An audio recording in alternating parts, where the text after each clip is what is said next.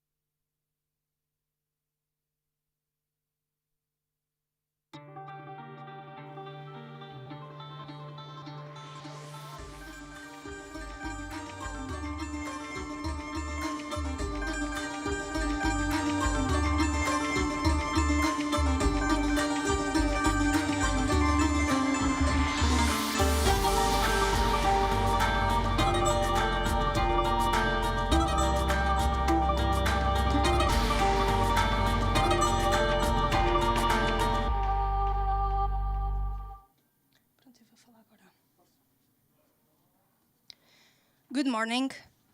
On behalf of His Excellency, the Portuguese Minister of National Defense, Professor João Gomes Cravinho, we welcome you to the International Seminar promoting women's meaningful participation in peace operations. This event is also being virtually attended by participants from all over the world, and therefore we will establish some housekeeping rules. We kindly ask all virtual participants to keep their cameras off and to remain muted throughout all the event.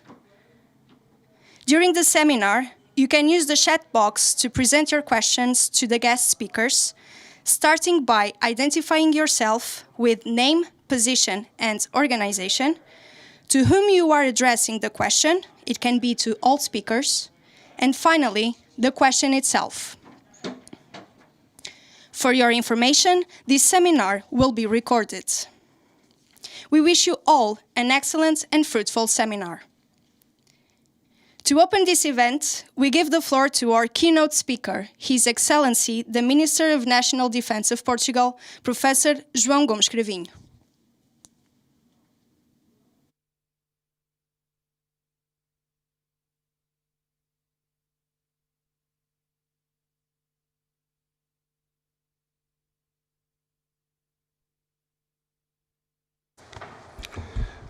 Good morning.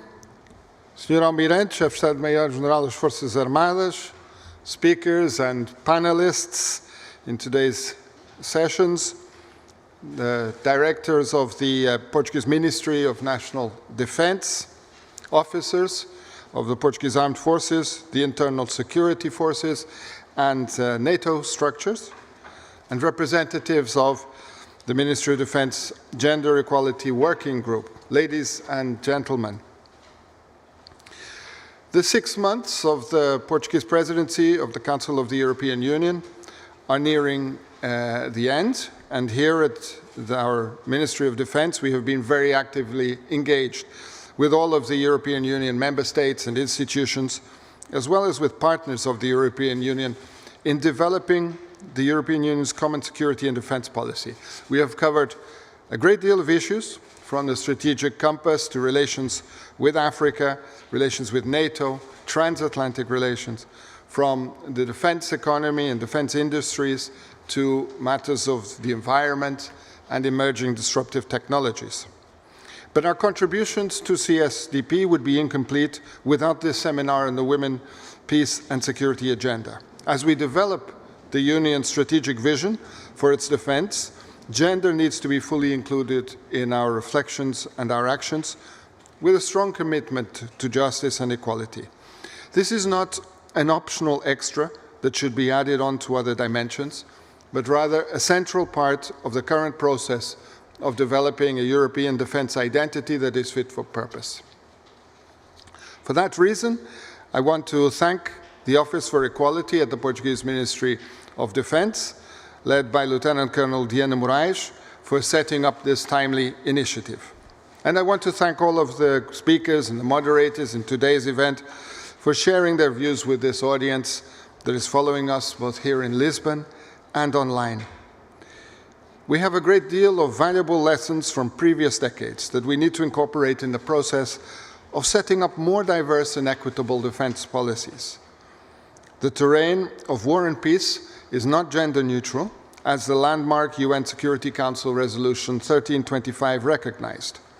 For the first time, the leading institution with primary responsibility for international security acknowledged a long-standing neglect of women and girls in international responses to armed conflict situations, and committed the United Nations and its member states to developing global efforts to achieve equality for women and girls in this field.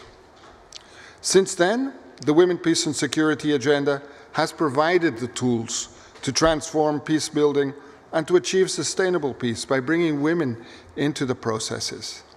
Instead of relying only on the instigators of conflict to create peace, a more diverse participation, including of women, often has the power to disrupt the status quo that generates conflict in the first place by establishing a more inclusive view of peace.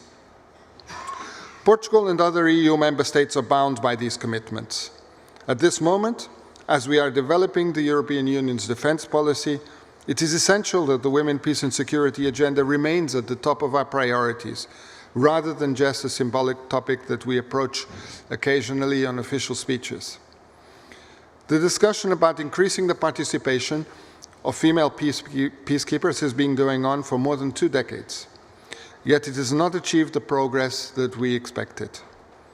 In 2019, NATO allies' average in the representation of women across all operations under different mandates and institutions was only 7%.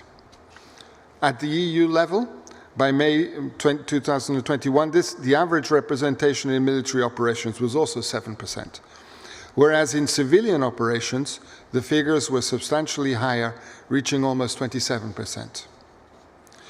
Looking at the achievements so far, there is evidently a great deal of work ahead, and the recurrent obstacles for faster and more sustainable progress need to be understood and to be tackled.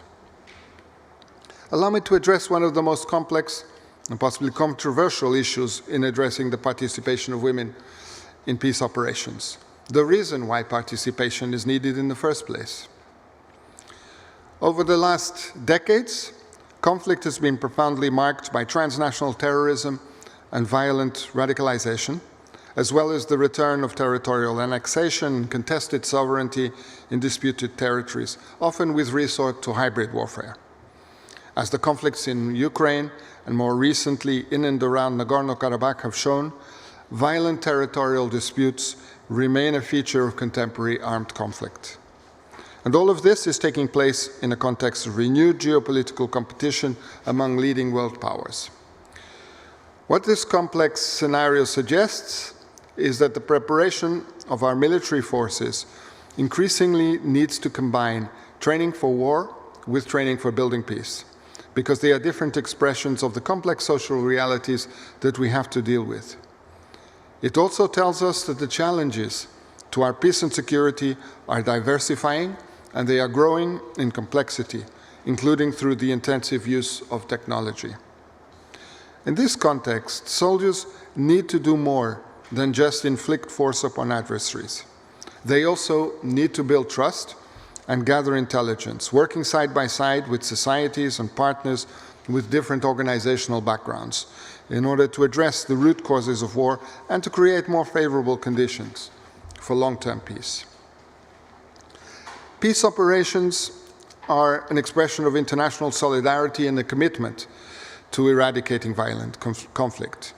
They are not a panacea for all of our problems, but several studies have found that peace operations have made positive contributions to the countries that they operate in, not only by helping to contain civil wars and large-scale conflicts, but also by increasing the success and the staying power of peace processes, improving their efficiency and promoting their adaptability is in everybody's interest. Military peacekeeping contingents still mirror the heavily masculine national-level military structures that deploy them. Historically, women have been excluded and waived from the hard security issues. Many argue that this peacekeeping system is not working, particularly when it comes to community engagement. Nonetheless, discussions around increasing the operational effectiveness of peacekeeping focus on gender almost exclusively through the lens of the added value of women in peace operation. So the burden continues to fall on uniformed women to prove that their added value is worth something. This is where we need to acknowledge that arguing for the inclusion of women in uniform to improve mission effectiveness in intelligence gathering, in local outreach, in protection responses, draws on and reinforces gender stereotypes that female peacekeepers are supposedly more pacific or more empathetic. Such a view, despite being well-intentioned and committed to greater gender equality, may actually worsen gender relations within missions, potentially reducing the potential of female personnel. The fundamental argument in favor of greater women's participation in peace missions and operations is one of human rights and diversity, and this is by no means incompatible with military effectiveness.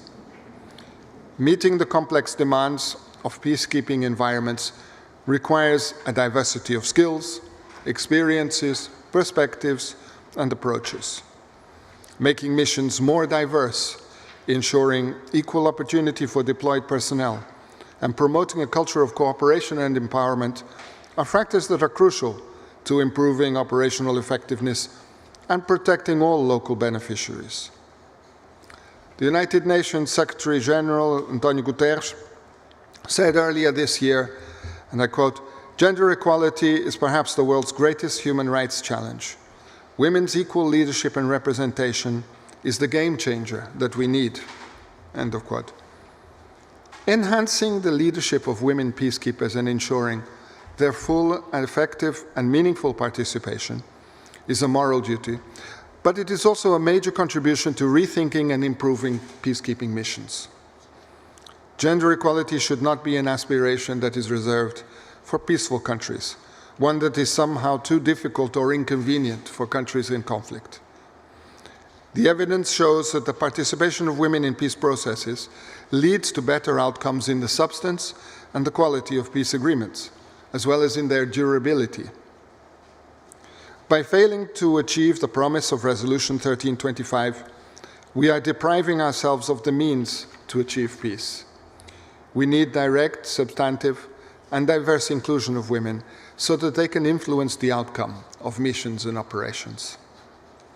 Overcoming this recurrent lack of women's participation requires a long-term commitment and bold steps at the highest levels, often levels where men are the decision makers.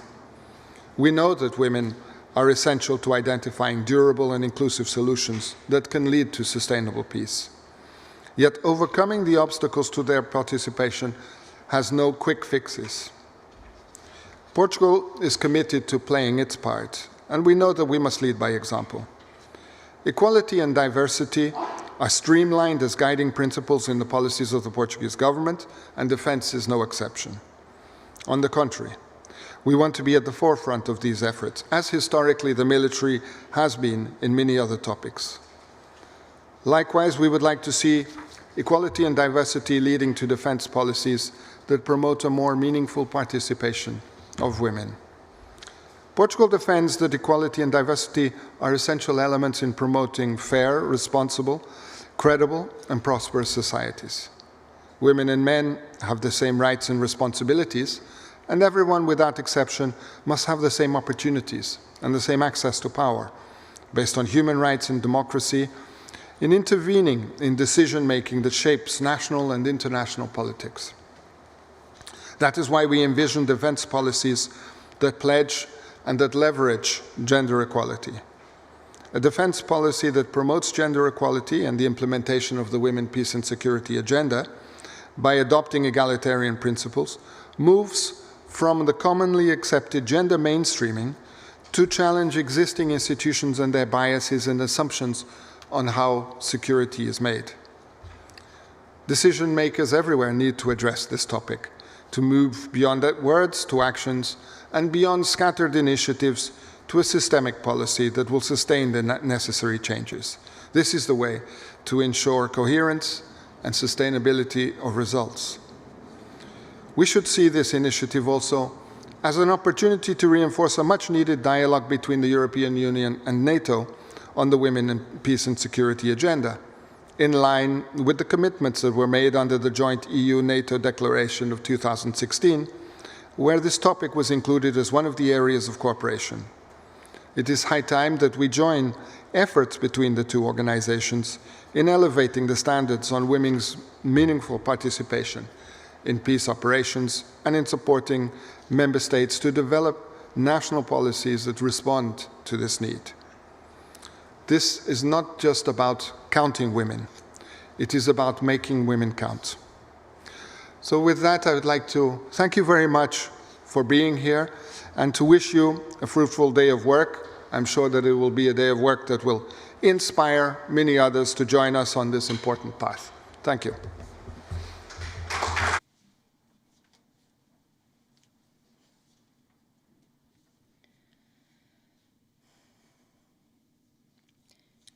We will now start the first panel of this conference, Promoting Women's Meaningful Participation, the Role of Leadership.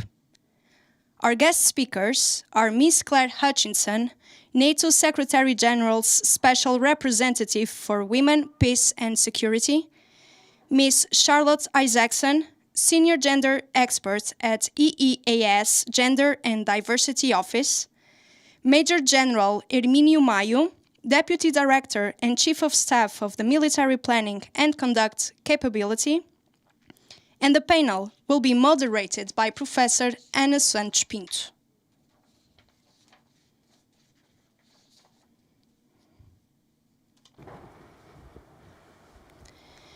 Ana Santos Pinto is Assistant Professor at the Department of Political Studies from Nova University of Lisbon and researcher at the Portuguese Institute of International Relations.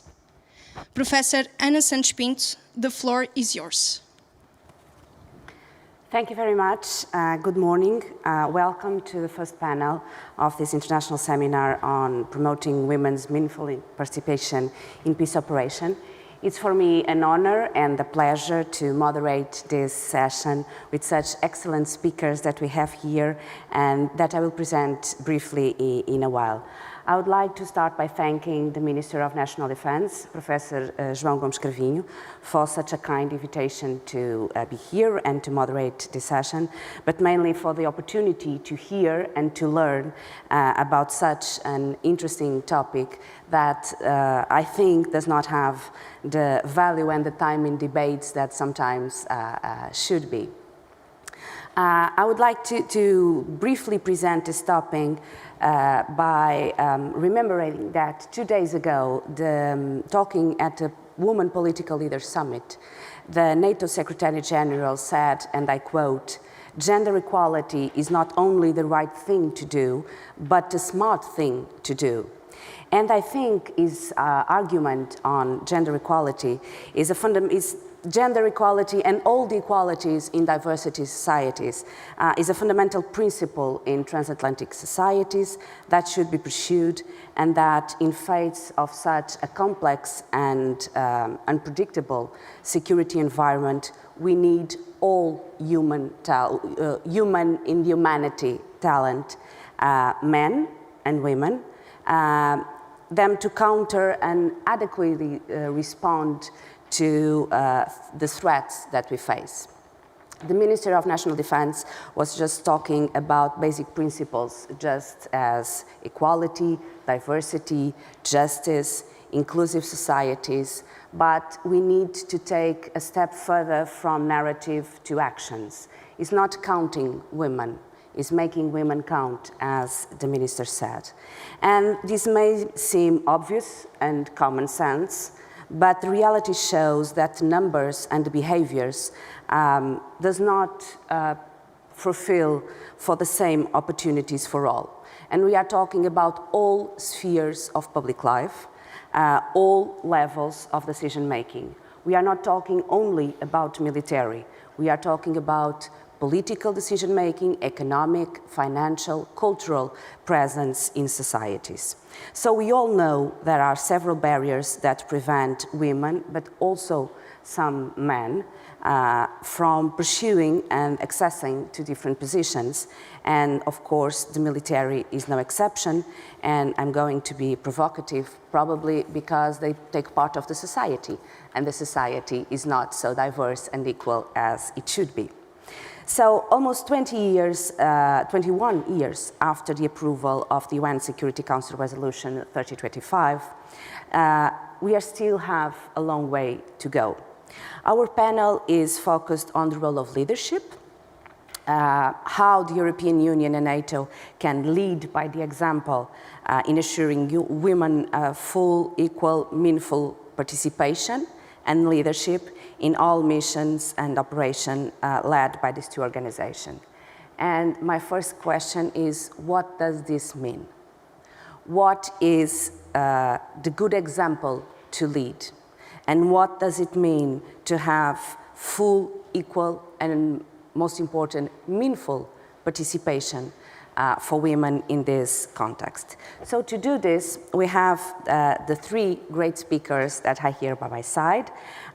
We will start by Claire Hutchinson, that is NATO Secretary General Special Representative for Women, Peace and Security, and has, since January 2018, the difficult task of facilitating the coordination and consistency in NATO policies and activities to take forward the implementation of NATO Euro-Atlantic Partnership Council policy on the action plan on women, peace and security. Not easy, I assume.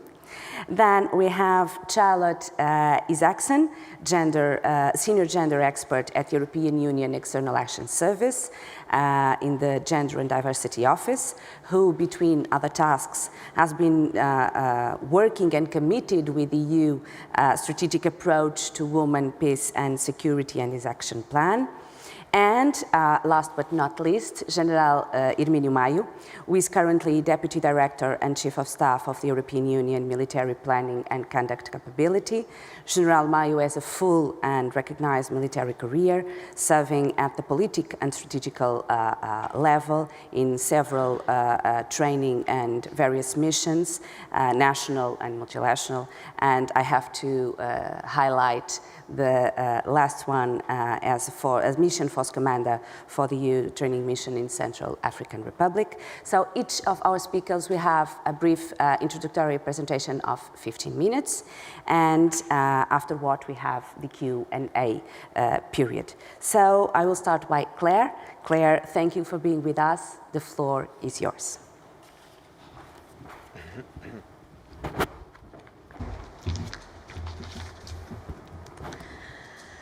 Thank you very much. Thank you. Thank you, Minister, for the invitation. Congratulations on having this incredible hybrid event organised. And I also want to say thank you and congratulations to Diana Marish, who is now the NATO chair on the NATO Committee for Gender Perspectives. Very proud to have her with us, and I know you're going to do an incredible job. So congratulations for that. Dear friends, dear colleagues, excellencies, gentlewomen and gentlemen, dear feminist friends, we know one of the best predictors for nation security and stability is how it treats its women. Studies posit that an increase in gender equality in society decreases the likelihood of violence. Gender equality is the very basic requirement of any society, equality in every form, in every sector, including the defence sector. The ability for women and men to participate in what they want, how they want, wherever they want, and to be protected in doing so. It was this understanding about the nexus between security and gender equality that presaged the adoption of Resolution 1325. 1325 and then the 9 additional Security Council resolutions make up the Women, Peace and Security agenda, and they address the importance of women's participation, enhanced prevention and protection for women and girls. However, 1325 did not ask for women to be deployed. It did not address specifically the military. It called for women to be included in decision-making and the voices of women to be included in dialogue around peace and security. As Ruth Bader Ginsburg said, women belong in all places where decisions are being made. So it's important we remember this when we talk about women, peace and security, because it is about security. It is not really about women. It is much more than the deployment. It is about the whole of security, the comprehensive approach to security. The resolutions ultimately, though, did change the philosophy and rhetoric around conflict and gender equality and challenged the international community to step it up, and that includes NATO. However, 21 years after the adoption of this first resolution, while we speak the name of participation and laud the importance of equality, and while there is seemingly greater global awareness on women's empowerment and the criticality of women's inclusion, there is still resistance to accept the principles of women, peace and security and the genuine participation of women. In high-level policy discussions about significant security challenges and stabilisation efforts, gender and women, peace and security often take a backseat to more pressing concerns. Women continue to be excluded from playing a role in defining security and maintaining, restoring and defending stability. And we can see the results in a negative way.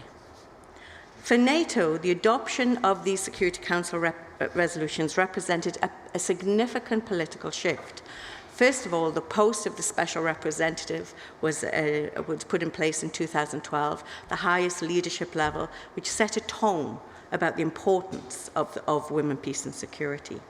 It prompted also, women, peace and security, prompted our alliance to address women's experience and roles as a matter of urgency. From the first policy that we adopted in 2007 to our current iteration, we've put 3 principles into place. First one, integration. This is about recognizing the difference and impacts of gender on everything we do. We know that this is a critical factor for our work, whether it be crisis management, collective defense, or cooperative security. Everything has a gender perspective, whether it's going to be encountering terrorism, because as we know, women are also agents of violence and not just peacemakers. Gender and cyber security, in defense and deterrence, in resilience, in energy security, in artificial intelligence, in how we design uniforms. All of this has a gender perspective. So we must recreate and are recreating in NATO the conditions for women, peace and security to be integral to all of security. Our second I of integrity is really about how we build trust and faith in the alliance. And the way we conduct ourselves operationally, as you all know, is critical on the ground. How communities and societies see us and trust us. And so I am delighted that we now have both 2 policies that reinforce our values. One, the first on preventing and combating sexual exploitation abuse, sent a very clear message about zero tolerance in NATO as an alliance. And the second policy we've just had adopted at the heads of state and government this month is on preventing and combating conflict-related sexual violence, a collection of our policies and protection.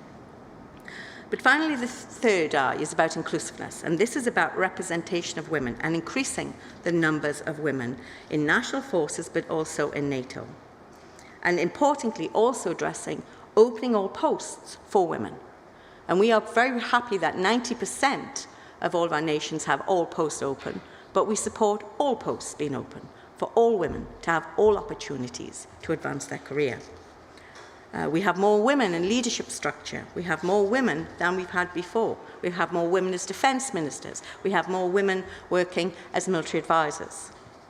But to generally advance gender equality, we know there is an urgency and a need to increase numbers of women and reverse a long-standing imbalance on gender. But it is the partnership between parity, numbers, and participation. And participation is not the same as numbers, because you can give women an access or role at the table, but you also have to make sure they get to speak. And that is what participation is. It goes beyond just the counting, as we heard. Gender parity is much easier to measure, and therefore it's easier to understand. Gender integration is a difficult cousin. It is harder, it's intangible. But do not assume that gender parity is a surrogate for equality, because you need all of women, peace and security, the balancing of parity and integration that together will make gender equality. So what are the lessons we've learned and where do we go? It's imperative to move and to continue to move beyond rhetoric, to walk the talk and push for progress. And we've made lots of progress, but it's not ended. There is so much more we need to do. And we have to continue to commit and make action on our commitments. If we wanted to sustain and build on our lessons, we have to demonstrate a relevance of applying the gender lens still. Gender perspectives have to be part of everything we do. And we know that the experiences we gain from our operations have been instrumental in getting more women into our operations and our missions. We learned that the deployment was a game changer from the first time we deployed women to Afghanistan to today. But most importantly, we also understand that gender analysis on situational awareness and pre-deployment training has to be also upgraded. We need to do gendered early warning analysis, identifying elements that are normally hidden, that in discussions with women we can identify. And this needs to be taken more seriously in planning and in the situational analysis we do. But this isn't a woman's task, and we need everyone to be on board, because gender, as we know, is for both women and men. We've learned the importance of not doing this ourselves, and we've learned to work with organisations like the EU and have a really good, stealthy and really robust relationship with the EU, and we need to do more of that, and with other organisations like the UN. And we also know that women are best placed to tell us what they need. And we need to have women's voices engaged in civil society, because exclusion of women undermines the chances of advancing gender equality or achieving sustainable peace. We've also learned that deploying gender advisors is critical. And we also know that women, peace and security agenda is a political and operational tool that has changed, but must continue to change, the conceptualization of security and reframe women's rights within this space.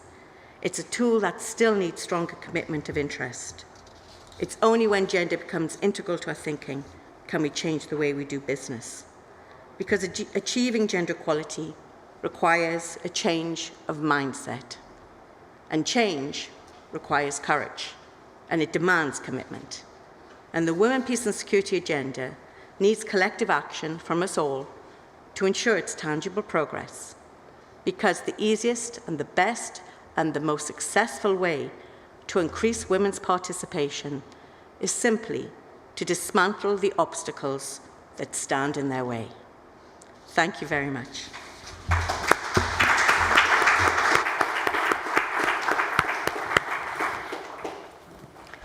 Thank you very much, Claire. I would like to highlight the question that gender is not for women, it's for women and for men. And that is very important because equality is exactly that. So, Charlotte, I will give you the floor. Thank you very much.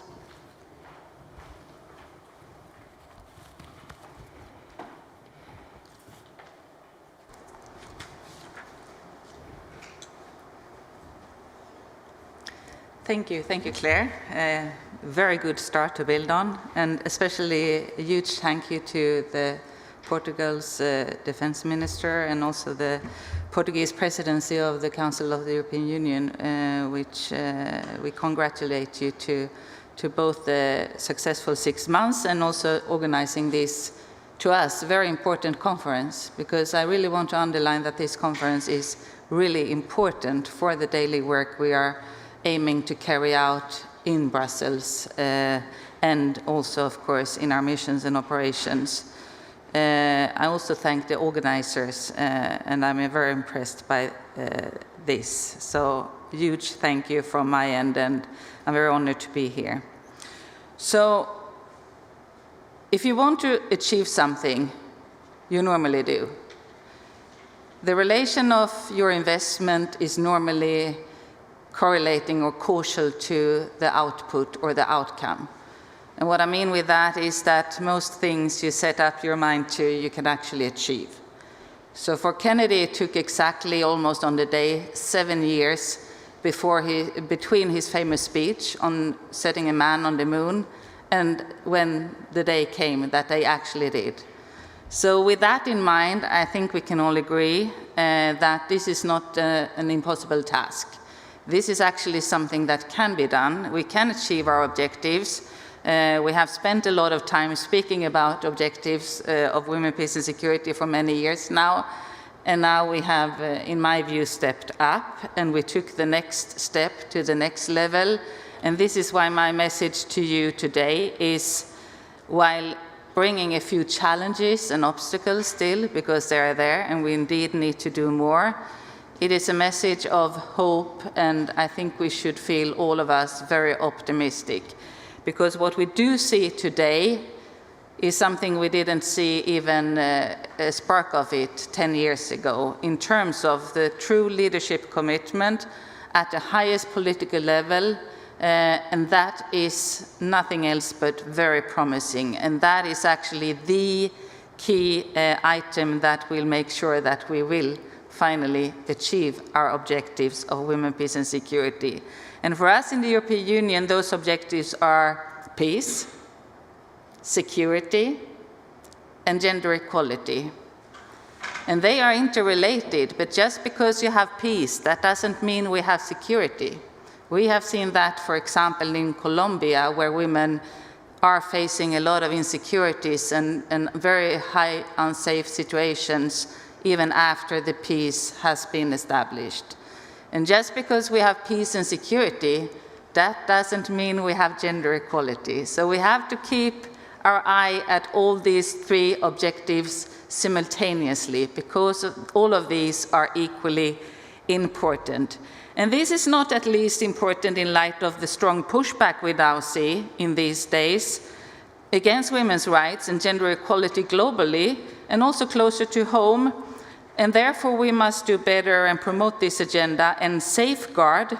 We also have to safeguard the achievements already made. And I really want to underline that there are so many achievements made on this work so far to date. We spoke about the normative and the narrative approach. There are established and institutionalized trainings. We have structures of gender advisors and gender focal points. And here I congratulate Portugal for not only establishing a very robust structure in your country, but also thanking you for contributing to the European Union on this matter with highly competent and very critical personnel, because the capacity of integrating a gender perspective in our missions and operations is a critical military capability. It's not a nice to have. It's not something that is for women together with other women for women. It's the real deal every day, and that is important to remember. So we have a very robust policy in the European Union. We have a very robust policy on women, peace and security.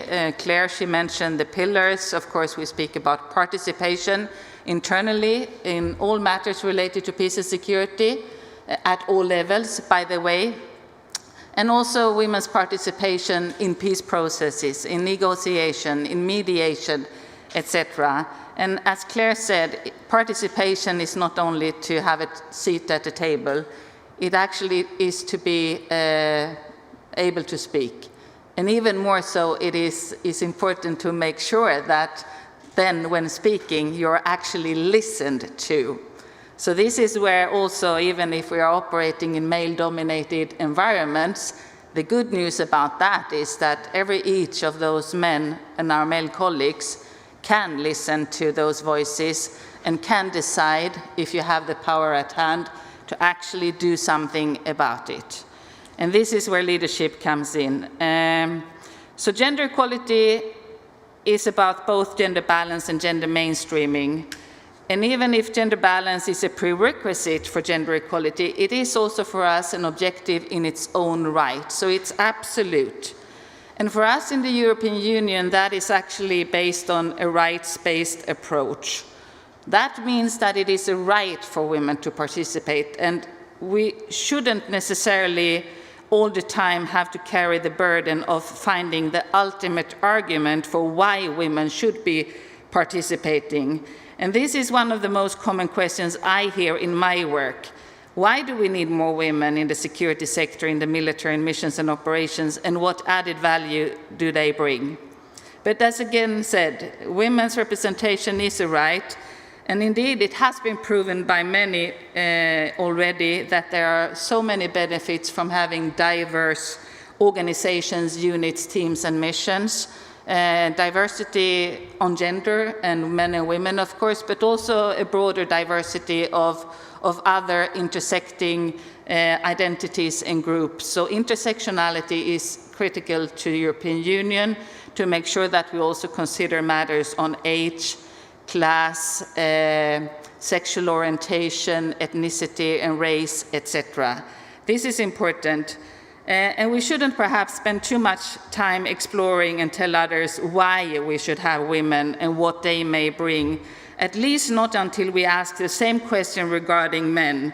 Why do we need them, and what added value do they bring? That would be equality. Let us instead speak about the risks and what we'll for sure not be able to achieve without a diverse composition of our forces and without women with us. This is a risk not at least to your reputation and our reputation as a promoter. After all, we aim to lead by example. Our policy framework has an objective, leading by example. This means that you do what you said you would do, and you do it with good quality and high impact. And you do not ask from others to do what you do not do yourself. If you do not practice what you preach, your credibility will in the long run be undermined, and this, for sure, we cannot afford. This is why I'm very optimistic and very sure that we are now in the middle of taking this to the next level and make sure that the words are translated into concrete action. We are not satisfied as it is with the number of women in our structures, in our missions and operations. That is not a secret. Over the past several years, many countries have worked hard to get more women involved in their militaries at international and regional organizations, and there are strides made to deploy more women. One obstacle for achieving the objective of more deployed women is that you cannot simply deploy women if they do not exist, because that is also a challenge in places. And of course, we all know that no one can make nations change their policies to give more women access to military employment. We can, though, inspire and encourage, and we do that, and NATO do that, and member states do that, and UN do that as well.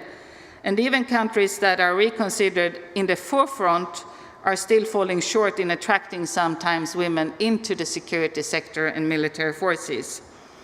And despite attempts to change this, women are still significantly underrepresented in many parts of the security sector and military, especially for us in the European Union, in operational and leadership positions.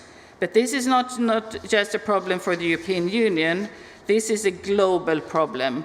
And in other countries, it's even more difficult because they are not allowing women to join military in combat roles. Some do not allow women to join as enlisted officers, and others do not allow women to join in a small range of roles. Some do not allow women at all still. This means that the pond to search in is sometimes limited, and this is also something I just want to underline we need to keep in mind. So we have to work in the long run as well and to enable nations to contribute with women. Another thing that plays a big role, we know from research and from experience, is unconscious bias. Assumptions about what women can and cannot do still prevail. Here we have in the EU strategic approach to women, peace and security stated clearly that increasing women in the EU missions and operations is a critical objective, but must be done without reinforcing stereotypes. Stereotypes can also, and we all have them, and we have to help each other to point them out when we perhaps see it. I have them too, we all have. Stereotypes can also contribute to increased insecurity. If the stereotypical thinking is that women are more friendly and peaceful and not as aggressive, they might fly under the radar in checkpoints, for example, and we've seen that in many cases. So that is also an objective in itself, to combat stereotypes on gender. We know that leadership and adequate resourcing at all levels is critical to the implementation of the Women, Peace and Security agenda, and this requires solid understanding of this topic so that the leadership level can actually be gender responsive. We have in the Women, Peace and Security policy framework said that a precondition to at all be successful the implementation of that plan is that we establish a gender-responsive leadership at all EU levels, from political to managerial. This has been carried forward in the Gender Action Plan 3 from last year in November, where the Women, Peace and Security framework has been included. And there has been established the new requirement of the European Union of a gender-responsive leader.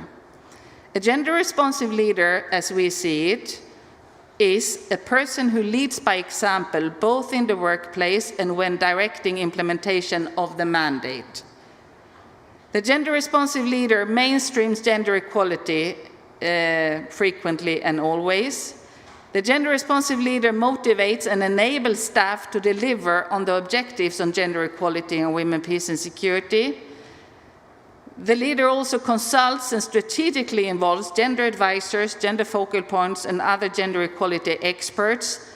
And finally, holds staff and the mission to account for implementing gender equality commitments. These include all our leaders in missions and operations, in delegations, in the Brussels structures. It will be written into the mission letters, the job descriptions and terms of references. It will also be a part of the appraisal process. And there is now an initiative and program rolled out with mandatory training for those leaders and managers, because this is not a small task. And this is not something we have seen before. And this is a commitment that goes beyond the symbolic commitment of doing things now and then on this topic. Finally, we see the importance of working towards a transformative and gender-responsive approach. And gender balance within the security forces remain a key challenge, but it is also a good thing because it is a common denominator. There is no such a thing as a perfect organization or a perfect nation. So here we can actually work together, we can help each other, and we can take advantage of the best practices already in place, because this is critical for the future, and it is not at least critical for the credibility and the perception of the European Union citizens on security and defense, now and in the future. So finally, gender equality is key to whatever we want to achieve in security and defense. And it is not only about gender balance. Gender balance is, as I said, an objective in its own right, but it is also about gender mainstreaming, to make sure that we systematically, not in an ad hoc way, but systematically, as a normal practice of what we do every day, make sure that we conduct a gender analysis, we integrate the gender perspective in everything we do, because the price we might have to pay if we do not do that is high. It's high because the decision and the decision-making process will not be sufficiently informed. And as a gender advisor, as a gender focal point, your key task is to contribute to the commander's decision-making process and to make sure that there are aspects that are not left out. And you cannot know if gender played a big role or a small role or no role or whatever role if you didn't engage in that analytical process of gender analysis, the integration of gender perspective. And the really great news about this is that this is not something that you have in you just because you happen to be a woman. This is a competence. This is something you can learn. And this is also why I'm very optimistic that still, while we are striving to having more women at all levels everywhere in matters related to peace and security, while we still have many parts of our organizations that are male-dominated, as it is a competence, we are fully confident that all our male colleagues can also learn this, and to make sure that enabling the environment so this will be done. So all in all, we are walking towards a very bright future on this topic, because the commitment from the highest leadership level is as high as we have seen ever. And finally, on a very positive note, we have in the European Union now for the first time a gender balance commission led by, for the first time, a president of the commission who is a woman, Ursula von der Leyen. And that is for us, the rest of the organization, to follow and to achieve the target of 50% women in our structures. With that, I say thank you very much for listening.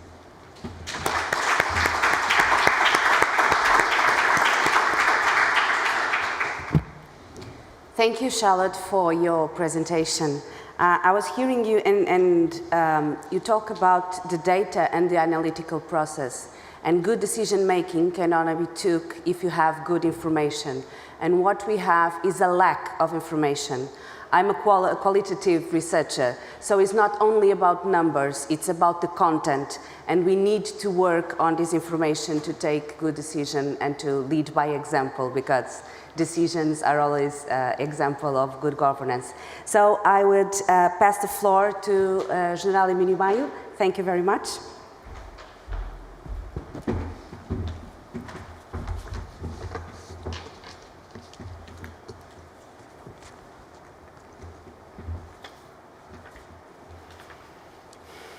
Thank you very much, Anna, for the floor. Ladies, gentlemen, and distinguished participants, it is really my great pleasure and honor to participate in this high-level panel and to represent the military planning and conduct capability in this international seminar promoting women's meaningful participation in peace operations, organized in the context of the Portuguese presidency of the European Union. Allow me to salute, of course, the Portuguese Minister of Defense, Professor João Gomes Cravinho, the Portuguese Chief of Defense, Admiral Silva Ribeiro, and of course all the panel members, Anna, Claire, Charlotte, and of course all those who are following this event virtually and in person in this beautiful and welcome city of Lisbon. I will try to contribute to the successful outcome of this event by providing my views on implementing the Women, Peace and Security agenda in the EU Common Security and Defense Policy, with a special focus, of course, on the military CSDP missions and operations. It is a great responsibility to take the floor after the two of my predecessors speakers, so I'll try to do my best. Let me start by saying a few words on the importance of gender equality and women, peace and security in relation to the EU foreign policy. First of all, we are committed to systematically integrating a gender perspective in all our policies and external actions aimed at peace, security, human rights, and sustainable development. This includes special efforts in promoting women's empowerment and ensuring women's participation and leadership in all peace and security-related contexts. In line with the Human Peace and Security Agenda initiated by the United Nations Security Council Resolution 1325, the EU has put in place a robust policy framework through the EU strategic approach to women, peace and security and its action plan adopted in 2019. Member states have also adopted their national action plans for the implementation of a similar agenda. Since November 2020, the existing EU policy framework on women, peace and security is included in the broader gender equality and women's empowerment framework. It is already mentioned that the EU Gender Action Plan by Charlotte. It was clear, described by Charlotte. The very ambitious Gender Action Plan offers a vision for a gender equal world. It provides the political and operational roadmap for gender mainstreaming throughout all areas of EU external action. It also calls for a strengthened and joined-up approach by all EU actors in cooperation with all stakeholders, including civil society, youth organizations, and multilateral, regional, and bilateral partners.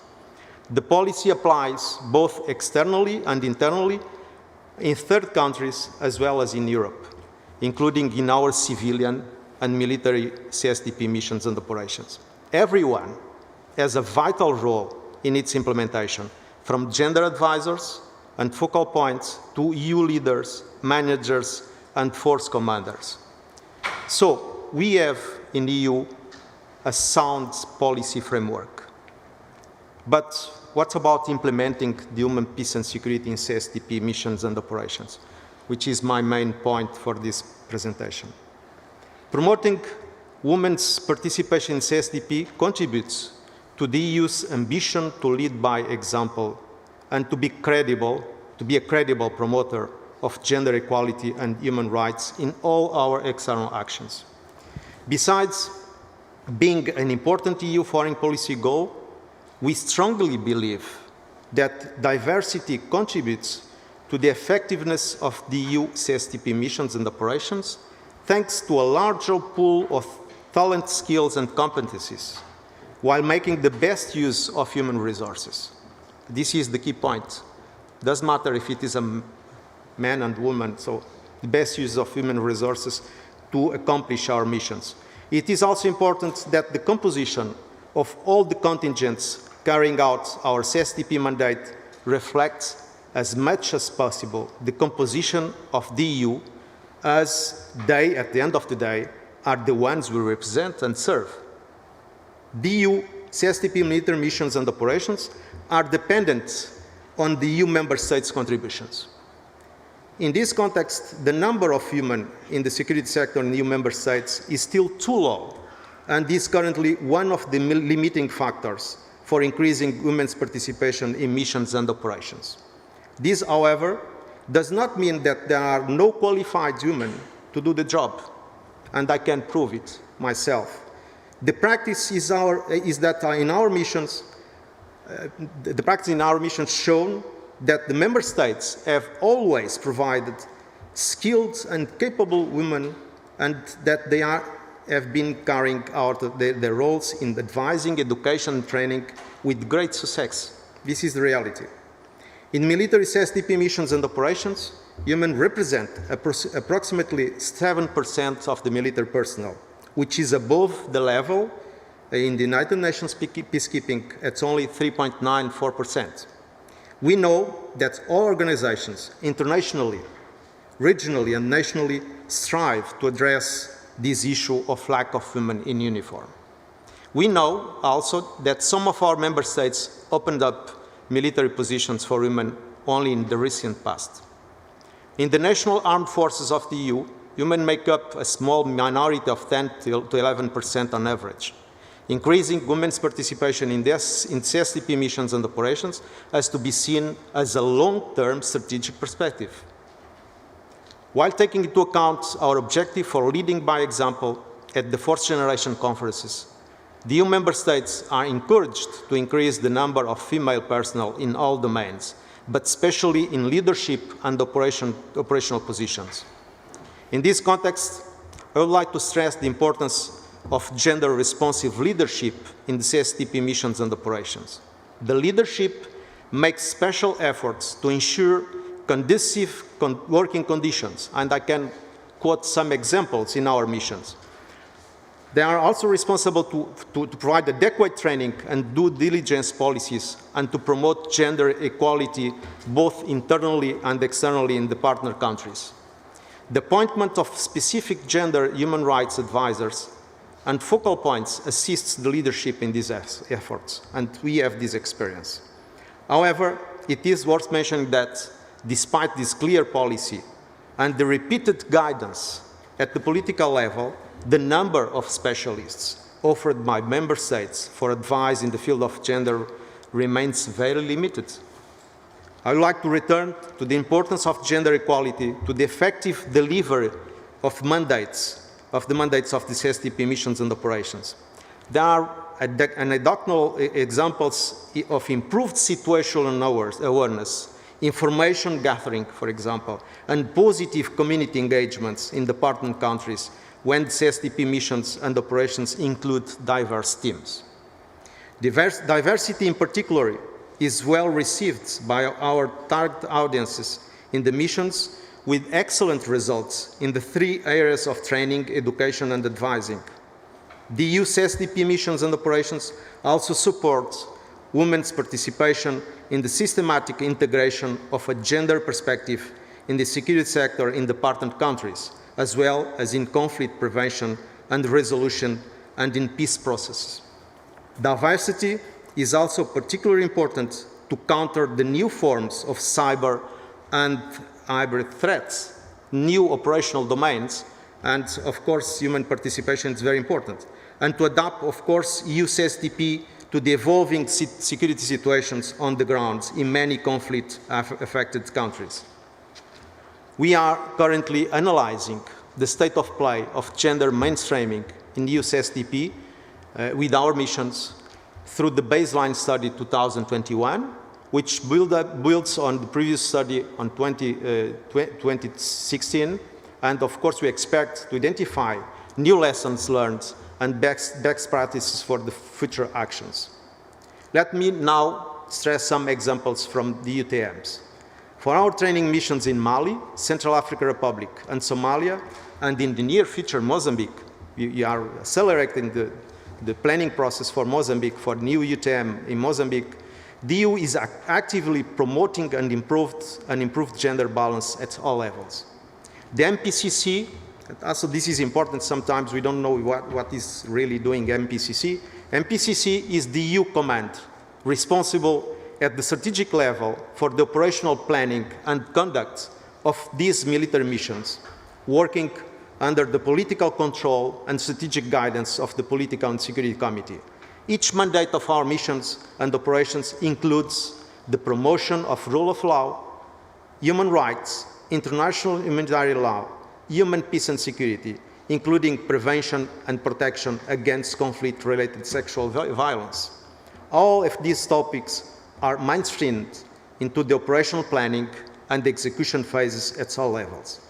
They are also included in analysis, advice, training and education activities, and there is regular dialogue and engagement with the host nations, armed forces, on these topics. An increased level of participation by female personnel in our UTMs also serves as a very good example to our host nations in the way they should treat women themselves. Through systematic mainstreaming of a gender perspective, our missions help create opportunities for gender transformative policies and actions addressing structural inequality and gender-based discrimination. They also advise and support local counterparts in developing and implementing policies and strategies to enhance the representation of women. Some examples from our training missions are the core training activities that always include sessions on gender mainstreaming, led by our experts in close cooperation with the relevant UN agencies, NGOs, and humanitarian actors. I would like to highlight especially the ICRC as our great partner on the ground. There are public events promoting equality, women's empowerment and participation in collaboration of the EU delegations, other EU missions, the UCAPs, host nation authorities and civil society. In addition, there are initiatives on promoting women's meaningful participation through articles and reports on social media, celebrating International Human Rights Day and International Women's Day. UTM members, as it is the case for this conference, also participate in international conferences on women's empowerment.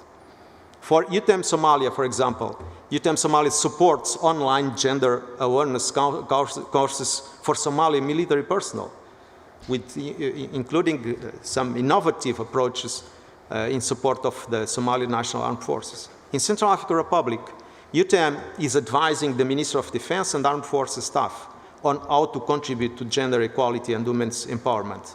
UTM CAR promotes female participation in the armed forces by organizing open forums, a kind of open houses, in the training camps where women can meet and express their concerns on security. But sometimes these raise some also additional concerns because we cannot solve all the problems. And the main problem there is related with justice. We need to really take this into consideration. By mainstreaming human rights and gender perspective within its advisory activities, UTM Mali supports that forces conduct of operations in full compliance with international humanitarian law and in prevention of gender-related issues such as conflict-related sexual and gender-based violence. And we are providing special support for the J5 Sahel Joint Forces, also in this domain. These are only some examples in relation to CSDP missions promoting actively the principles of the United Nations Resolution 1325 with tangible effects on the ground. This is a commendable effort in countries where the security situation remains very fragile, suffering from inter-ethnic conflicts, terrorist attacks, and armed group actions. We are not operating in countries in peace. This is the reality. There are conflicts ongoing. These are also countries where the armed forces remain involved, as I said, in military operations, and where basic living conditions for everyone are lacking, and where human are particularly affected. Allow me to conclude by remembering that in 2020, we celebrated numerous achievements in gender equality, 25 years after the adoption of the Beijing Declaration and Platform for Action. It is also 20 years since the UN Security Council Resolution 1325 on human peace and security. Now, the launch of the EU Gender Action Plan in 2020 has strengthened the EU strategic vision for a gender equal world. To quote from the High Representative Vice President Joseph Borrell at the launch of the Gender Action Plan, and I quote, "The participation and leadership of women and girls is essential for democracy, justice, security, prosperity, and a greener planet," end of quote. However, many challenges remain, most notably the COVID-19 pandemic, which has aggravated existing inequalities. The pandemic, with its multifaceted security dimensions, demonstrates the importance of the effective implementation of the EU policies, including those encompassing gender equality on a global basis. In this context, it has become even more important to implement effectively what has been agreed and promised. Our actions need to match our words. Thank you very much for your attention.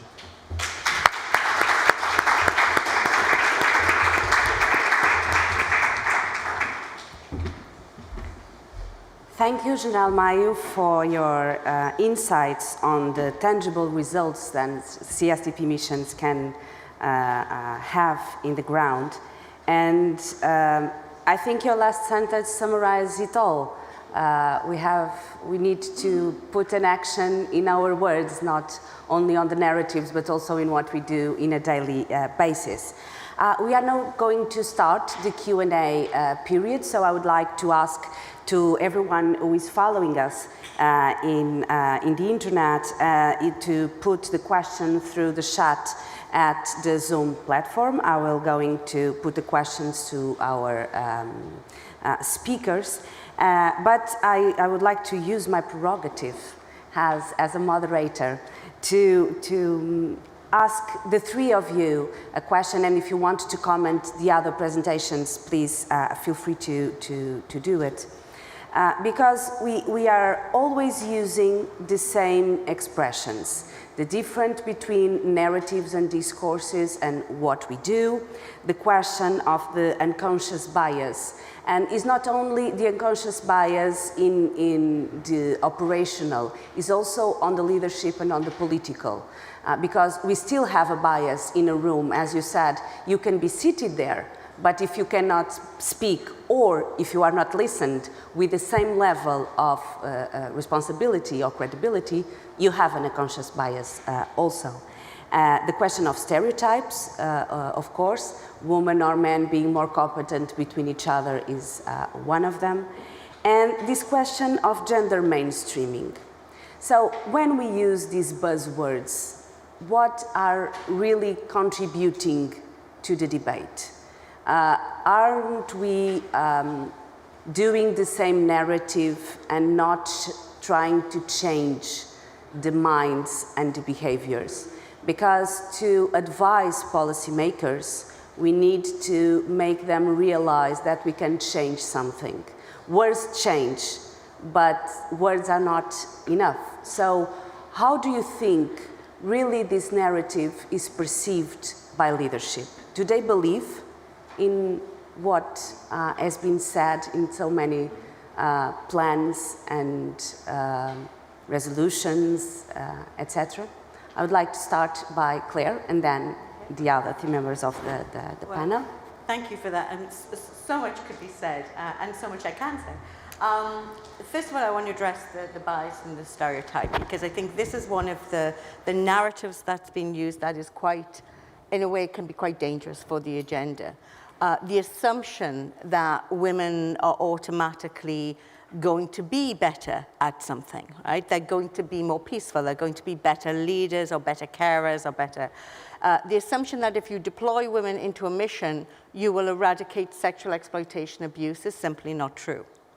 Women are not the moral conscience of anybody. What they are is they serve their tasks, they are professionals, and they should be allowed to do their job. It is all of our responsibility to be well behaved. It is men and women equally.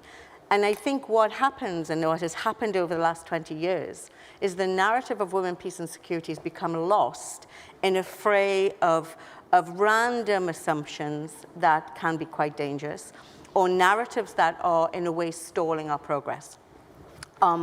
We need to unpack this language and to make it very clear. It's a security issue. For us in NATO, it's been very clear, and our leadership is using our narrative, right, in a way, that we're looking at this as being security. Why do we deploy? We deploy for defense and deterrence, and women contribute to that, but it doesn't make us more operationally effective. It makes us effective when we're more diverse and we have more engagement and we have more broad reach. But the idea that women going to deploy and other women will naturally speak to them in a mission. I worked for almost 20 years in peacekeeping, and not all women want to speak to other women. Not all women trust other women. Not all women want to engage or can't because they don't have the same language skills. So I think we have to unpack the narrative, go back to what it is we're trying to achieve, make sure we are strident about what it is we want, and not be afraid to say, this is about security, and for us, about security and defense. And I think we have a lot more work to do with that, so that we can help leadership, we can help our commanders, we can help everybody put in place what this is. This isn't a woman's issue. This is everybody's issue. This is a woman, peace, and security issue, but it's for the betterment of all society. Thank you, Claire. Charlotte, do you want to contribute? Yeah, I would like to add that I think stereotypes work in both ways. So there could be positive and negative stereotypes surrounding both men and women. So there might be in some places a stereotype saying that this is something that the women support, the work we are doing, and implicitly it's something that the male colleagues do not support. And I just want to set straight that that's not my professional experience. And when I, for example, worked in SHAPE for several years, it was slightly a walk in the park in many ways, and almost only men there. And I shared it yesterday, and I think I can afford it. When I came, I was the first in that position. I was approached by many colleagues saying that, oh, this cannot be easy to get this job, and especially with all those men, and especially with all those men from Mediterranean countries. And after a while, when I heard that from a few colleagues, meaning well, it's nothing negative, I realized that, no, but that's not how it is. I have a great support, and I mean like a great support from my male colleagues there, and also I would say almost especially from the men from Mediterranean countries. And I think we also have other sort of intersecting stereotypical thinking about how women coming from there are, or men coming from there are, et cetera, et cetera. And here, as I said when I made my intervention, we have to really help each other, because this is something we are brought up with, and you have it in you, It's not like people are bad in any way. It's just as it is, because we have it since we were children, perhaps, or we read it and we heard it. And this is where I really think that we as a professional community can actually help each other. And to when you see me expressing myself in such a way, for example, step up and just tell me. On gender mainstreaming, I think I want to do a push for also this more, even if it might not be, how should I say, a super attractive approach in many places, because it's not surrounded with drums and parades and balloons or much visibility. But I would like to give a push and to sort of, raise my sword for the more boring, not visible, the daily work that will ever raise any attention or get even close to the website or any folder in any form, not even to a briefing for our leadership. But that daily bureaucratic, perhaps perceived as boring work, that is incredibly important, because that is really the backbone of what we are doing every day. And it is to contribute to the decision-making process of our leaders and managers, and to take pride in really making sure that final decision will be as well informed as it can ever be, so that we don't come out there in another place in the world, and even a quite high-risk environment, and we realized that there were mistakes made because we didn't do our homework. So I think I want just to raise that, because that is normally not what we speak about in these days. And of course, from a communicative perspective, that might be not that easy to sell, and this is why I try to sell it here with you. Thank you, Charlotte. We also need to recognize the invisible work that is done every day. General Maio? Yeah, thank you very much. So about gender mainstreaming, well, I'm talking as a former mission force commander and also in the current responsibilities at MPCC. I can assure you that this is one of our permanent concerns. And we have clear guidance from the political level, from the PSC, to integrate gender in all the planning and actions on the ground. For example, our planning for Mozambique, so we have clear strategic objectives to achieve in Mozambique. And we need to do the troop-to-task analysis to identify the statement of requirement necessary to accomplish these tasks, these missions. And it is, as I mentioned, very important to have a diversity in this composition of the troops we are deploying to the ground. But I need to highlight that we are talking about non-executive missions. We are not allowed to enter in combat. Well, of course, in terms of self-defense, it is accepted in accordance with the rules of engagement, and we are not allowed to support the local troops to plan or to engage in operations. But based on my experience, in our headquarters, there is really an added value with the presence of specialists, human specialists in all the domains of the Gs in the headquarters. Also in force protection, I saw in different places in our missions, women participate in force protection. So part of the mission, providing force protection for the troops with a very interesting contribution from the human side. Also in the training, what I saw on the ground about the training, the women are in general very well competent, respected, and the results achieved are really very good, so nothing to say about it. The problem is to have the right resources available to contribute to the missions and to do the job. But there are a lot of opportunities in our missions to better improve the gender mainstreaming there. So, thank you.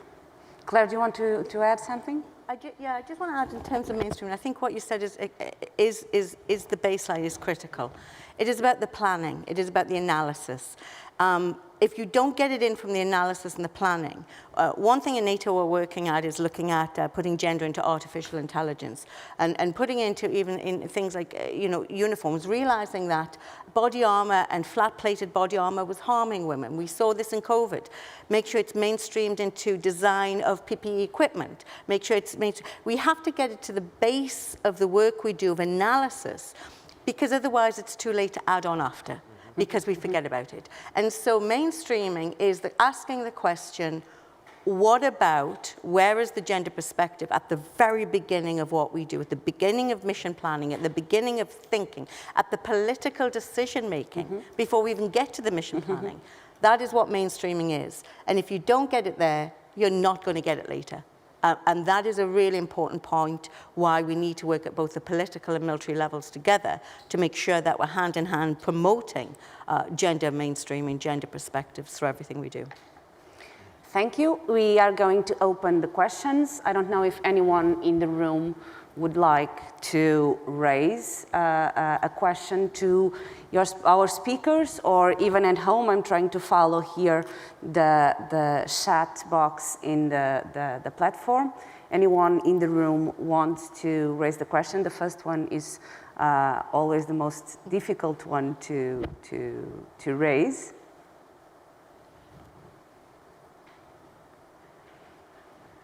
Elena, please.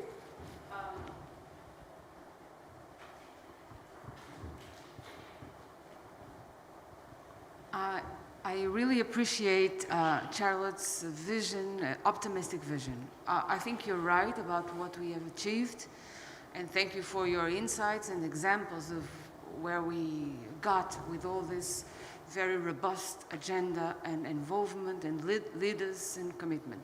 My question is, don't you think that we're living at times where there is a high probability of regression?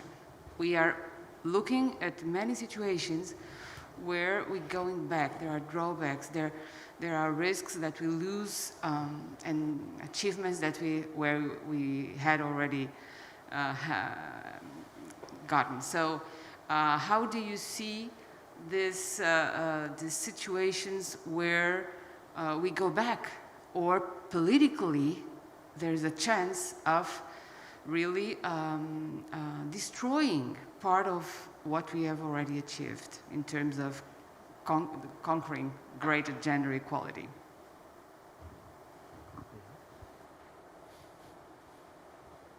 Who wants to start by Charlotte, if you want to start this time? Yeah, no, I mentioned it. There is a pushback, and there is a movement, or not a movement, but something is happening that is not all positive. We all know that, but still I'm optimistic, because I think, yeah, the reason why I am still optimistic is that, you know, I didn't count the numbers, but I think we reached a critical mass of, you know, genuine, honest political commitment, which wasn't really the case. And I have been working with this now for 25-ish years. So I have seen, you know, I have seen different versions of how this is done. And I think just us being here today with the audience and the people who are here in this room, I think it really tells me that I can stay optimistic, because I do think we came to a critical mass of fully committed political leaders, and this is exactly what we need to have. And then when we have that, we will be able to counter and to respond to the pushbacks. And we will do that also in a united way. We are partnering with allies and like-minded, and you see increasingly these partnerships. We have many partnerships, and it's growing with international and regional organizations. And of course, NATO is one of our closest partners since many years, and we do a lot of things together. But we also work together with United Nations, with African Union, with OSCE, with ASEAN and the ASEAN Regional Forum, just to mention a few. So when all the good forces are getting together, we are actually very, very strong. So I'm still optimistic. Yeah, thank you.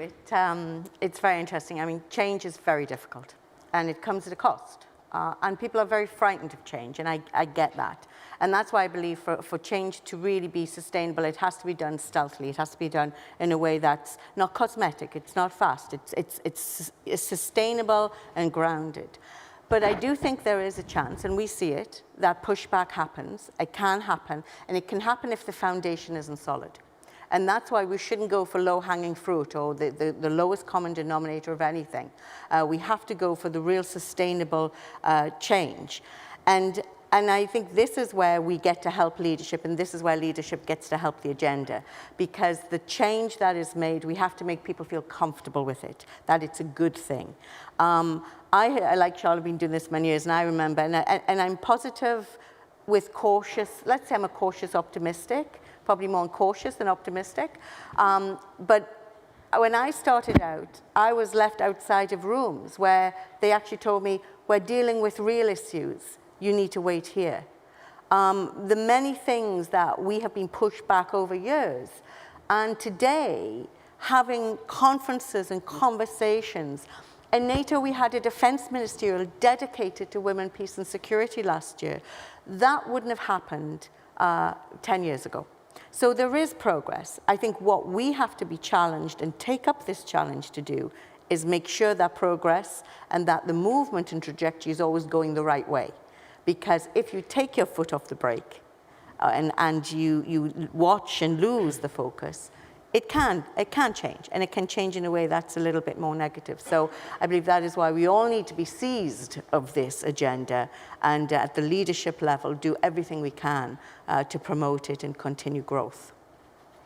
Claire, Charlotte, do you just want to add something before General Can I just give an example, piggyback what Claire said? So when I was deployed as the first military agenda advisor to UFOR the Congo in 2006, my operational commander, and he allowed me to say this, the first thing he said to me that he couldn't at all understand why he should have a gender advisor, and I could please tell him, but not now, because he was incredibly busy. So this is in 2006, and now, 15 years later, we are in a completely different spot. So we see examples of this every day. We have, for example, who would have thought that? We have a global chief of defense, women, peace and security network. And I've been to those meetings, and those chiefs of defense, they sit there not for 20 minutes, they sit there for 2 days, and they commit their time and their sort of leadership to this topic. And this is unheard of 10 years ago. So again, I think we have so many very positive examples, and we should be really sharing them with each other. General Maio, please. Yes, thank you.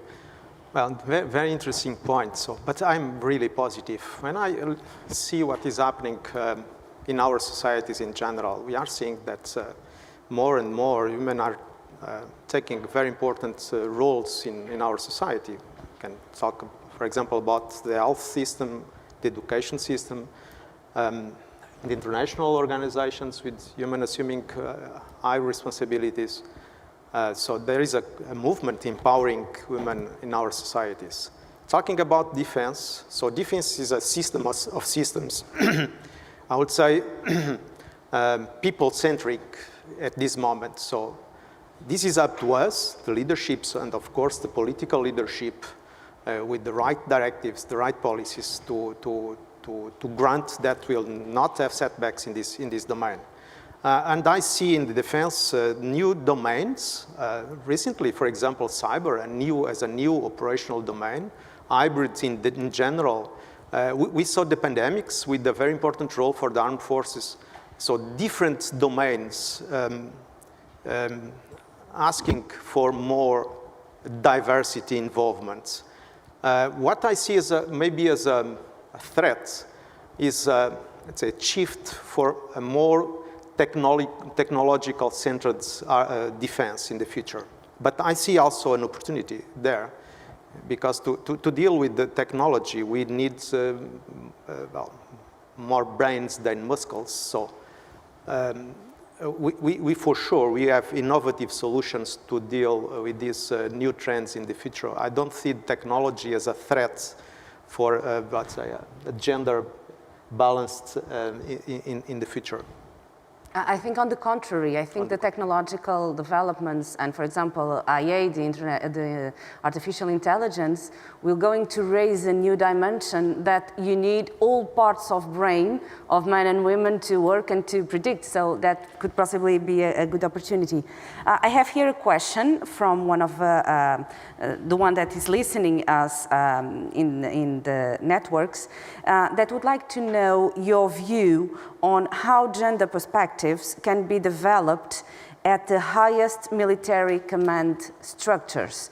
So how important is they buy in this idea of gender perspectives? I don't know who wants to start. I think whether it be military or political, at the highest level, this is where it has to belong. In anything, in any sector, if you don't have the highest level approving and supporting, I always like to say we have a wonderful Secretary General who's a feminist because believes in the priority of women, peace and security, and SACEUR as well. Moves to make this a priority. And when you have leadership saying something, as we know, it trickles down. We, in our NCGP a few years ago, we talked about the top-down, bottom-up approach. And I believe one of the things we have to tackle is actually not at the leadership so much, it's in the middle. And I think the middle is where we often have the blockage. Moving it down by giving the priority and then having the grassroots from the bottom up. But in the middle is where we have found in NATO we have some challenges that we have to deal with. And I think, again, it's unpacking the language, making our language fit for purpose, fit for service, making the understanding of why this does make it operational. Why does this help us? Why are we going to be, for us, a more agile and progressive alliance that's good with defense and deterrence?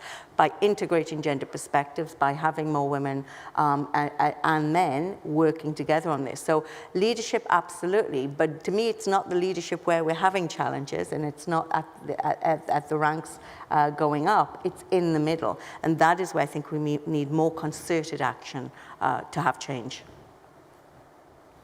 Yeah, thank you. I fully concur with what Claire just said.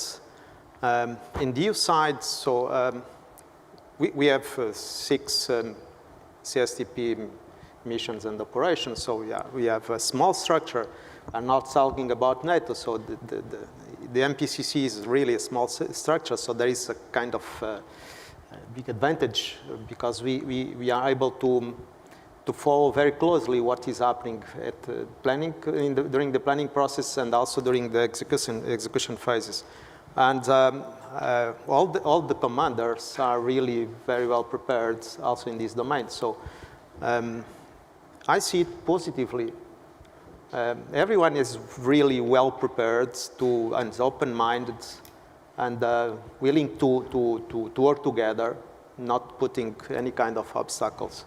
So I'm very positive also in this side. Thank you. Charlotte? Yeah, thank you. No, it is critical military leadership, and while I do agree with what Claire said on the middle level, it's also important that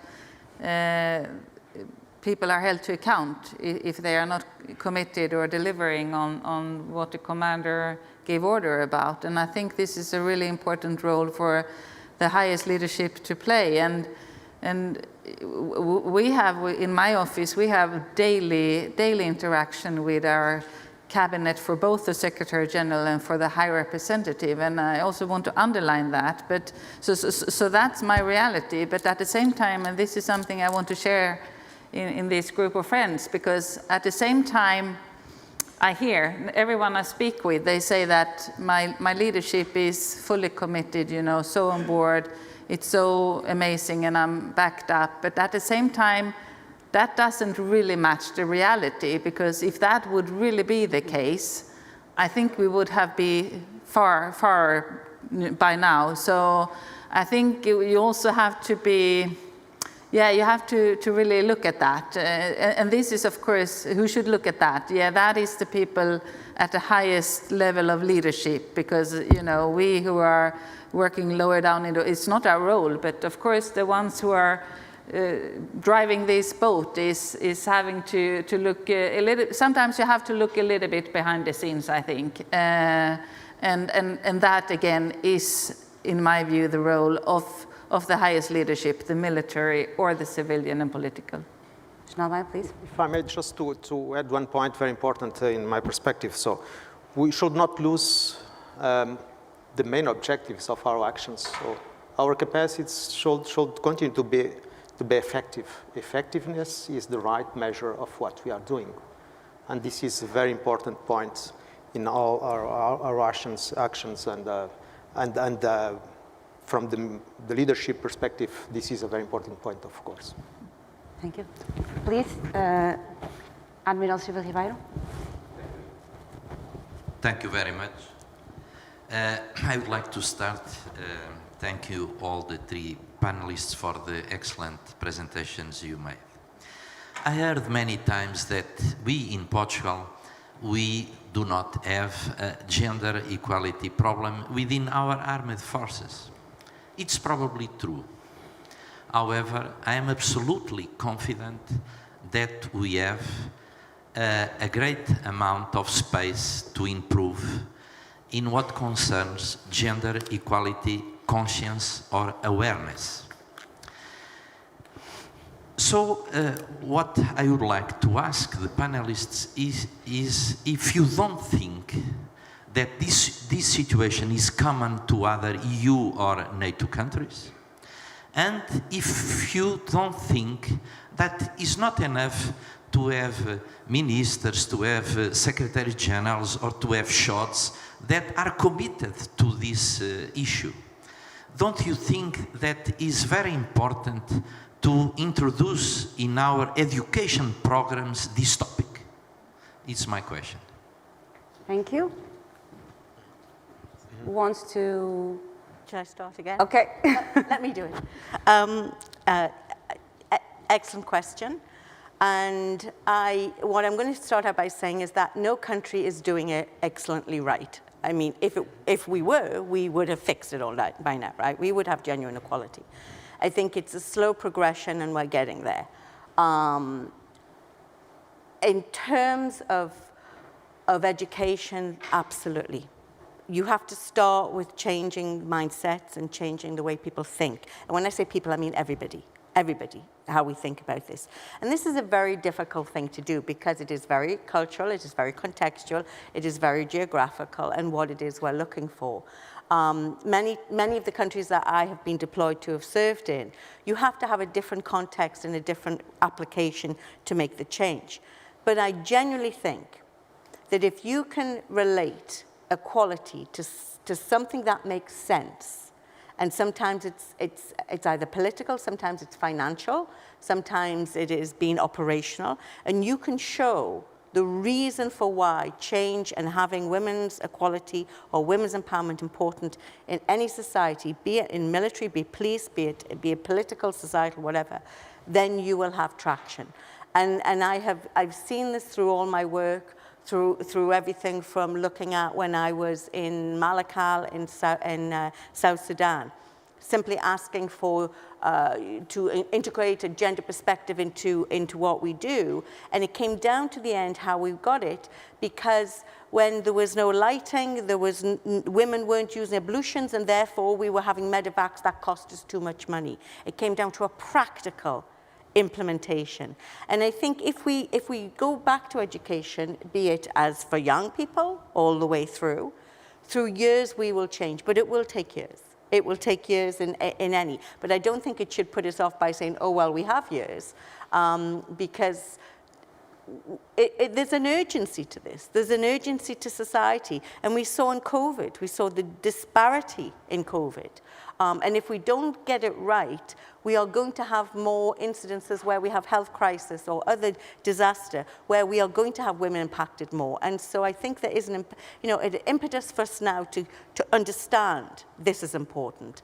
But absolutely, it begins with education. Yeah. Thank you. Well, in my perspective, you are absolutely right, sir. So education is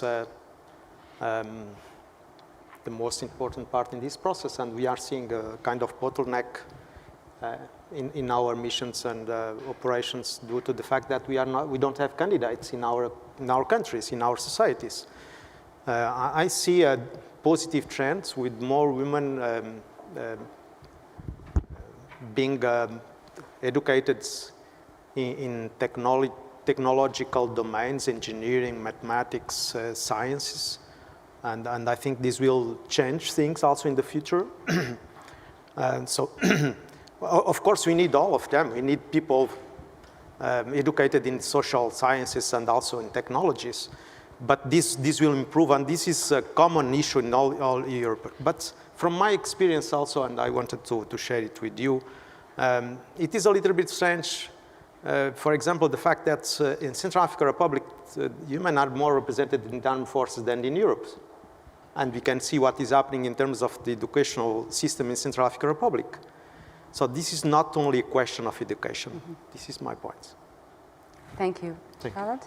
No, education is key, and this is really one of the great successes of this work so far, that there has been still established a lot of educational and training platforms, and there are mandatory trainings, and there is a plethora of really competent providers for also targeted trainings for key leaders. In NATO, you have the Key Leaders Seminar for flag officers, you have the Commanders Officers course, you have the Gender Advice Specialist course, you have the generic courses, etc. So that's work underway. And then, of course, we have to also look at the sort of broader educational system from when kids are really, really small, and think about that. But that's one side of the story. At the same time, we know that women are, they are to quite a large extent outranking their men in the same age in universities and educations everywhere in the Western world. So, and that sort of gap to at least since many years now, to the women's advantage, that hasn't yet translated into changes into sort of the professional world. And of course, this is important to think about, to analyze and to go together and try to find out how come, is it a matter of time, or is it something else we need to do? Because of course, there isn't like a magic wand and, you do like that and everything will fix. We have to do many things simultaneously. Thank you. We are getting the end of our session, and I would like to ask you for a final sentence that is a kind of challenge. And this time I'm going to reverse the order and start by men, perverting the principle that women's first, so now men's first. But it's the same challenge for the three of us, the three of you. That is looking to the future, looking to 2025, when we accomplish 25 years of the UN Security Resolution 3025. What would be the milestone at leadership level that you would like to see announced or accomplished? So what, in the ideal context, what should we have in 2025 that could show or that could project a more gender balance in the general defense, not only in the military, but all the defense structures? General Mayo. Difficult point, really. Well, 2025 is the short term in my perspective. I know, and as I mentioned, this is a strategic endeavor, not for tomorrow. But for 2025, yes, I would like to see women more represented in our missions and operations first. We have a lot of free positions in domains where we can have women with their expertise. For example, in the strategic advice domain, it will be very important for the member states to increase their contributions through their contingents. They are really very much appreciated. And also, of course, in terms of different levels in the chain of command. The time will come, of course, to have leaders, women leaders also in our armed forces leading our missions and operations. Let's see it, but for 2025, I think is really a very ambitious objective. Thank you. Charlotte? Yeah, I think for us in the EU now with gender responsive leadership, as I said, is finding its way into the working structure.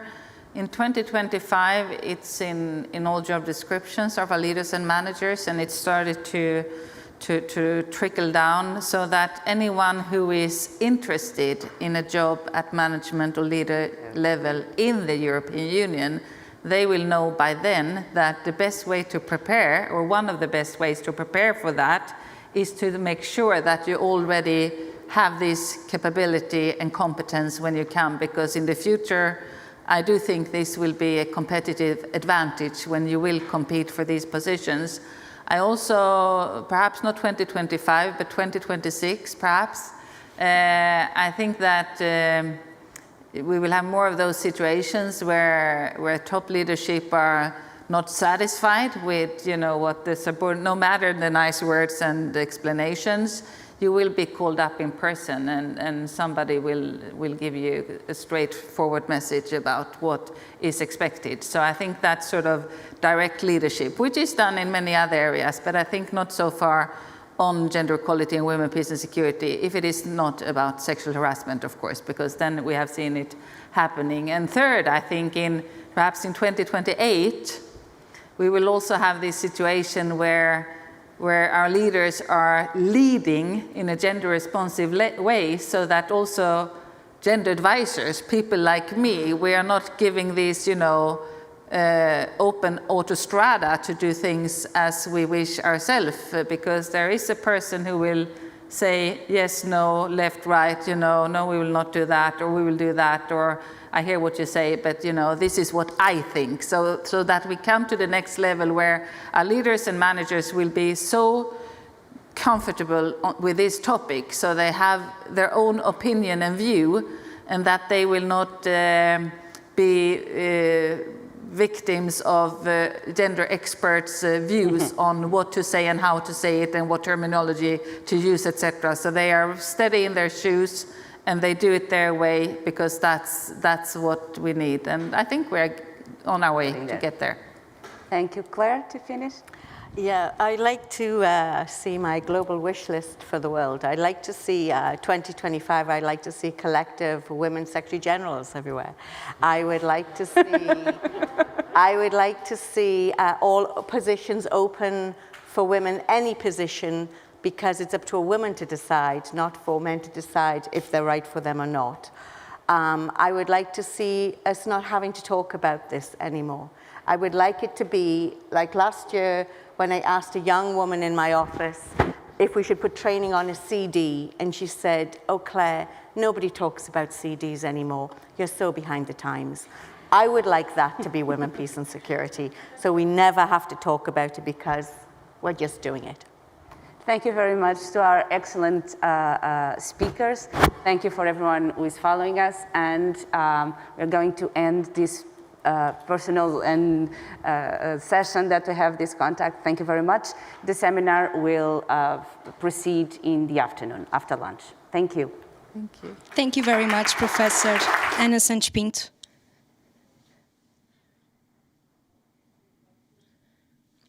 Thank you. On behalf of His Excellency, the Minister of National Defense, we now declare the morning session closed. We remind all participants that the seminar will resume online at 13:30 Lisbon time, with the second panel promoting women's meaningful participation, challenges from the field. Thank you for your presence.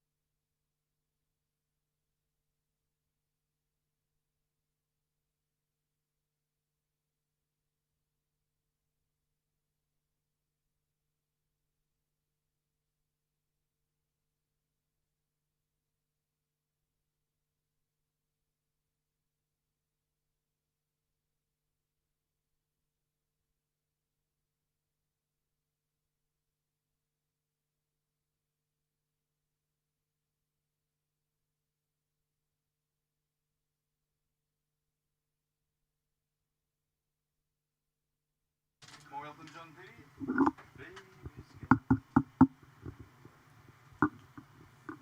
Vamos lá.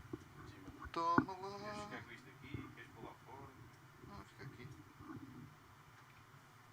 E nós, vamos roê-lo? Ou o Martinho não quer este? Olha, podes ligar este agora? Diz ou queres que fique ligado? Hã?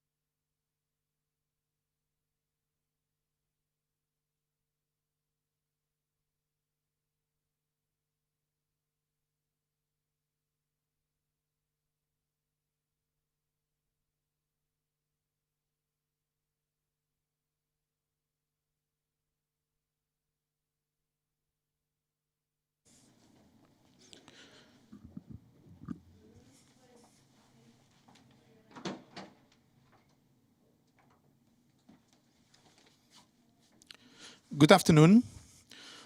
For those who have just joined us now, we welcome you to the second part of the International Seminar Promoting Women Meaningful Participation in Peace Operations. We kindly ask all participants, except guest speakers and the moderator, to keep their cameras off and to remain mute throughout the event. You can use the chat box to present your questions to the guest speakers, starting by identify yourself, name, position and organizations to whom you're addressing the question. It can be to all speakers, and finally the question itself. We also remind all participants that this seminar is being recorded. We wish you an excellent afternoon. Second panel of this seminar, Promoting Women Meaningful Participation, Challenge from the Field. The moderator will be Brigadier General Nuno Lemos Pires. Brigadier General Nuno Lemos Pires is currently assigned as National Defence Policy Deputy Director at the Portuguese Ministry of National Defence and is a professor at the Portuguese Military Academy in Lisbon. Brigadier General Nuno Lemos Pires, the floor is yours. Thank you so much, and thank you for everyone that is following us during this webinar. I will try to keep it short because we have 4 interventions, and so the first thing I will ask for each of you is to be a little bit under the clock so we can benefit from all of your interventions for the future. And I just have a brief words just to open this debate, and I want to use these sentences. We are going to, I think we can use from the field the word example. Example that we can provide, example as nations, example that we can uphold, and example that we can benefit from. And why do I say that? Because when we are deployed in missions and when the missions are ongoing, we all know that the effect that have women and men working side by side towards the population have a very, very strong effect on the populations itself.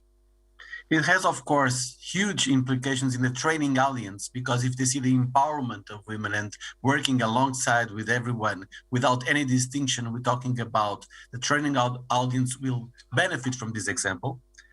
And will benefit also other contingents and other institutions that are working in the same time, because leading by example also means that. And last but not the least, when we're talking about main institutions from that country, they will benefit as well. And then there is a second part, is when you're talking about nations providing people to go to the missions. And that means before deployment, during deployment, and after deployment. Whatever we can do in this increased agenda that is fundamental for all of us, we can all benefit, because we will give more opportunities before deployment. We will work side by side during deployment. And then when we come back, we have better knowledge, better agenda, and much more empowerment of men and women as should be, as equals, as we should not doubt for any other future. I heard in the morning that in a few time from now, we will not be talking about this. I think we will get to that level.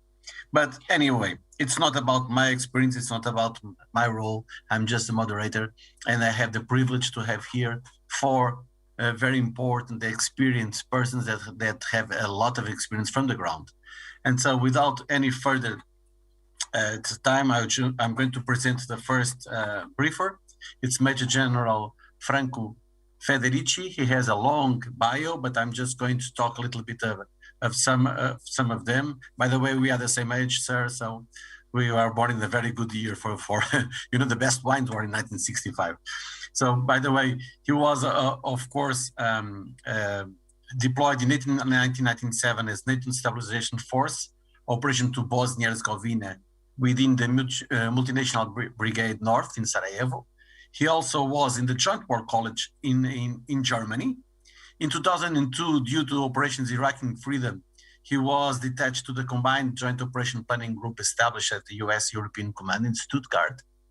In 2007, he served in the United Nations Peacekeeping Operations Headquarters in New York, staff officer. In 2009, he was deployed with his regiment to Farah in Afghanistan, I was there as well, sir, in 2019. So we were in Afghanistan at the same time, acting as the task force commander within the ISAF operation. And then from 2015 to 2016, he was in Lebanon, with the United Nations mission in Lebanon, in the Sector West headquarters. Sir, the floor is yours. Thank you so much. So, thank you. Good afternoon from Pristina, distinguished guests. I am Major General Franco Federici. I am the 25th commander of the Kosovo Force. And as the moderator highlighted, just born in 1965. It is a great honor and a privilege for me to have the opportunity to provide you with an insight into KFOR's perspective in promoting women's meaningful participation in peace operations. Let me start with a general overview on KFOR mission. NATO is firmly committed to stability in the Western Balkans through the KFOR peacekeeping force in Kosovo. KFOR is the NATO's longest running operation, and it is a successful story for the alliance and its partners. KFOR has been helping the stabilization and reconstruction of Kosovo to become a safer place for the past 22 years.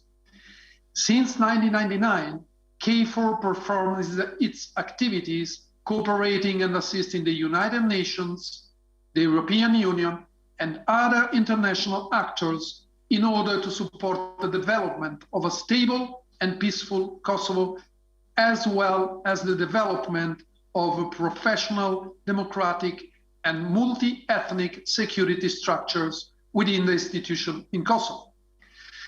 The KFOR mandate has remained unchanged since the beginning of the mission in June 1999, which is to contribute to maintain a safe and secure environment and to guarantee the freedom of movement for all communities in Kosovo, in accordance with the United Nations Security Council Resolution 1244. Today, KFOR's strength counts about 3,600 soldiers, provided by 27 nations, both NATO members and the partners as well. We remain committed to moving towards a smaller, more flexible deterrent presence when the security situation will allow. We are also committed to remain in Kosovo as long as deemed necessary, because KFOR mission is based on the conditions on the ground and not on a fixed timeline. KFOR is performing its mission to ensure a better future with special regards to the youth.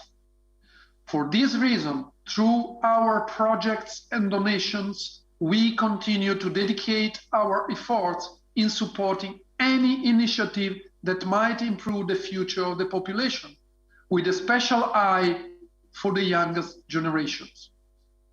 KFOR carries out not only typical military activities. Many projects are intended to support in an impartial way all institutions and communities in Kosovo, especially those organizations which take care of the weakest part of the society and those promoting education and inter-ethnic coexistence. KFOR works in close cooperation with local and international security organizations.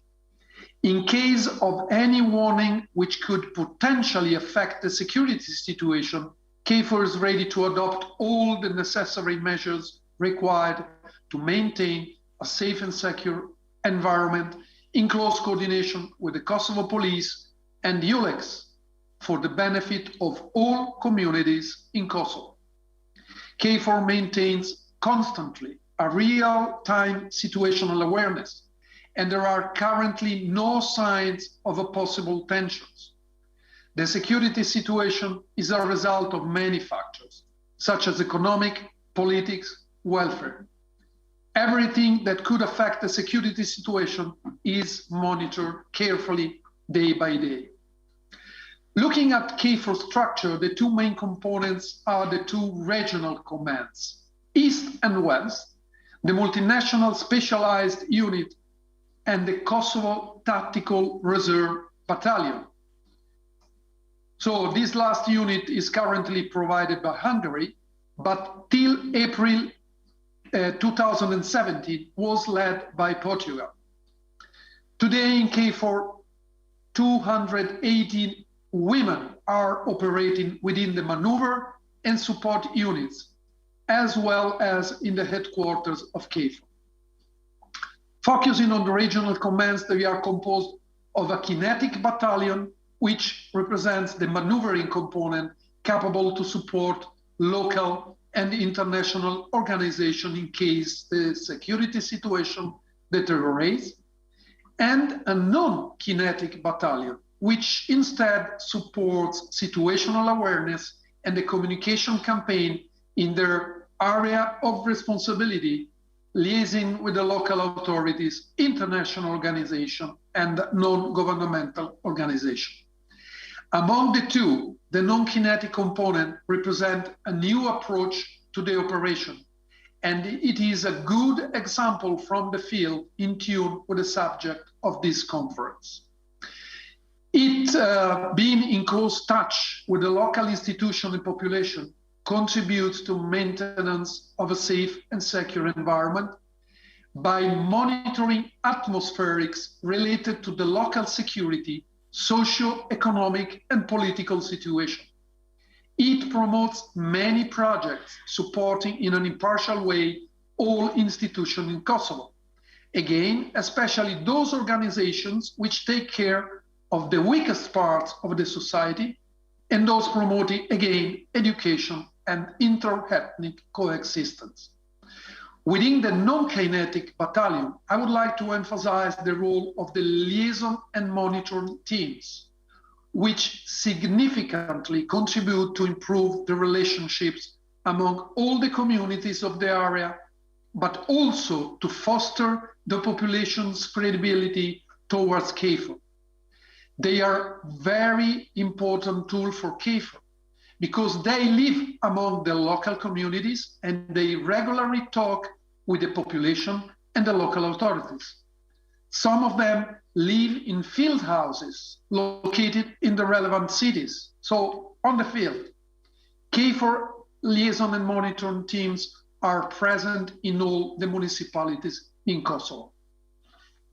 Moving to the gender topic, I would like to share with you how we at KFOR implemented a gender perspective, not just on what I have seen over the last 7 months since I am here, but over the past 10 years, and why I see a gender perspective as a force multiplier and a tool to better achieve our mandate. KFOR has been working to integrate a gender perspective into KFOR itself since November 2010, when the position of the Gender Advisor Office was established within the KFOR HQ. United Security Council Resolution 1325 is very important to the successful implementation of KFOR mandate. The implementation of the Women, Peace and Security mandate must be in line with the overall missions mandate based on United Security Council Resolution 1244. Therefore, I think it is crucial for us to take into account the different security needs of men, women, boys, and girls. Other international organizations in Kosovo also implement that resolution and the related resolutions in their mandates, among them EUMIC, EULEX, and the OSCE. KFOR makes a concerted effort to support this organization by liaising closely with them to ensure that United Security Council Resolution 3025 is achieved through all our operations.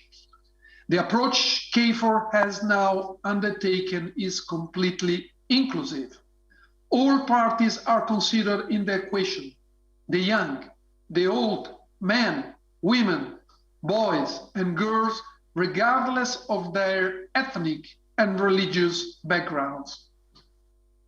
A gender perspective is recognizing if and when a situation and an operation will affect men and women, boys and girls differently due to the different roles they have in the society.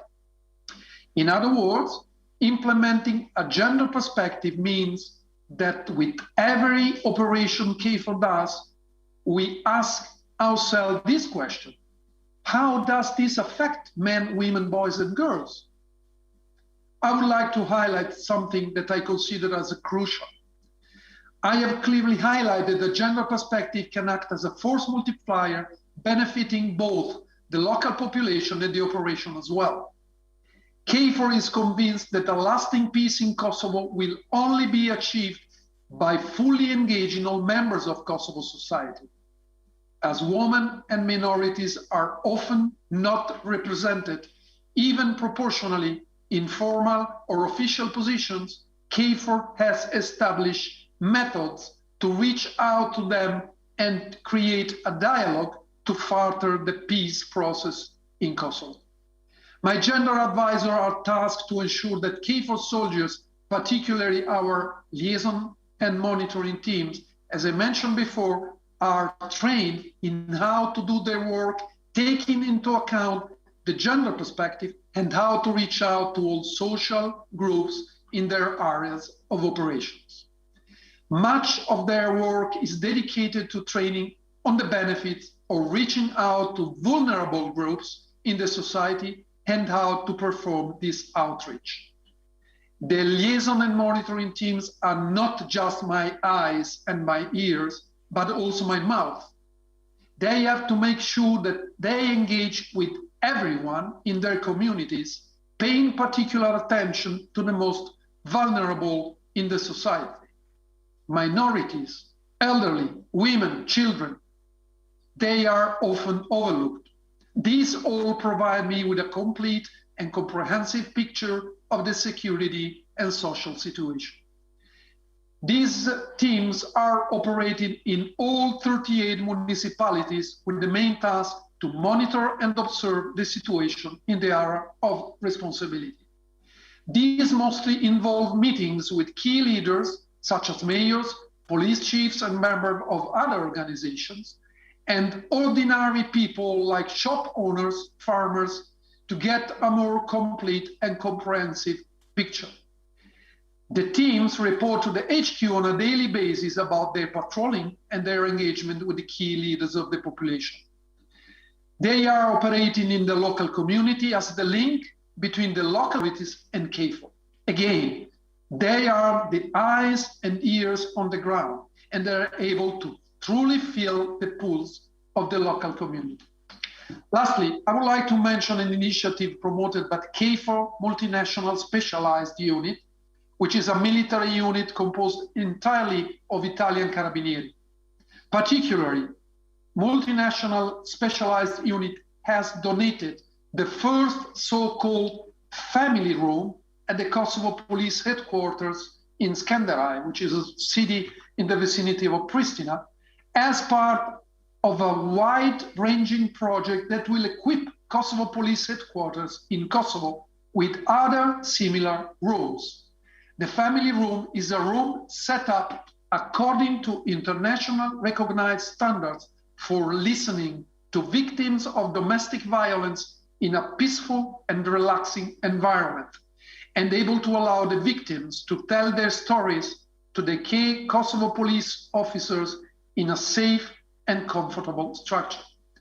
The initiative is a part of a major project commissioned by KFOR to contrast and to fight against the phenomenon of domestic violence, one of the most experienced challenges at this time in Kosovo, especially during the pandemic time. The project also includes food and clothes donation to safe houses in Kosovo for the benefit of women and their children victims of domestic violence. Distinguished guests, moving to the conclusions, NATO will continue to be strongly committed to Kosovo's security, contributing to maintaining a safe and secure environment and freedom of movement for all communities in line with the United Nations mandate.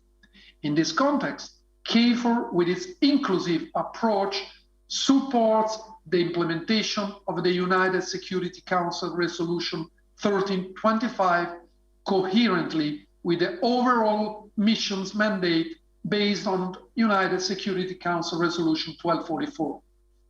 KFOR continues to make a concerted and synergistic effort to support all the organizations working in Kosovo by liaising closely with them to ensure that the mandate is achieved through all our operations.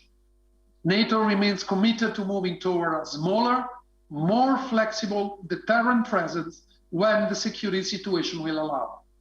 NATO is also committed to remaining in Kosovo as long as deemed necessary, because KFOR's mission, again, is based on the condition on the ground and not on a fixed timeline.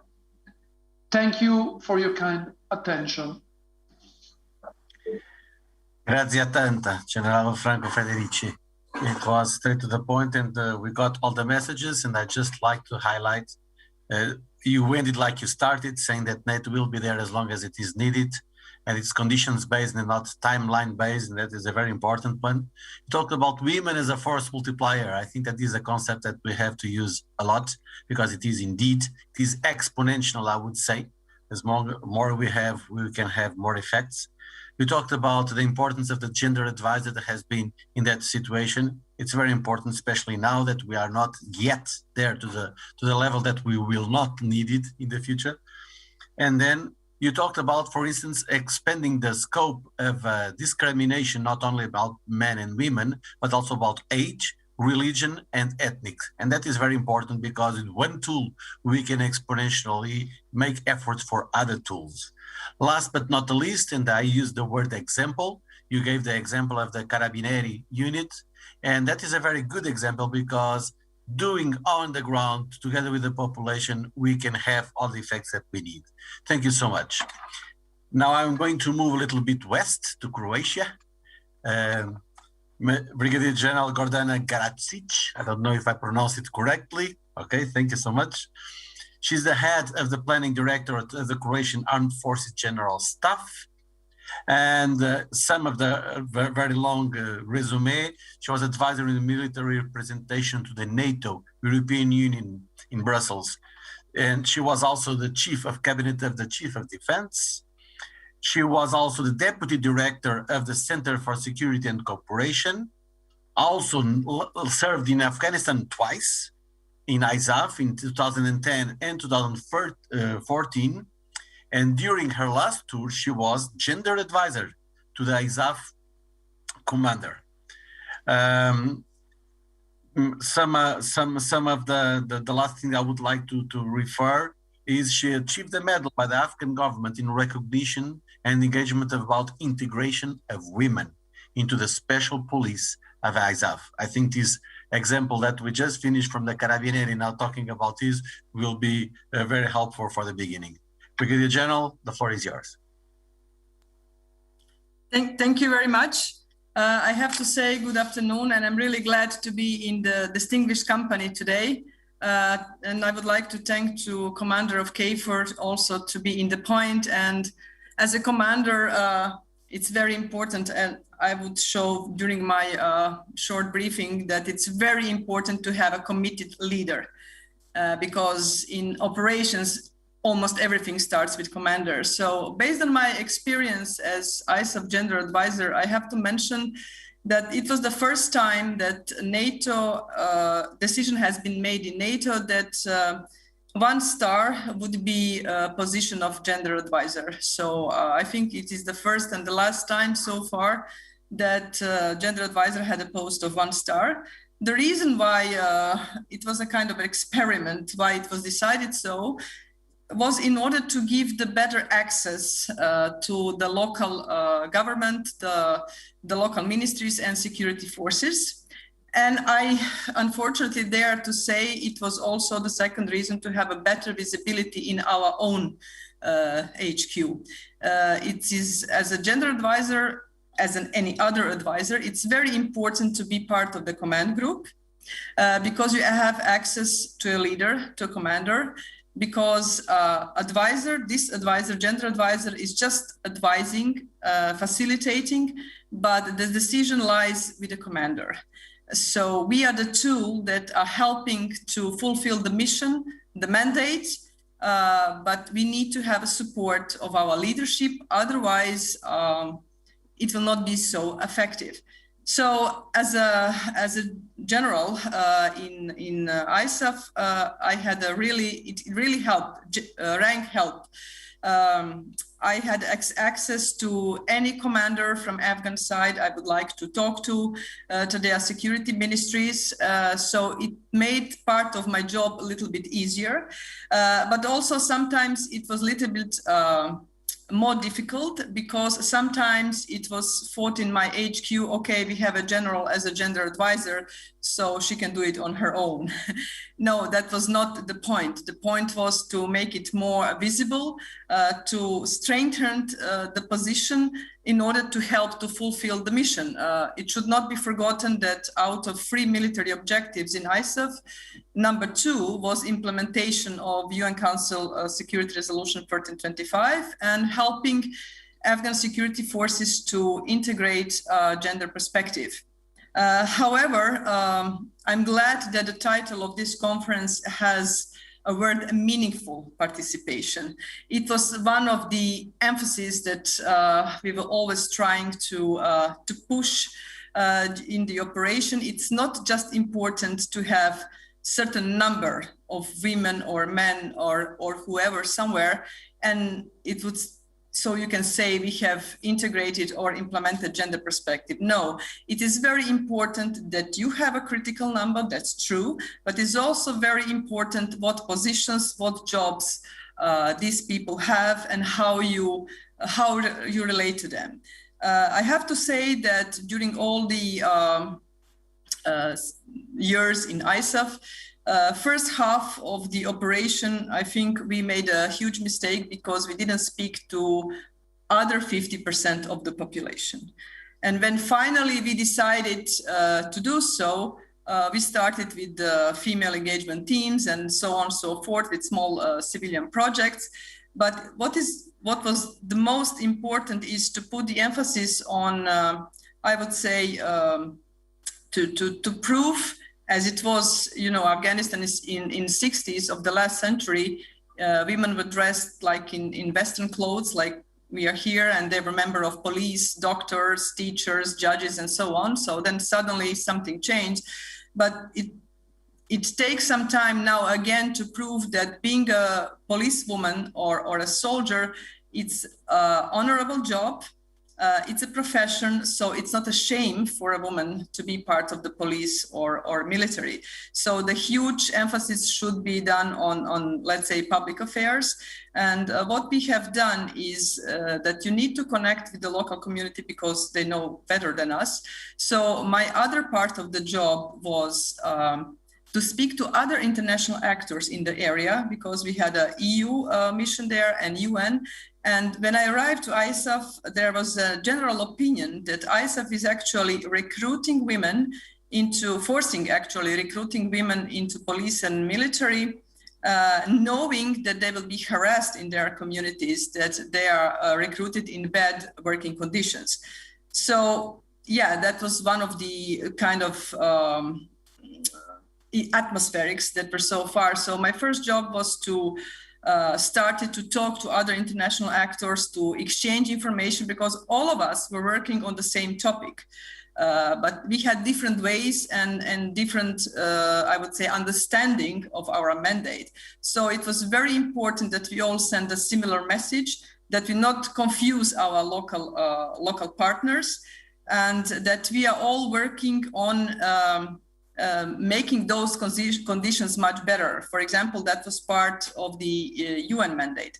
So we also had to work with number of NGOs, GOs, and local government And it's very important also that you work, it was very strong diplomatic community. So I have found my allies in all of these areas, not just in my own HQ, in order to have a, let's say, comprehensive approach, because it's not just, as I said at the beginning, to recruit women in military and police. You have to create conditions for safe and secure environments so they feel safe. They are treated equally. They are given the, I would say, the job they are trained for. And first of all, the training must be the same as for men, because there were the cases that training for women, for example, in the police was not the same as for men, because it was thought, okay, they don't need such training. But if they are not trained on the same way as men, they don't have equal opportunity and they are not able to perform the job. And here you come with a discrimination from the beginning. And of course, there's not, you cannot say they are having a meaningful contribution there, because in order to be treated equally, you need to start from the beginning on that way. So the other thing that was really important is needed to influence. We used all kinds of techniques to change mindsets. I mean, this is a constant battle. We are having this at home, we are having this in operations, but of course, sometimes it's much easier to operate abroad than at home when you have to break some mindsets and organizational culture. Gender integration or integration of gender perspective is a cross-cutting issue. So it starts with education, training, as I mentioned, to planning and execution, evaluation, so forth. So we had there so-called functionally based security force assistance. So it was very important that we worked with other advisors from different functional areas to incorporate gender tasks in their everyday business. For example, people who are advising the logistics, it was very important that they think about boots of small sizes, sizes of uniform, protective equipment, to having female facilities. I mean, after some time, my first question when I showed up in some facilities was, do you have a female toilet? If not, I mean, women were not able to work there. So it was originally used as a good excuse not to have women in the building. So unfortunately, you have to start with things like that. So second, it was very important that our local counterparts, that they speak to media to send strategic messages that it's very important that women are part of the security forces, not just because of these buzzwords that you are mentioning, operational effectiveness. Yes, it is very important that we have mixed teams, because we have learned that they perform better, not just abroad, at home also, because we see we are different and we see things from different perspective. And that's very good when you have some tasks. But it's also very important to have right people with the right skills on the right places. It's very important to exchange information and to work with each other. And very important thing was also to work with the civil society. I mean, we as military, you know, when you show up in uniform in military units, maybe they look at you and they ask you, what can you do for us and so on. But it's very important if you want to attract young, educated people to speak to civil societies, because especially there in Afghanistan, they helped me a lot to my office with also with training of our advisors. So during weekends, we organized trainings in our facilities where we brought people from Afghan NGOs or GOs or judges. For example, female judge who was working at Supreme Court. So we brought her there and said, okay, ask her the question, what do we want to know about position of women in Afghanistan and how is to work, how to behave? Because sometimes we had advisors coming to our area of operation with the, I would say, with wrong stereotypes and presumptions that how they should behave, how they should conduct, and so on. So, I mean, it was a very challenging job, but I'm really thankful that I had an opportunity to do this because humbly, I believe that we did something, at least start something important, and you have a feeling that you are, of course, part of something better and bigger. But I'm a little bit kind of suspicious now how the things will continue to develop after NATO, after military troops redeploy from Afghanistan, because one of the factors that international community in order to help the Afghanistan, not just with funds, but with different projects and so on, was as a factor of success, was taking into account is the status of women rights, I would say of human rights. So I think we were on good path. They had in strategic documents like they would like to have 10% of women in police and military. As I said then, and I'm saying today, it's a long-term goal. I don't know, will it be ever reached? But it's a good goal. And if you have a big goal, it means that you are forced to do something. That was also one thing that they taught us. It's better maybe to put on, even if it looks, I wouldn't say unrealistic, but I would say a very high goal, then you put a government responsible to do something. Otherwise, if you put the bar very low, then of course, you don't have let's say, an argument why you are asking for more. And as the conclusion, I would say that it's very important to undermine actually commanders, I would say, commitment to the topic. Everything starts with the leadership. It's a tool. We all have to use it. We need to still work on changing a little bit of mindsets. It's a cross-cutting issue. It's very important that we deploy women to peace support operations, not just because of the number. Critical number is important. It's very important that we give them meaningful job, that we put women on leadership positions, but also on merit-based. Otherwise, you are creating even a bigger issue. And we also have to, as international actors, work with each other in the area of operation. And at home, we should exchange of information. We should have staff-to-staff talks. And as Commander of KFOR mentioned, pre-deployment training, his troops are trained to work with the local population, with all of them. So it's very important in pre-deployment training that you train everybody, not just certain teams who will work with local population, but every soldier needs to know that they need to work with 100% of the population and how to interact and why is this important. And I would stop here. Thank you. Thank you so much, Gordana. It was very clear and right to the message, and with passion in your speech. That is very important as well. So just let me to say that you started to say about committed leaders, and I think, of course, we all realize that that's very important. And when you said that the flag officer made a difference, unfortunately, we know that that is needed. And we're not talking about only the gender advising being in a flag officers, but of course, having more and more women in flag positions will help to change a lot of mentalities. And in Afghanistan, wow, it's a major change when we will have the first flag officers leading the Afghan National Security Forces. It will make a big difference. You use a sentence that you didn't say exactly like this, but I translate like this: no shame, but to be proud. So not to be ashamed, but to be proud to be a police or to be an officer or to be a soldier. That is the making that happens in Afghanistan, but whatever the world, when we need to change that mentality, this is very important. Then you talk a little bit about the whole of society approach, because we should be sure that we have common strategies.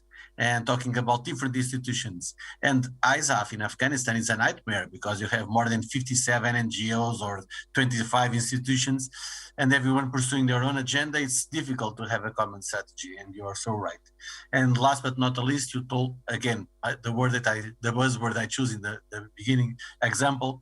Leading by example will transport to the media and will transport to the society. And you gave two very good examples about reaching out to the society and institutions in the society, and also reaching the media. Last but not the least, train everybody. Train everybody is a very good sentence to finish this wrap up of your speech. Thank you so much. Let me go a little bit south now and go to Central African Republic. I need to present someone that I don't know. I'm joking, he's from my class, so Paulo Abreu I know him very well. But anyway, just to present you for the rest of the audience, just to say, He is a cavalry officer, and he assumed functions as military police course directions in the armed forces in Angola and Mozambique in a very long resume that he has. He was assigned to Eurofor headquarters in Italy, and he was posted at the headquarters of the Army in Lisbon as the Chief of Capacity Development and Chief of Organizations Department of the Force Planning Division. So he has a lot of experience, also commanding the 2nd Military Police Regiment in Lisbon.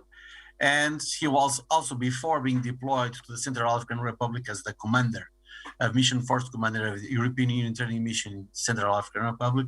He was the deputy commander and then the commander, in fact, the commander of the Mechanized Brigade, one of the most important units that we have in Portugal. Dear Paulo, the floor is yours. Okay, good afternoon. Good afternoon to General Federici, Gordana, Kirsi, and Nuno.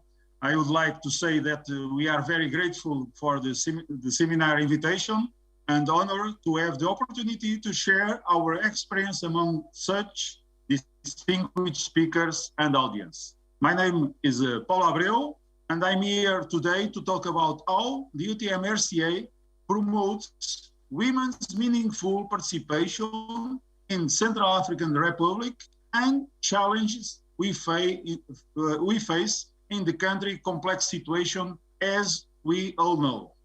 In RCA, women's organizations play an active and essential role in national peace building in Central African Republic. Women are really invested in peace in Central African Republic. When we organized the International Women's Day conference, we had the chance to see how women are active and engaged to pursue a better future for their country. The United Nations Security Council Resolution 1325 on Women, Peace and Security Resolution highlights that the meaningful participation of women in conflict prevention and resolution can lead to more sustainable and lasting peace. Over the years, North Atlantic Treaty Organization has developed its Women, Peace and Security agenda to have the possibility of magnifying the experiences of women service members and ensure that NATO is fully equipped to implement the Women, Peace and Security principles of integration. The European Union stands out for its long-standing commitment to gender equality.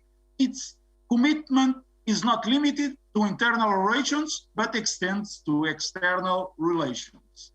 The European Union has firmly committed to advancing and implementing the goals related to women, peace and security.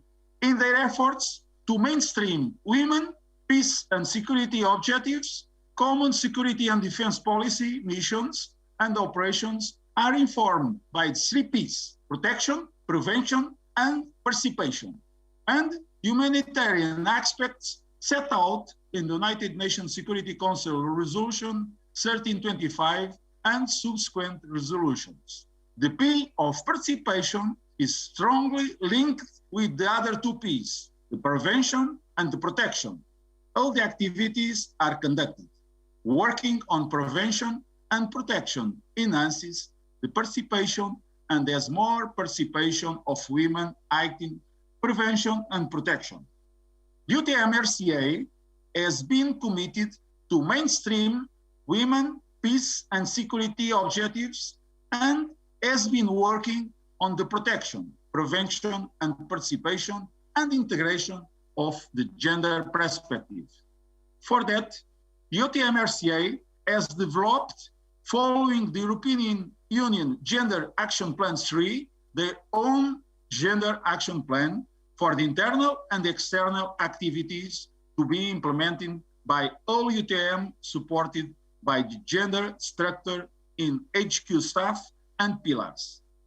For achieving that, cycling training to the gender focal points has supported the prevention of gender-related activities and integration of a gender perspective. With the focus on the conference theme of meaningful participation, we would like to state the following. the UTM-RCA relies on the contributing nations responsible for appointing the personnel for the mission. The participation of women in the mission is highlighted and reported in the UTM reporting system. Over the last year, the participation of women has varied between 5% and 8%, which is far from desirable and have an impact on the objectives of the European Union Gender Action Plan 3, leading by example. The Central African Republic has integrated around 9 to 10% of women, significantly more than we have. Nevertheless, women occupy relevant positions within the force, in staff and leading teams, having a great result in their performance, being an example for others. It is understandable the concern with the cultural, social, and psychological obstacles that have hindered women's participation at all levels in our forces. We have conducted initiatives on promotion of women's participation in the mission. The UTM-RCA social media posts is an example and have shown diversity throughout women and men from different nations performing the daily activities under their responsibilities, exposing that for the willing women that our mission is for all. Moreover, publishing articles on the work done regarding women, peace and security on diverse subjects, specifically training activities accomplished, the commemoration of international days and reports on all activities. Likewise, the importance of women's full and equal participation is strongly communicated in the UTM posts, which shows women in uniform and female decision makers. Similarly, the UTM-RCA have promoted women's participation in core training activities like sexual violence prevention training, showing the engagement of our soldiers in the joint effort to end this tremendous problem that ravages all and assault society in different ways around the globe. In addition, the participation of women was debated in every induction training and throughout the deep dives conducted and gender focal points training sessions. UTM has continued on development models, human rights, integration of gender perspective, sexual violence prevention for Central African Armed Forces units in the education area. Throughout gender-focused training in all courses, the Central African Armed Forces militaries have been aware of the importance of an efficient and reliable armed forces, which inevitably contributes to enabling the participation of women in the Central African Republic Armed Forces. To attain the internal and external audiences, the UTM-RCA has participated and has organized public events promoting equality, women's empowerment, and women's participation in collaboration with the European Union delegation, Central African Republic authorities, and the European Union Assistance Mission. Examples of the International Human Rights Day and International Women's Day promote the critical significance of gender equality and women's empowerment, which inexorably contributes to women's meaningful participation. Throughout meetings with defense and women's promotion ministers held to meet common goals to pursue the development of integration actions. Contacts with other organizations were maintained, including international organizations, agencies, and non-governmental organizations to share information and collaborate in projects to increase female participation. With the work done and contacts taken with organizations we have worked with, we would like to share some reflections.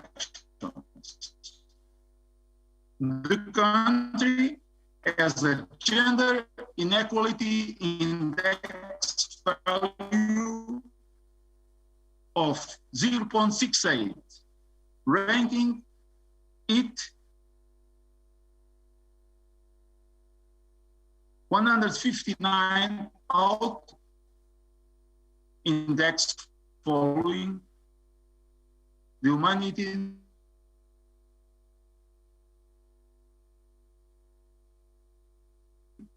Human Development Report 2020 with the Central African Republic for several years, United and Women, and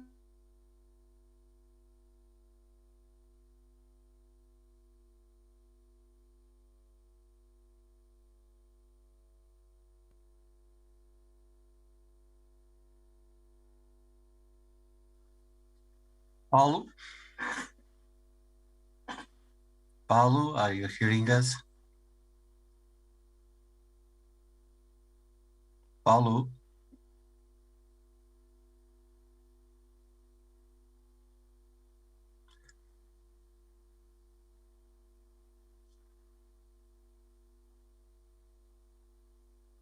Your sound is muted. Hello, I think. are you hearing me?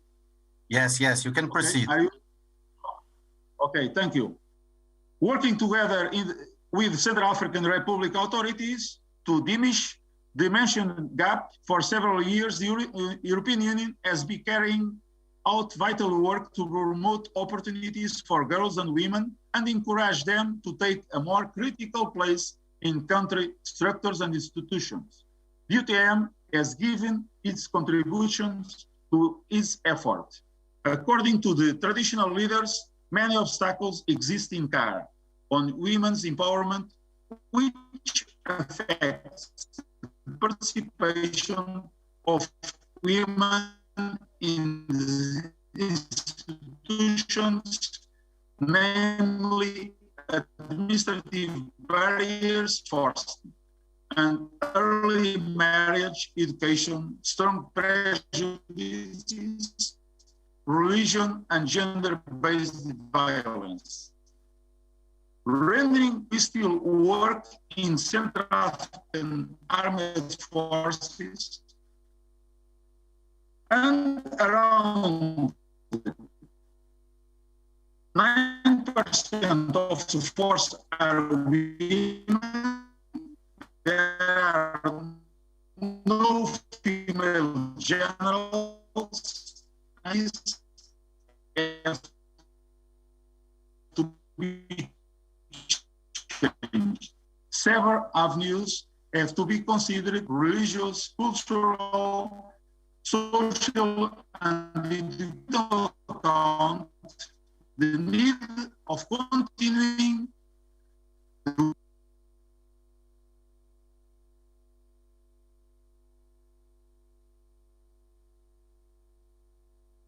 Paulo, I'm very sorry, but we are losing you. I was alerted by Brigadier General Paulo Abreu recently that they have a lot of problems in the internet because there was a problem with the main provider in the Central African Republic, and they had to change just like last night. So we are losing a little bit. So I'm sorry. I don't see if you are hearing me, dear Paulo, but thank you so much. And I will wrap up what he said for the time being. And what I got was some ideas that Paulo gave to us. Let me just wrap up a little bit. He talked about the complex situations, and if there is a complex situation in Afghanistan, like we heard previously, Paulo highlighted that, of course, we have a huge complex situations in Central African Republic, but abiding to the law and some principles and values are very interesting. So we have 1325 and we have women, peace and security to build upon it. So when we have the framework, we can do a little bit more. And then he talked a little bit about equality and enhancing equality, at the same time making sure that equality applies to all the authority and levels. That is very important. He talked about Human Rights Day and then about the integration action. We could not finishing hearing all the aspects we had to him, but of course, if he can come back, I will go back to him. So thank you very much, Paulo Abreu. It was very good. And now from south to north, I will go a little bit higher and go to Dr. Kirsi Henriksen. She was the former head of the mission European Capacity Building Sahel Niger. She's the president of Geneva Center for Security Sector Governance, Foundation Council and Director of Crisis Management Center in Finland. Also, she has been the head of European Union ACAP Sahel Niger Civilian Crisis Management Mission between 2016 and 2018. And she was also very much involved in European Union CSDP missions in Mali, Libya, and Iraq. Before that, she has been a researcher and a lecturer at the University of Tampere Peace Research Institute. Mrs. Henriksen is also a member of the Nordic Women's Mediators. Dr. Kirsi Henriksen, the floor is yours. Thank you very much, Brigadier General. It is my pleasure to be part of this panel amongst the distinguished members of the panel, and I can see that I'm actually the first civilian since the first panel session who is taking the floor. Definitely 100% civilian former peace researcher, or I always continue to be the peace researcher, but trying to do also my best to attribute to the peace building. Yes, it's true. It is already 3 years ago I did leave the EUCAP Sahel Niger, where I was head of mission, and before that I was deputy head of mission in Mali. So and I spent altogether 5 years in Sahel and in Libya. So it was a very long commitment and long experience, and I will rely on that experience when I'm explaining a little bit about my points of view in regards to the meaningful participation of women, especially from the field perspective. I would just like to say a couple of words about the fact that when I started to act as a head of mission in Niger, there was a change management taking place, like always in these type of missions. They are definitely, for leadership point of view, they are always in the middle of change, especially the civilian missions. And the biggest change in Niger was what was taking place already since 2015 was, of course, that the main mandate was transformed. Of course, we continued to address the issues like counterterrorism and also the organized crime. But since 2015, we also started to address the issue of migration, especially all those unfortunate side effects of the migration flow, which went through Niger, including the human trafficking. So I kind of had to, as a leader, also to take in charge of a mission, which was also kind of reforming its mandate, which was very, very, very interesting. But however, I would like to start, so I'm not going to present you the EUCAP Sahel Niger as it is now, and you can always Google the mandate and the good work that they continue to do. But what I would like to address are the topics that I was given a couple of questions before this panel to address, and I would like to start about the question about have anything changed during the past 20 years when the UN Security Council Resolution 1325 has been alive and kicking well, in my opinion. Yes, already the first panel was discussing this issue, and I think sometimes we take one step forward and a couple of steps backward, but it is true that there has been a general change, especially in the mood and the awareness amongst the member states also, and the topic of increasing the women in peace operations in general, and also the increasing the women also in civilian missions and operations is more and more discussed. So we are moving towards the right direction. So it is important. Myself, I consider that I am a kind of a pure product of the Finnish National Action Plan on 1325. The first one was established in 2018. 2008, and now we are drafting the 4th version of our National Action Plan. And kind of my career development was very much connected to this National Action Plan implementation of it. And I have always been very much supported by my line ministries, Ministry of the Interior and Ministry for Foreign Affairs, when in my career towards the leadership positions. But however, even though we have all these different kind of gender action plans, various resolutions, unfortunately at the civilian side, I must say, I'm not critical towards my dear civilian colleagues in the missions. The fact is that I still feel that in the civilian CSW missions, there is a certain divide between the vision we're aiming towards and then the reality on ground. And that is due to the fact that unlike on the military side, I think my colleague from the Finnish Defense Forces just recently told me that while you're working in a military mission, you know that a person with certain rank has received a certain amount of training. But when you are facing the kind of people working in civilian type of missions, you don't really know about people's background, because what is the most important in civilian missions is the expertise. And therefore you don't know what kind of training they have received before being deployed. And that is something which was very tough for me as the head of mission, because while I received people from various European member states, some of the deployed people seconded were kind of having a very operational day 1 or 2. So it was easy. They already knew the business. They were very well prepared. They knew the mandate. They knew about the other tasks and duties that the mission was supposed to do and deliver. But then you had people who were perhaps not operational day 1, they were operational day -15 or even -30, and you had to kind of bring them to the same level.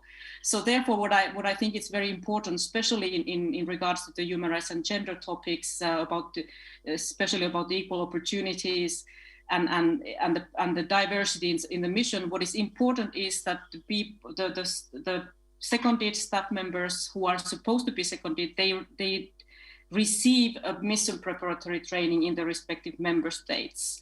And there's still a lot to do within the EU in regards to the civilian CSW missions to get that. Of course, there are joint pre-deployment trainings, and that's good, but sometimes people are so occupied by the practical issues before being deployed. They think about where I'm going to live, what I'm going to bring, and etc. And they are not really very open to receive information about the gender mainstreaming, etc. So because that's not relevant for them. It becomes more relevant and more kind of practical linked when they arrive to the area of operations. And of course, therefore, the induction training must be well prepared, and that it definitely takes everything on board when people are coming in. And then it's easier for a head of mission, for the leaders to really run the business when everyone is on board, everyone are on the same page, and then it's easier to move on. But we still have a lot of things to do over there. And then the other issue is that it was already mentioned in the first panel, and also the Brigadier General Karadzic. I'm sorry to pronounce your name, perhaps just Brigadier General Karadzic. You mentioned that the leadership is important, and the training of the leadership is vital. The problem, the challenge is always that you have the persons who are usually selected as leaders are not necessarily selected because they have received a proper training. I'm sorry to say that. Sometimes people like heads of missions, deputy heads of missions, chief of staffs for civilian missions are selected also because of national preferences, because there are some push from the certain member states. They would like to have their own representatives in missions in the high positions, and therefore perhaps those candidates who have already an understanding about what the leaders should do, what kind of qualities and competencies the leaders should have, are not necessarily selected. This is a dilemma for civilian missions, and therefore it is important that at least when the leaders are on board, there should be a kind of a mentoring or some kind of a training going on for the leaders, for the leadership senior management team. And that is already taking place, and I'm very grateful for certain member states who are doing that currently. But this should continue, because it is true that these missions are very specific animals, and it is composed of several types of experts: civilians, police, gendarmerie, Garde Nationale, type of people who have perhaps not even worked together back in their own respective home countries, and then they work in a new challenging environment and together with new type of professional colleagues, and of course that creates in good way a good mix of diversity, but that can also create some clashes. So therefore, what I think it's that in regards to the meaningful participation of women to the civilian CSDP missions is always linked to the fact that while you have the more diverse group you have, yes, it brings up challenges. It's not easy to control because they are not uniformed, but it also brings a good added value to the mission, because then the mission, while it accepts the diversity and understands that the mission is composed of very different kinds of people, men and women alike, young and perhaps older, and so they can also serve better, they can be more effective. So I don't even consider even the question about is it meaningful to have women in peace operations, that kind of question should not be even asked, because you need this kind of diversity and women in numbers also in order to increase the quality of the mission. So that's definitely something which is important. In again, the example, unfortunately, when I was in Niger, we only had some 20% of our international staff members were women. We had a good proportion also of women amongst the local staff members. You should never forget them, because they're very important for civilian CSDP missions. But it is true, what I think it's still very much true, that if you have female participants in the senior management team as leaders, that has a big consequence on the running of the mission. Because it provides the example, it provides also perhaps another point of view, and that is important also for the local staff members and also for the local stakeholders and partners. So I definitely I will always push for increasing the female leaders for the civilian CSDP missions. Fortunately, there are 3 at the moment running the CSDP missions. 3 out of 11, and that is of course not enough. There was a moment when I was head of mission, we were 50-50, and that was a great moment. But that is the parity that we should aim for. And in order to do that, you need a kind of a political will, and not only at the operational HQ at the CPCC, but also amongst the member states, that they provide good female candidates for these leadership positions, and therefore it is easier for the missions also to select more women for the leadership position, because the whole structure of human resources management is different in civilian missions compared to the military. And that's actually my last point, is that the crisis management is always in civilian CSDP missions is about good human resources management. I mean, as a leader, you have to understand that you need good people and expertise to run the mandate and to be more effective.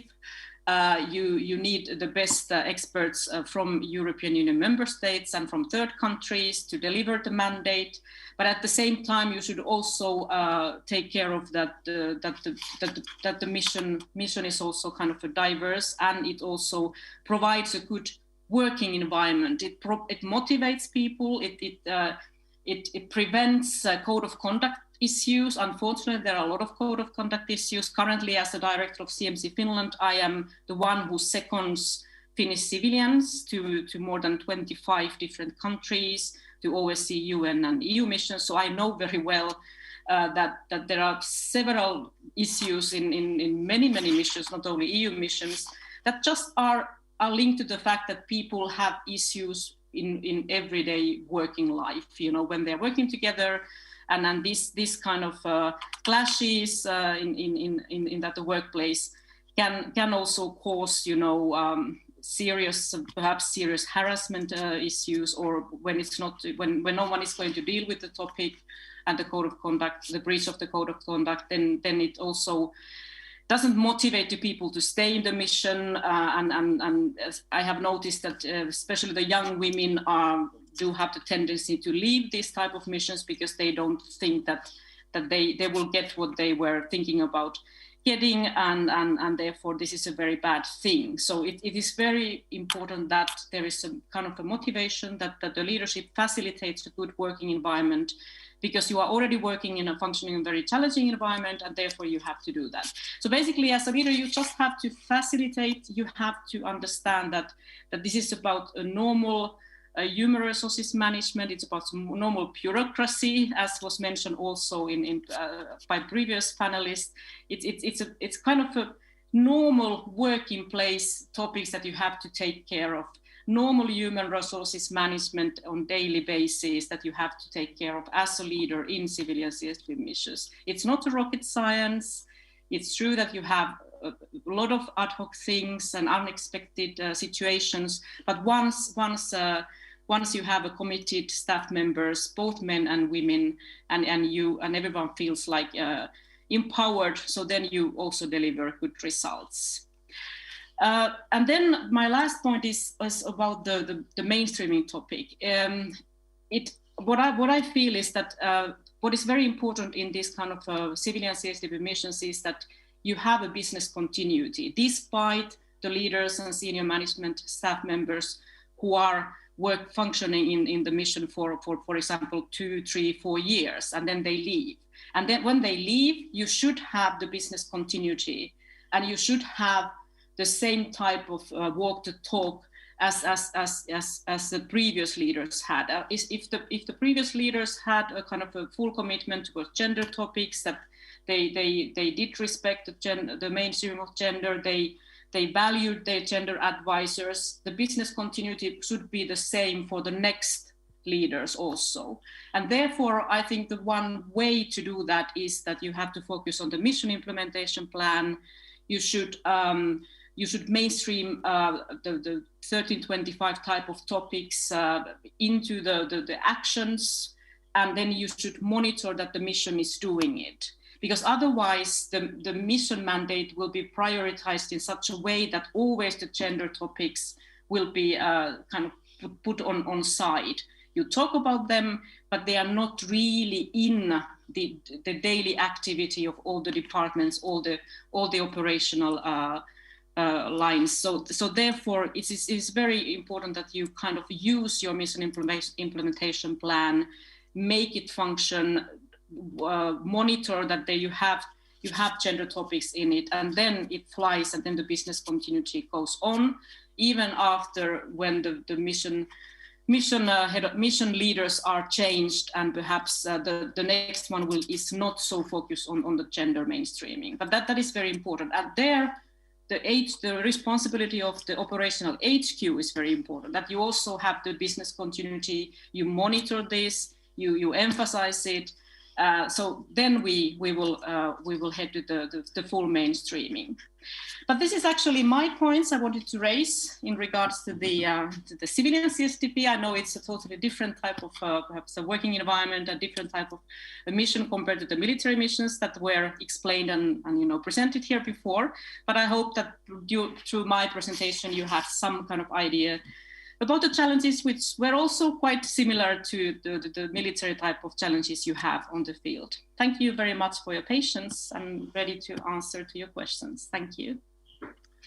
Thank you so much. It was very, very comprehensive, very important. We're talking about civilian military comprehensive approach and having common approaches. That was very important because we don't live in different worlds, we live in the same world, and we have to act together, and that is very important.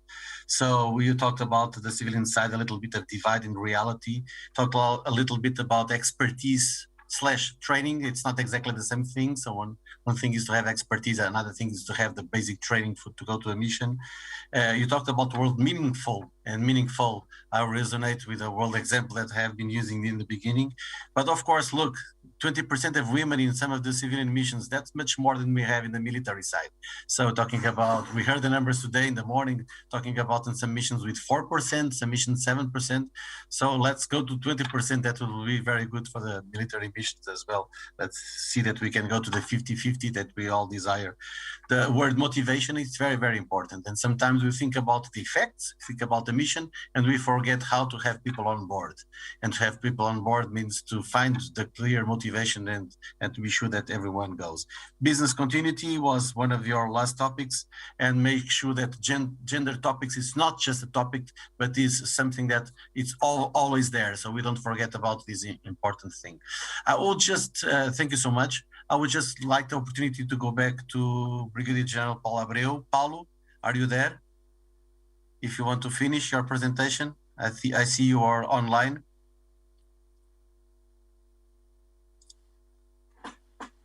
Paulo?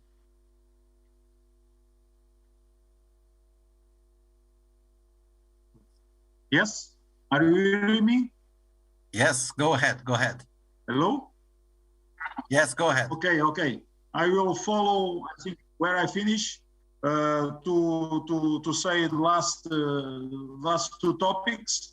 The institutional culture of our institutions must take in account the need of continuing to work and integrate these different diversities to encourage more female vocations. The key to implementing concrete measures lies with the leaders ensuring that gender topics are integrated at all levels. Furthermore, mixed teams are proved to be the best way to achieve efficiency closer to target audience, the population, and our training mission. To accomplish that goal, we all need more women in our force. According to the reports on the matter, the same happens in the Central African Armed Forces as all over the world, where operational effectiveness can be enhanced by participation of women in combat teams and other functions. Target recruitment efforts are an essential step in ensuring that interested and capable women will have an opportunity to engage in all roles as their military career choice. Despite the fact that armed forces have always been considered a male-dominated workplace, the changing of environment, it is ongoing. Security insight and competencies of women in modern warfare, where intellect is more critical than muscularity, where it is more about overcoming stress in warfare than physical costs more efficiently and can be mentally tough.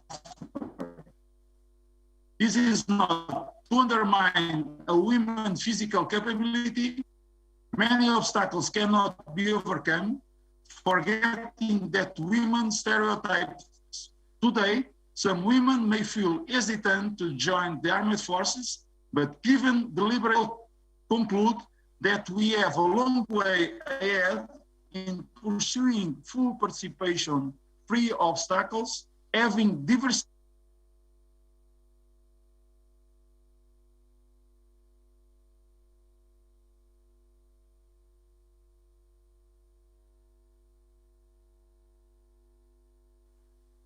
Well, I think we lost Paulo again. Paulo, ¿estás otra vez? Are you there? Okay, I think we lost him again. But anyway, Paulo, if you are hearing me, Brigadier General Paulo Abreu, everyone was hearing him, he was saying that overcoming stress. And I imagine that you're having a lot of stress with your internet link, so that is a little bit too much. And of course, thank you so much. Yeah. If you feel you can come back, you can come back. Can you? No, I finalize that having more women participation will augment efficiency and advantage to contact with people our institutions serve as closer, as stronger to there in the broadcast sense. I would like to end my presentation with a quote of Amelia Earhart: "Women like men should try to do the impossible. And when they fail, their failure should be a challenge for the others." Then I finalize my briefing. Thank you very much. I'm sorry for these cuts, but in Central African Republic, everything is difficult. Thank you very much, and thank you for your presence. Thank you. Thank you so much. Thank you so much. Thank you very much for you and all the people that are serving with you. So, as I see in the chat room, I don't see if we have any questions, but of course I have some curiosities that came back from here. Let me know if the organization, if they have any questions. If not, I just have one that I would like to pose for the forum, for the presence here. So I asked Major General Franco Federici, Brigadier General Gordana Garacic, and the Brigadier General Paulo Abreu, and then Dr. Kirsi Eriksson. And when I asked the questions about training, and everybody talked a little bit about training, we talked a little bit about how can we make a training for all on this issue, and making sure that we have the same tools available for everyone without discrimination in the beginning. So training means training for all, and I think all of you use this in a certain way. So I would go for all of you, if you don't mind, and we can start by the same order, if you're okay. Franco, are you there?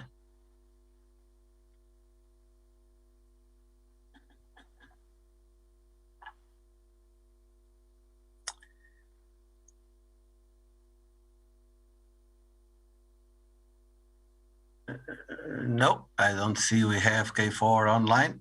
So maybe you can go to the second. Gordana, are you there, please? Yeah, I'm here. But I said about training that everybody prior deployment needs training. Of course, everybody doesn't need the same level of training. I mean, gender advisor will definitely have in more depth training, but every soldier needs to have at least basic training on gender perspective, because we had a number of officers who were coming to HQ on, first few days they have so-called induction training, and there we had briefings from gender advisor, and when we asked them, what do you know about the topic, what kind of training you went through, and so on, and many of them were kind of first time hear about the topic, which is not good if you are staff officer in the HQ of the operation. So as I said, everybody doesn't need the same level of training, but people need to be aware, first of all, what Resolution 1325 is. And I think now it should be some kind of a gender knowledge and culture that, as it was mentioned, that the word meaningful participation of women or participation of women should not be the question. I mean, I don't know how to say this, but I usually called people in my HQ after some time, if they were asking still the same questions, why women this and that, I call them unbelievers, because I mean, maybe it's natural for me, it's everyday life, like in society, we are men and women, and it's normal that we have same rights and obligations, that we should protect our country, that we should participate there, and of course it's voluntary. But on the other side, you also have some rights and obligations according to the legislation of your own country. So, and on the other side, we should give the opportunity to every citizen of any country to do what they want to do. I mean, I think that we are now at this stage of, let's say, development of human rights. Thank you so much. Excellent response. Paulo, the floor is yours. Yes, I don't have too much to add, but I think, of course, we have to improve. We can improve with more gender training in the pre-deployment training, incorporating the gender advisor and gender focal point structure. Integration of gender perspective in is a work for all. In all other areas, training should be a continuous activity. The more integration of gender perspective training, the better results will be achieved. Then, with key leaders, gender training, and with a specialized gender structure in support and advice to commanders should be a good question to improve the capacities on the terrain. Thank you. Thank you, Paulo. Kirsty, please. Yes, thank you. Yes, at the civilian side it's different because we don't train police officers to be police officers, or for example, a person who has been selected as a gender advisor to be a gender advisor because they already know the business. So our task and the challenge is what I mentioned in my presentation is that how to prepare a kind of a generic pre-mission training before the pre-deployment training, so that people who are willing to be deployed to the missions kind of understand where they are going, that they understand what kind of environment is waiting for them, what kind of target group they're going to address. And in this pre-mission training, you should address absolutely these topics like the UN Security Council Resolution 1325 and provide as much as possible very practical examples, because we're talking about adult learning. You need to connect it with the field work. And when they arrive to the area of operation, they have received also the pre-deployment training, they definitely connect all the information and learning they have received and hopefully move forward. So kind of we have prepared them, and then they kind of have the eureka moment when they arrive at the mission, because it's only then when you realize that, yes, this is about it. And this is what the training should be. We just recently prepared a training requirement analysis on the generic pre-mission training together with the German ZIF, the International Center for Peace Operations, and let's see now, while we are moving forward to organize these types of training, that hopefully that helps supports the CSDP civilian missions also later on, when they have people receiving deployed seconded people who have gone through this training. So I definitely see that the training is a momentum to have kind of a more uniformity amongst the civilian secondees. Thank you. Thank you so much. I know the Major General Franco Federici not there, but if you want to represent and answer something, please go ahead. Everybody, so I'm Lieutenant Colonel Minutella. In behalf of COMK4, I would just to say thank you very much to have this opportunity, and I wish you all the best. For sure, K4 will continue, will keep going on gender topics, and we follow, as COMK4 said before. So our mission is very focused on this topic. Thank you very much, and enjoy the rest of the day. Grazie tanta. Thank you so much. It is a very good opportunity. I think we're just getting to the last 3 minutes of the word. I don't see if we have any other questions.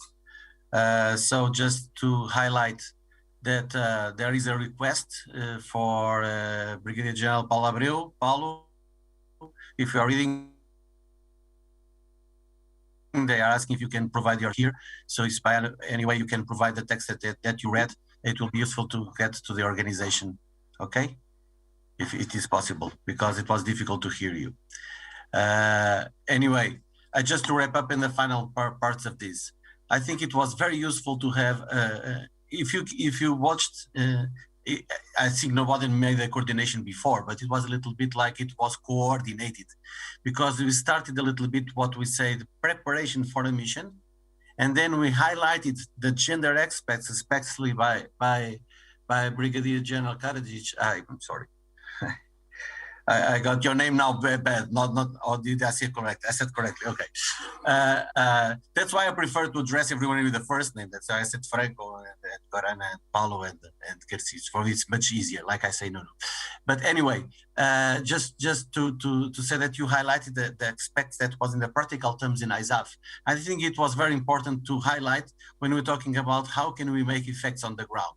And that was very well completed with Paulo Abreu, when Paulo said, well, we are doing things on the ground, but we have to watch carefully with ethnic distinctions, with authority distinctions, with different groups, and how can we approach? And he gave a lot of examples.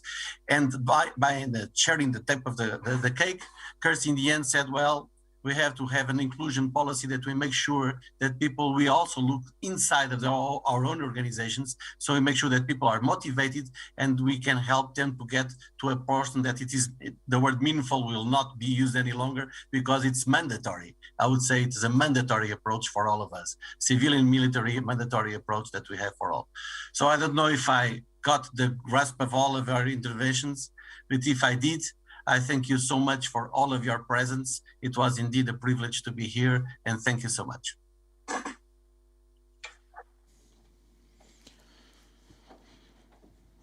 Thank you, General Lemos Pires. We will now have a short break. The seminar will resume at 3:10, 15:10.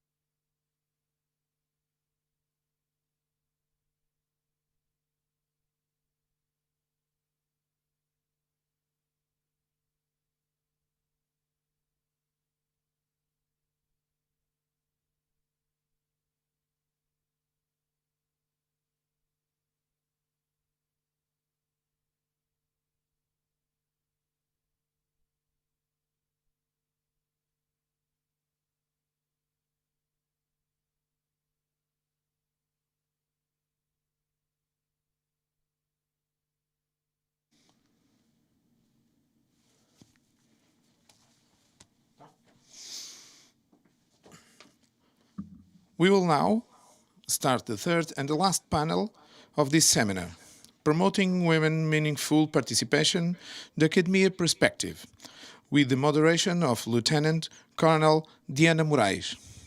Lieutenant Colonel Diana Moraes is a senior advisor to the Portuguese Minister of National Defense as head of the Office for Equality of the Ministry of National Defense and is chair of the NATO Committee on Gender Perspectives.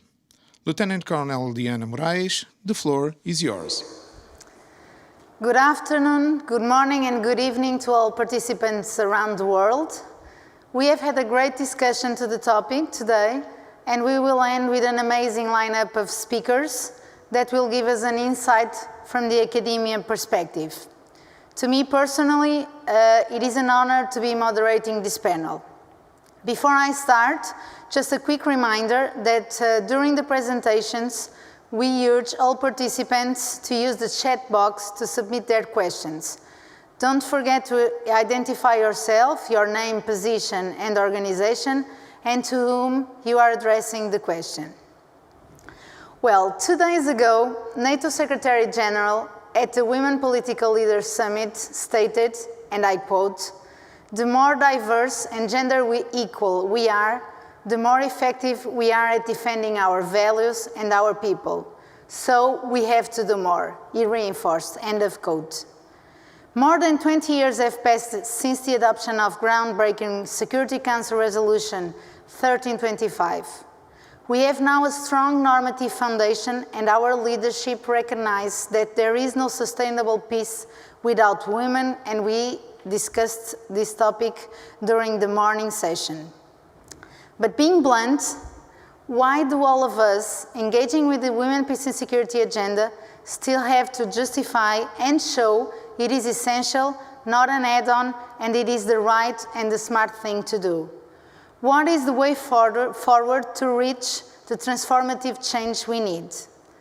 Well, I'll leave you with these provocative questions, and without further delay, I will now present our first speaker, Professor Helena Carreiras.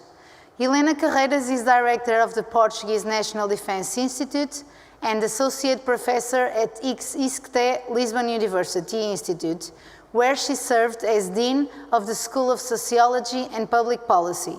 She holds a PhD in Social and Political Sciences from the European University Institute in Florence. Her research interests are in gender and society, armed forces, civil-military relations, security and defense, and research methodology. Helena, we're looking forward to hearing you. Thank you very much, Diana. Thank you for the invitation. It's a great pleasure to be here and sharing the panel with Nina and Anthony, Sabrina. I'm not sure if she will be here, but great panel. I'm looking forward to our discussion. We were told to reflect on this topic of promoting the participation of women in peace missions. I believe to do that, and that's what I'm going to do, we should focus on one hand, acknowledging what the situation is, so focusing on some research results to describe where we are, and then focus on from what we know about the situation, how can that impact our interventions in changing and promoting the role of women. So I will focus on what we know and how what we know can impact what we should do in terms of promoting women in peacekeeping. And I'll do that looking at 2 levels that should be tackled simultaneously. The structural level on representation and power, and another level, the narrative symbolic dimension. Although there are specificities of the international level, it is contingent on what happens at the national level, so I will also assume that I will be covering both dimensions here. So starting with the structural dimension, looking at representation, and power. Where do we stand in terms of gender integration and participation of women? What do we know? We know that half a century after women started to join the armed forces under a new historical model, that is, with a full military status and in peacetime, the inequality regime of the military is still strongly patterned through gender lines. What does this mean? It means that despite all the progress we have achieved, and we have achieved progress, and we have progress, this morning we talked about this, but gender is still explaining or relating to major differences in terms of the production and the allocation of resources, of material resources, of power resources inside this organization. In other words, it is still, it didn't have to be, but it is still a major organizing principle. So the inequality regime of the military is gendered. Let me give you 2 examples looking at some data. Let me see if I can share. Yeah.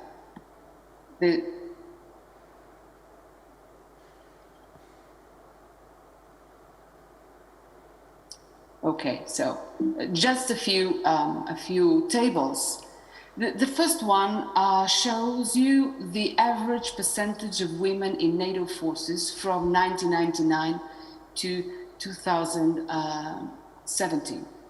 And what we notice is there is a tendency for growth in these representation levels. Sorry, I have it until 2018. It is now a little bit different, but still with a few movements we cannot really explain well. I believe these are methodological issues at the start of the series. What we can conclude is that women are still a very limited percentage, and progress has been really slow. If you consider that all this has been happening during the past half a century. Of course, with different expressions by country. If we look at countries, I don't want you to call your attention to the specificities of this figure, but we can see that while some countries have reached higher levels of representation, of women's representation, others have really kept them as a very small minority.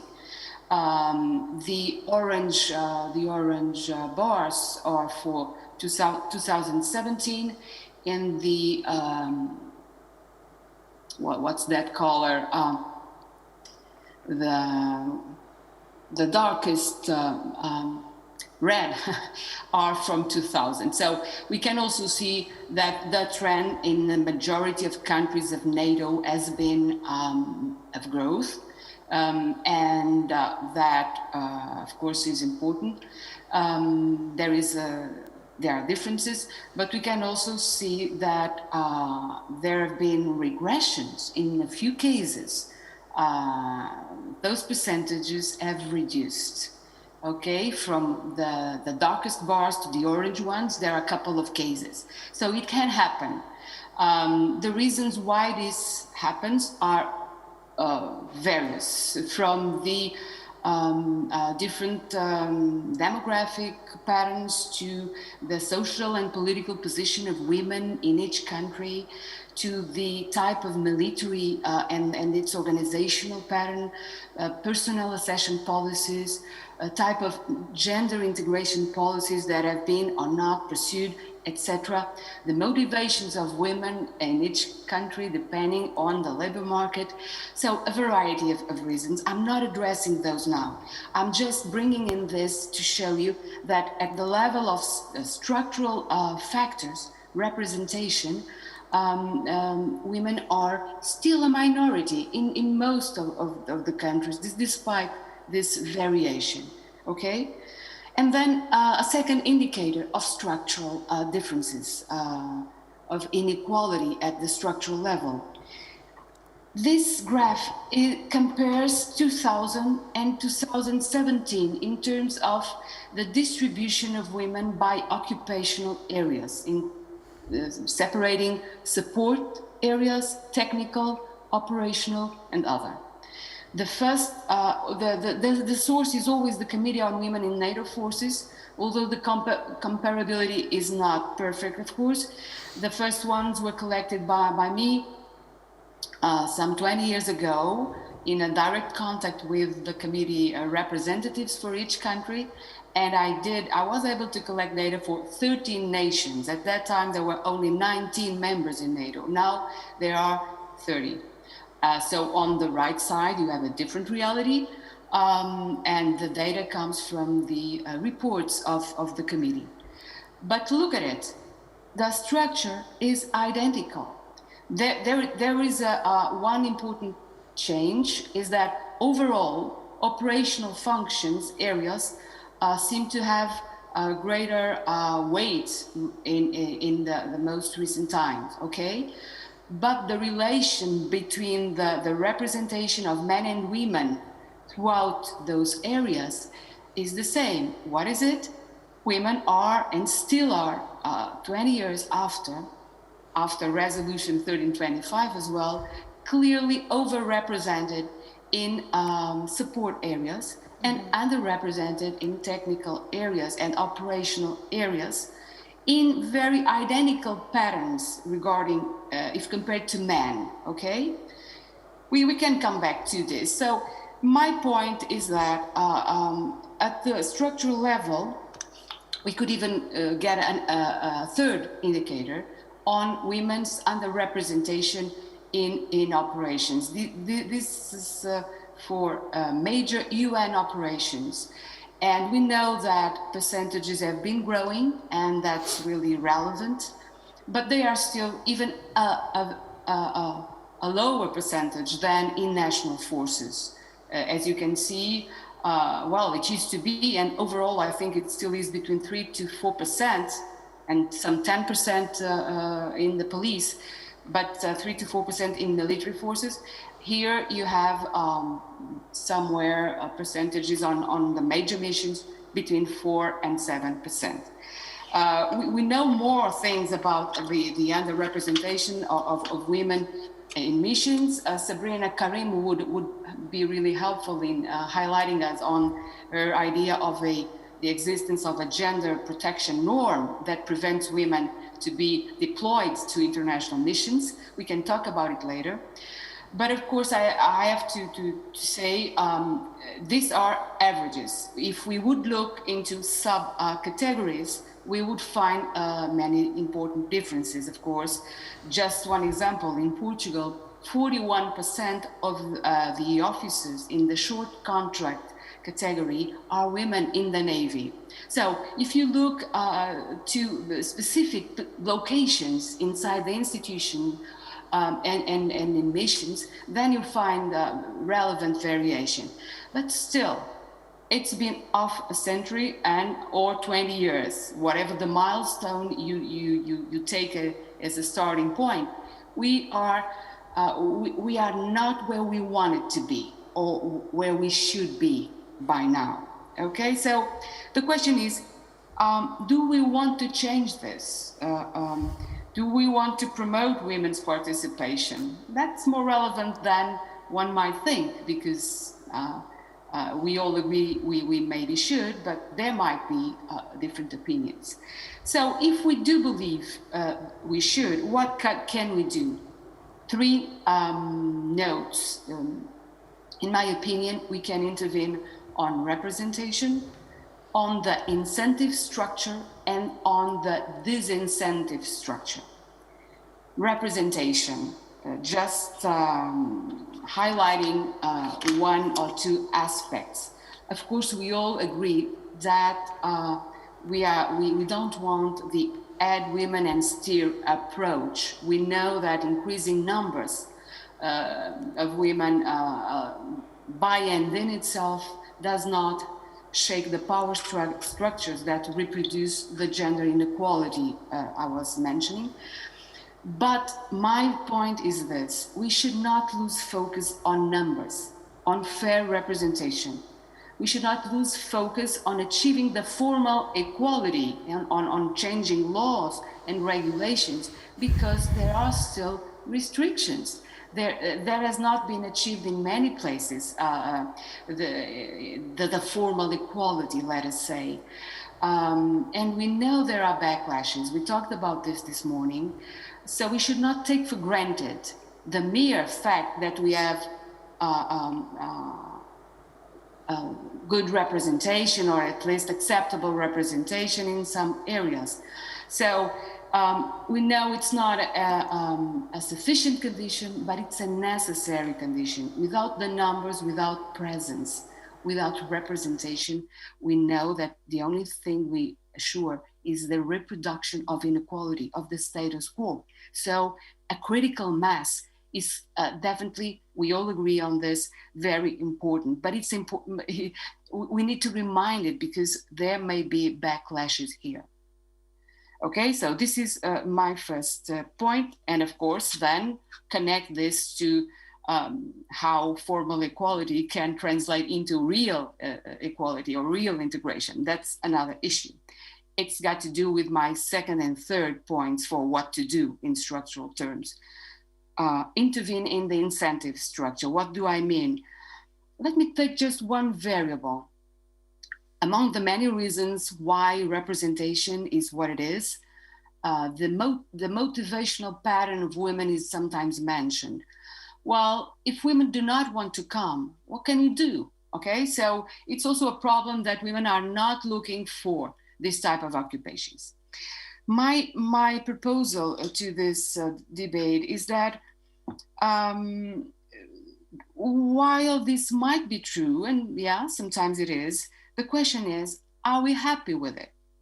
Do we want to change it?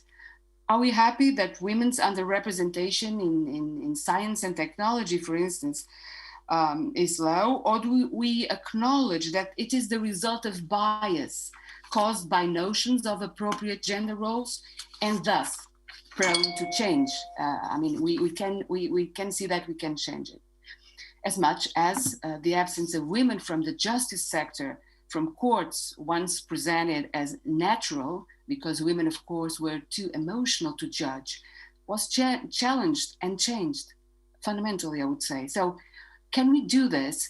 Are the armed forces happy with reproducing the social biases, or instead, is it a place where, paradoxically as it may seem, and due to some important native characteristics, social innovation can flourish? I believe so. As much as racial integration was promoted in the American armed forces before it was a wide social concern, I believe it is possible. So the question is really this one. Do the military want to blame the wider society for women's motivational patterns, or decide that the armed forces can help, of course not alone, but can help change the incentive structure that explains women's lack of interest in the military? And most importantly, the question could also be, can it afford not to? Finally, this incentive structure. What do I mean by this? All that has been the object of policies, the design and implementation of policies, the engagement of stakeholders. We should focus on context. And I would like to call attention to the importance of context to understand the obstacles to gender integration and to correctly frame institutional policy. Because the way the policies are implemented is not irrelevant. Sometimes we know that very good formal policies or policies aimed at formal integration produce the opposite effects, because they just were not adequately implemented. So focus on context. And research has shown that the quality of gender integration processes, both in garrison and during deployments, depends on a variety of environmental and individual factors. just to underline a few that we know impact this the policies and provide the context sensitive element I'm talking about. These factors build heavily on the effectiveness of institutional policies, but also the gender numerical balance, the quality of leadership, the training and the amount of time of shared experience, the type of occupation, the characteristics of the participant. So understanding the social dynamics triggered by the specific configuration of these variables is really important to design appropriate responses. So this research has shown that one size does not fit all, that we need to diversify strategies. We might need tailored communication directed or targeting women or not. Context-sensitive training, not just importing gender training and explaining the difference between sex and gender. We need to connect it to the experience of these people and to the relevance it might have in the field. So diversifying recruitment and retention strategies. There is no one model, so there are many different possibilities in conciliation and harassment. Just to mention two powerful disincentive factors for women: prior training before enlistment, better match between people and jobs, and creating the structures such as the equality offices, etc., and positions. That is all very important. So this was for the structure, and I'm going quick for the culture part of my presentation. So we have to look at the narratives, at the production of meaning that follows these objective changes or lack of changes. And what do we know? We know that there's been a narrative that has developed around the new roles of women in peacekeeping that underline the stereotypical characteristics of women that supposedly make them better peacekeepers and bring in added value because they are sensitive, they are empathic, they care, and that all is considered important for this type of missions. Okay, so we all know this discourse. We have been criticizing it during the whole day. It has paradoxical effects. In some places, it stimulated attention, a renewed attention to gender in women, and that is good. But at the same time, we know that it has negative effects. We are just reproducing stereotypes, bringing them in again. So the reasons why we now say we want women are the same reasons we rejected them in the past. And this all can have really detrimental effects on what we have already gained and provoke some kind of backlash. Not to mention that the women themselves might resist being considered special because they are women and they have these stereotypical characteristics. Nobody wants to be encapsulated in a stereotype. So many women might even reject this. But as I say, these are paradoxical effects. On the other hand, we also know that there is a discourse on gender neutrality that I believe is dangerous. In places where formal equality, that I mean, laws and regulations have kind of, where we have achieved this formal equality, no more restrictions or legal blockages, then it's easy to say, okay, it's done. I've seen it in my own country, that we have equality in the forces. There are no laws that prevent women and men to do whatever they want. This is really dangerous because there's some insensitivity, some blindness to the effects that gender will have in this organization, as it does in society in general. So the vicious circle of prejudice and intolerance that is generated by our patriarchal model of gender will be probably active even though we have achieved formal equality. So attention to gender is needed to monitor these effects.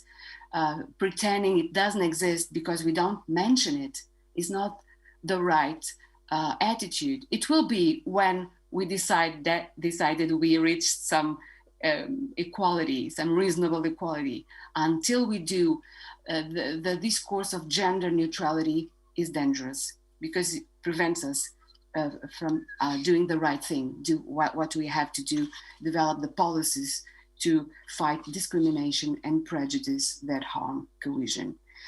There are new meanings also associated to masculinity, and that is important. Some people have been witnessing and showing that parallel to the warrior kind of masculinity, other types of masculinity associated with care and respect and more professional, and Anthony will talk about it, I believe, a professional trust have been fundamental to build the identity and cohesion. And we should be attentive to this and take this into consideration. So this also exists and gives us some hope that some dislocation of gender dichotomies might happen. Nina will probably question this because I know that she and Lady Heineken wrote about how difficult it will be to dislocate these dichotomies of masculinity and femininity. Their work in South Africa showed that it's really very difficult because the objective reality is there and to prevent dislocation, change in the narrative of masculinity to happen. But anyway, what can we do to finish? I think we should, and there is space, despite what I just mentioned, there is space to dislocate essentialist narratives. We have to degender the capability and skills discourse and focus the need to develop men's ability to care, to empathy, to communication, to conflict resolution, if indeed these are important in peacekeeping. So it's not about we should not be underlying that women are special or have these abilities because they are women. It's if they are important capabilities, we should train men and women to develop them. And it's possible because these are human capabilities, basically.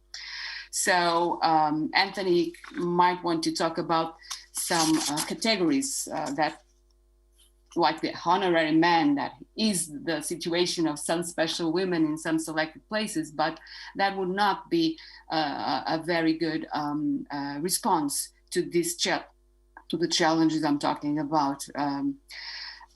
We can resist the gender neutrality discourses because we know gender produces effects, whether we want it or not.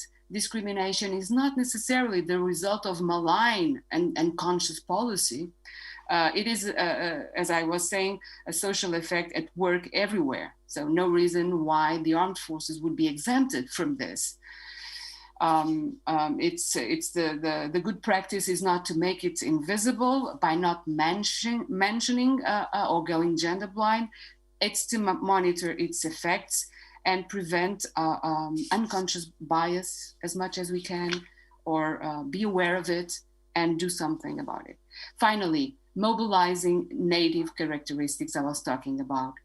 Why I believe we can do it? Because this organization, based on our hierarchy and discipline,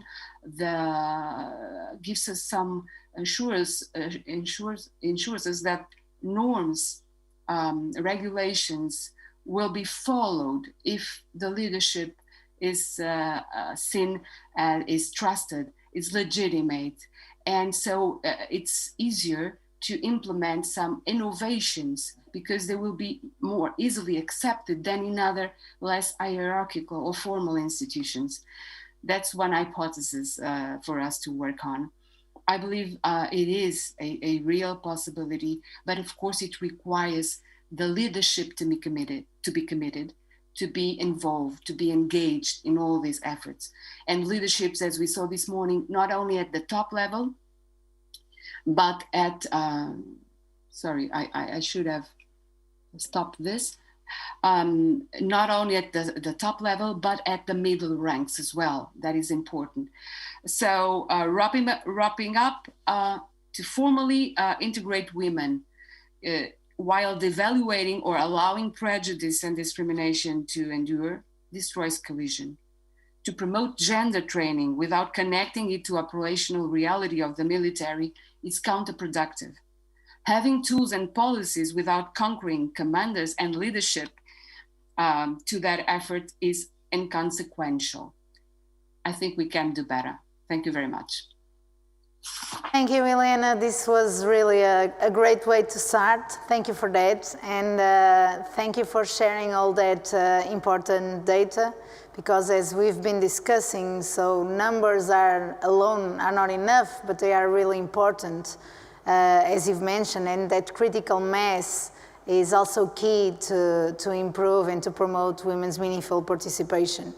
And I particularly enjoyed the way you started your presentation by saying that we need to acknowledge what is the situation, because me as a practitioner and in my daily work I often hear, and we have heard it today, that there is no gender equality problem in the armed forces.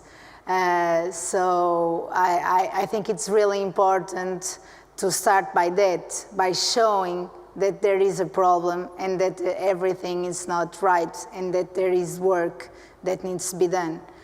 And I also agree with something that you said and as a military, that I truly believe that the armed forces can lead by example and then can influence the society to go further on when it comes to gender equality. So thank you very much, Elena. And I will now move on to our second speaker, which is Dr. Nina Whelan. I hope I said it right. She's a research director for the Africa program at the Egmont Institute for International Relations and associate professor at the Department of Political Science at London University in Sweden. She's doing research on security sector reform, the politics of peacekeeping operations and gender, with a focus on the military institution. Geographically, her research has been concentrated to sub-Saharan Africa, where she has conducted extensive field work in the Great Lakes region and the Sahel. Nina, the floor is yours. Thank you, Diana, and thank you for the invitation to participate in this webinar. I'm especially honored to be part of this particular panel with colleagues whose work I find both innovative and inspiring, so thanks for that.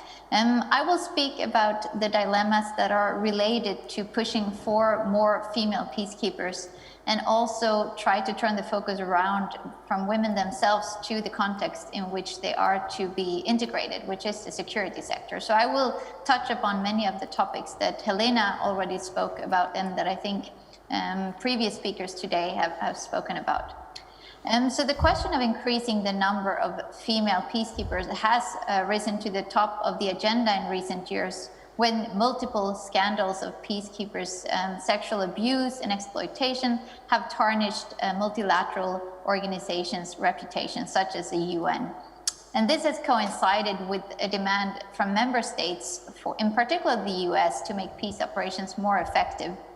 So I think it's against this background of a UN that seeks to improve its performance and clean its reputation that the renewed push to increase the number of female peacekeepers should be seen. And then, of course, the 20th anniversary of the Resolution 1325. So in the coming minutes, I will discuss barriers to increasing women's meaningful and equitable participation as uniformed peacekeepers. And I will focus on this instrumentalization of female peacekeepers, not just in the UN, but in general. So I will make three main points during this talk. Firstly, when we instrumentalize women's participation, we also risk confusing normative agendas and evidence-based research. And secondly, instrumentalizing women's participation means that we're putting high expectations on female peacekeepers that we're not putting on male peacekeepers. So in other words, the added value that Helena also mentioned that female peacekeepers are supposed to bring becomes an added burden. And thirdly, a way to avoid these challenges is to shift the focus away from the women to the environment in which they are to be integrated, and to recruit, again, as Helena was mentioning, and as Charlotte Isaacson has mentioned earlier today, to recruit representative leaders that are capable and willing to transform this environment. And I think we've seen evidence of this, especially today. So starting with the first point, the risk of entangling normative agendas with evidence-based research. What I mean here is that there is a tendency, even among us researchers, to argue for the inclusion of more female peacekeepers, not just because of the right for women to participate, but because of women's supposed added value. So the focus on female peacekeepers in this situation is linked to a host of arguments drawn from research and reports about women's added value as peacekeepers. So women are supposedly better at diffusing tensions because of their more conciliatory nature. They are understood as better at ensuring assistance to victims of sexual violence because they're women and thus can both better identify with female victims and make the victims feel more at ease. And female peacekeepers are less likely to be perpetrators of sexual exploitation. And in addition, women may serve as deterrents for male peacekeepers to commit sexual violence, or as Dakota stated, men behave better when in the presence of women from their own culture. More practically, female peacekeepers can search women at checkpoints in societies where gender segregation is prevalent and women are prohibited from interacting with men. And women are supposedly better at establishing relations with local women's groups and thereby increase the situational awareness as well as collect intelligence from the local community. So these are all convincing arguments about why it is important to include women in peace operations, yet many researchers have also pointed to the need to contextualize and nuance these arguments to better reflect reality and avoid reinforcing gender stereotypes. So what I'm saying is not that this is not true or that this research is not true. I'm saying that it is difficult and risky to measure women's added value, not only because the percentage is so low that we won't get any liable results, but also because it risks backfiring if the results are not what are expected. I'm also saying that there is research that shows that quite often women's added value in approaching local communities is difficult to assess. Partly because there is not always that much contact between uniformed peacekeepers and local communities, and partly because locals are more likely to see the uniform rather than the gender of the peacekeeper.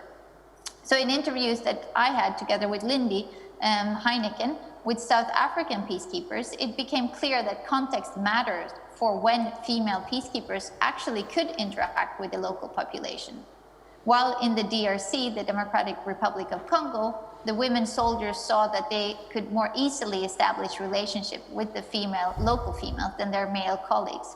But in Sudan, they only had limited access to the local community. Due to an assumption that female peacekeepers attracted rebel attacks, the female soldiers were relegated to the base camp, thus impeding any interaction with locals. Or as one of the South African male officers explained to us, in Sudan, we had to put them in the back seat. We rather kept them less visible. We try not to take them to red areas then being understood as more dangerous areas. So this statement exemplifies research done by Sabrina Karim and other colleagues that shows how female peacekeepers are disproportionately deployed to so-called safe spaces and safe tasks, meaning assignments to countries or territories that have minimal danger associated with them. On the other hand, another female officer said that her uniform gave her status and protection from gender stereotypical behavior, letting her interact with male population in strongly patriarchal societies like Afghanistan and Saudi Arabia. So these discrepancies underline the importance of understanding research findings in the right context and culture. And with regard to women peacekeepers serving as deterrents of sexual violence or harassment, there is again little evidence that this is the case. And from an ethical perspective, that's a difficult claim to make. Women in uniform are in a minority and are unlikely to be capable of changing the behavior of the majority. And it's also quite problematic to expect women to tell on their male colleagues, especially so as women in uniform are more likely to be victims of sexual harassment than women in other occupations. So I wanted to be clear here that I'm not saying that there is no added value of women peacekeepers. I'm saying that often argument of women's added value to peacekeeping operations come more from expectations of what women could add than what they actually do add, depending on the culture, the context, and the conditions in which they deploy. And here I'm coming to my second argument, the expectations that are put on women peacekeepers. As you've just heard, there are quite a lot of expectations on how women should make peace operations more effective and efficient. Yet I think it's important to avoid putting gender stereotypical expectations on female and male peacekeepers. This is important because research has shown that women are trying to live up to these expectations by doing more than their male counterparts in order to prove that they do in fact add something extra, something that only women can add. Some research has shown that female peacekeepers often work a second shift, engaging with local communities as volunteer work, while some women peacekeepers have asked for specific training in sexual and gender-based violence because they were expected to perform better than men in these areas. In a discussion I had with a female UN peacekeeper, she explained that she reached out to the local community by giving public speeches at various organizations about being a female leader and military, trying to show a good example and live up to the expectations of being a role model. Yet these speeches were done on her free time, meaning that she too did a second shift. And when I pointed out this, she commented, well, it's true that my male predecessors had a lot of time to play golf in their free time, but I couldn't miss this opportunity I had as a first woman to make an impact. So this will to make a difference and to show the added value seemed to be recurrent aspect with many female peacekeepers, and reflects the fact that the pressure to add something extra does not only come from external sources, but also from female peacekeepers themselves, due to the structure in which they are integrated.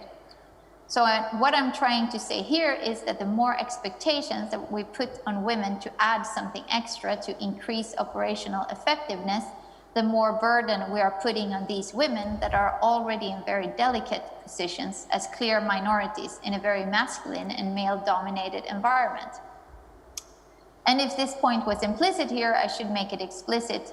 These expectations are not put on male peacekeepers and are therefore not conducive to gender equality.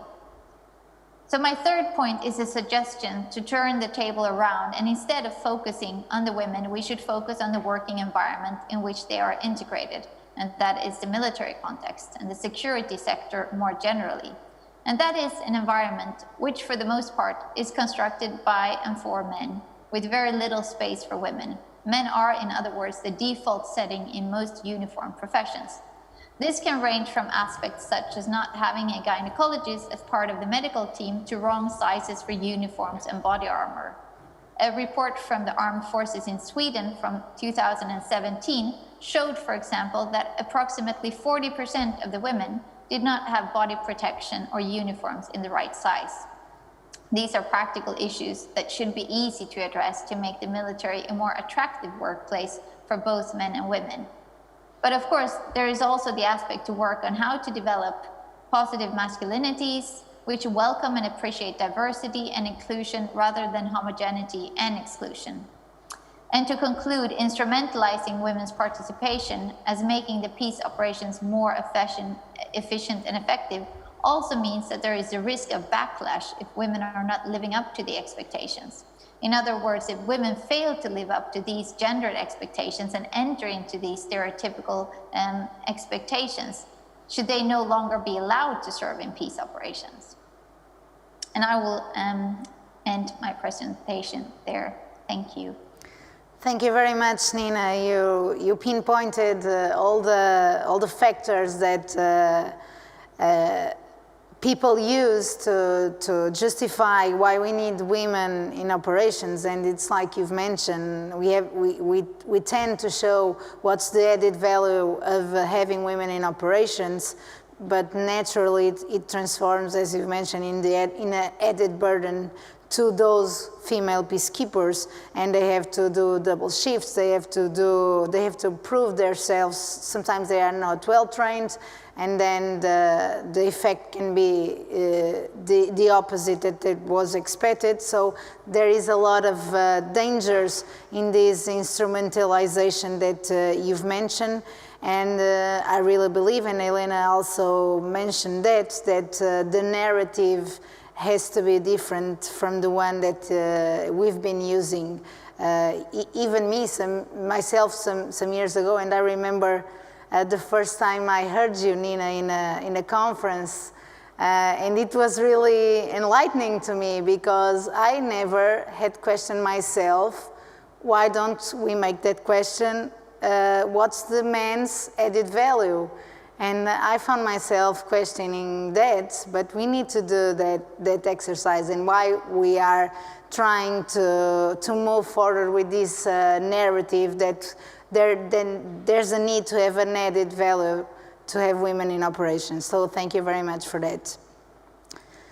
Moving on to our next speaker, Dr. Sabrina Karim. She is the Hardy's Family Assistant Professor in the Government Department at Cornell University. She directs the Gender and Security Sector Lab at that university, and is the co-author of the award-winning book, Equal Opportunity Peacekeeping, Women, Peace and Security in Post-Conflict States. Sabrina, I hand it over to you. Excellent. Thank you very much. Let me just start off by thanking everyone on this panel, and it's a pleasure and an honor to be on this panel, and also to have participated earlier in the earlier sessions in what has been a really fantastic discussion. So I am excited to be a part of that discussion and moving forward contribute to it. So I'm just going to share my screen and some slides here. Okay. All right, hopefully you can see that. So I'm going to just begin with the presentation, and really the presentation is oriented around this very broad initiative that's been going on for the last few years, sponsored by many different countries and organizations, oriented towards trying to increase women's meaningful participation in peace operations. And a big part of this initiative, especially by the Canadian ELSI initiative, was to develop something called the Measuring Opportunities for Women in Peace Operations methodology. And so that's really what I'm going to talk about today. And a big component of this methodology is to have kind of come up with a set of opportunities or barriers to women's meaningful participation in peacekeeping operations. And so I'll go over that, as well as some kind of preliminary results that have come in from having implemented this methodology in 4 countries already. And then I'll talk about the importance of 2 of the barriers that are mentioned. And I know Elena mentioned structural versus cultural, and that's a very nice dichotomy here as well in this presentation. So let me just begin by just saying a little bit about the ELSI initiative and the ELSI initiative fund. I think maybe it was addressed a little bit earlier today, but this is kind of the UN's big push to try to find ways to increase women's meaningful participation in peace operations. And one of the ways that it's doing this is by providing funds for countries to really undergo an assessment to better understand what are the most salient barriers to women's meaningful participation in each country. Now, we have heard about many barriers today, and so to really understand from a country perspective, from a local perspective, what are the specific barriers and what can be done to address them, because they might be different across country context. And it's really important to understand that there's not a one-size-fits-all solution to trying to increase women's meaningful participation, but we really need to understand the specific conditions in each country, and that's what this methodology is really meant to address. So through the Gender and Security Sector Lab that I direct, one of the main questions and one of the main research questions that we're asking is, what are the barriers to women's meaningful participation in peacekeeping operations? And really, this is the main slide for today.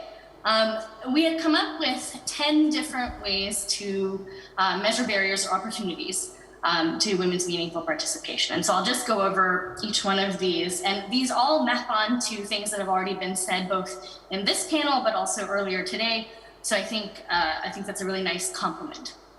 So the first barrier is eligible pool. And I think this is very straightforward to understand. Many people have mentioned this, that if you don't have enough women in the national military or in the police force, then you simply don't have enough women to send to peacekeeping operations.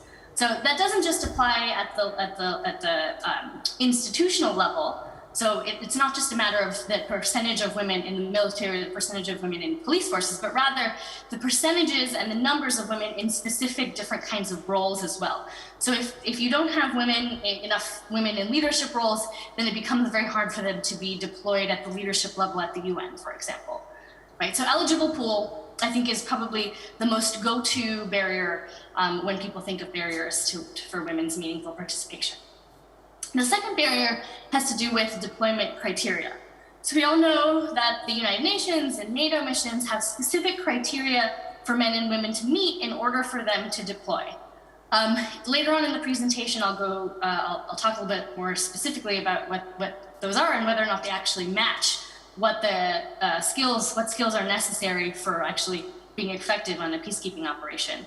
But these criteria, usually have to do with being able to drive, being able to use a computer, language skills, being able to engage in shooting, etc. And so one of the questions we want to ask is, are these criteria themselves gendered in some way, in that they favor men more so than women? And actually, are there actually criteria that are really important in missions, but actually not as a part of the criteria that the UN uses or that NATO uses?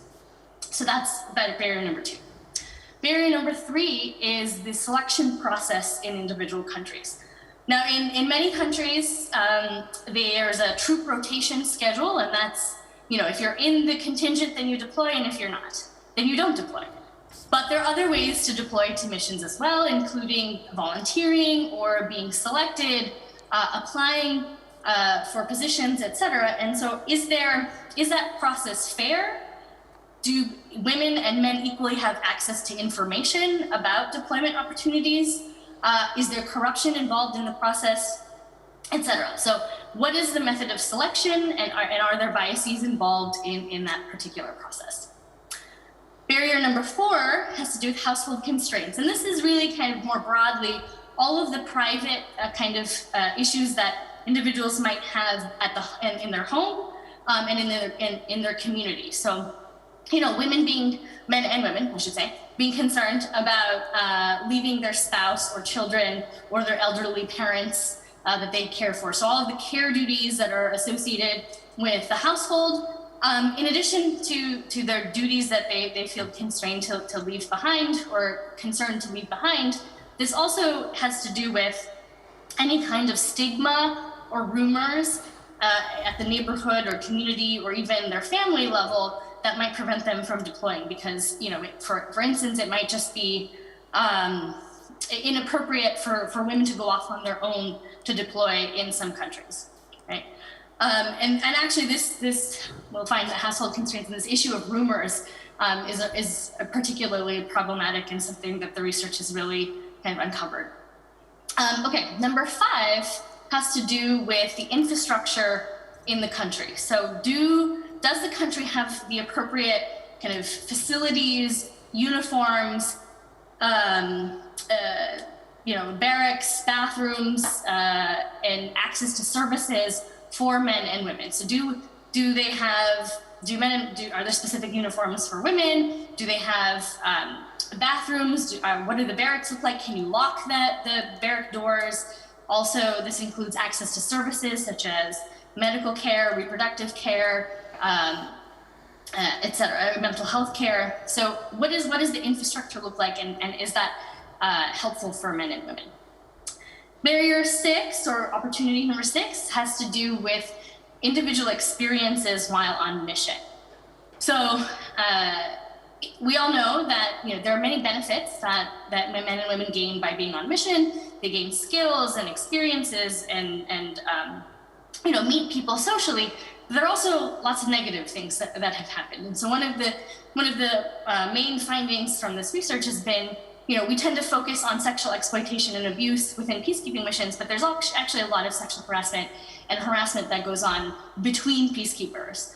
So those kinds of negative experiences of harassment, discrimination, the conditions on the ground you weren't necessarily prepared for, So those kinds of experiences can have rippling effects. So usually means that if somebody has a negative experience, they're not likely to want to redeploy again. And they are likely to tell everybody, tell their friends about that experience. And so that has ripple effects in terms of people wanting to deploy. Now, if women and men have positive experiences, obviously that can have positive ripple effects. So the experience itself in the peacekeeping mission is really important. Number 7 is career value. So this is kind of a little bit of a general barrier that's very different across countries. So how important is peacekeeping deployment, whether NATO or UN or deployment in general, for one's career? So, for example, in the United States, if you deploy on a UN mission and you're part of the military, it's kind of seen as a demotion. Like you're not really, it's not really beneficial for your career. But in other countries, peacekeeping and participating in United Nations peacekeeping is very prestigious. So a place like Ghana or Bangladesh, where the UN and participating in missions is really valued, can really be helpful for your career, right? So there's variation there. Top-down leadership is something that we talked about, so barrier 8, in the entire first panel today. So the importance of leadership in decision-making around gender equality, both individually, so individuals at the very top, but also mid-level, colonels, things like that. That middle tier leadership is also very important. In addition to individual leadership, it's also important to have institutional frameworks in place. So things like a national action plan or a gender mainstreaming policy. So these kinds of frameworks and policy tools give guidance and kind of push the agenda, if you will.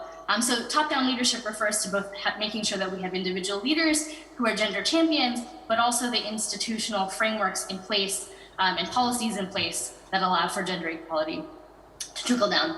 So you'll note that issue areas or barriers 1 through 8 are highlighted in blue because these are what we think of as kind of structural, what Elena mentioned. These are structural issues that have different policy recommendations potentially than the last 2, which are more cultural. So issue area or barrier 9 has to do with gender roles. And these are, so when I say cultural, I mean kind of perceptional. So these are people's beliefs and ideas that really influence the decision-making that happens. And these kinds of belief systems can happen at the organizational level, or they can be concentrated in certain units. So that's something that researchers can look into, for example. So by gender roles, this is really just basic gender stereotypes about women.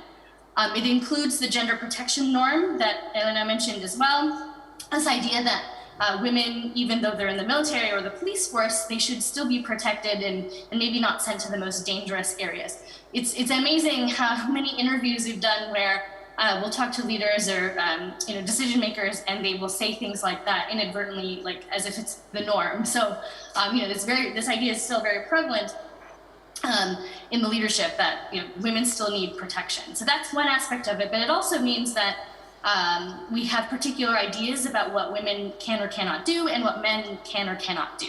So these gender stereotypes are oftentimes, sometimes overt, but more often than not implicit. So I still myself find myself, having to catch sometimes gender stereotypes that I have. So I think this is something that is pervasive to everyone, and we just have to be constant and vigilant about them.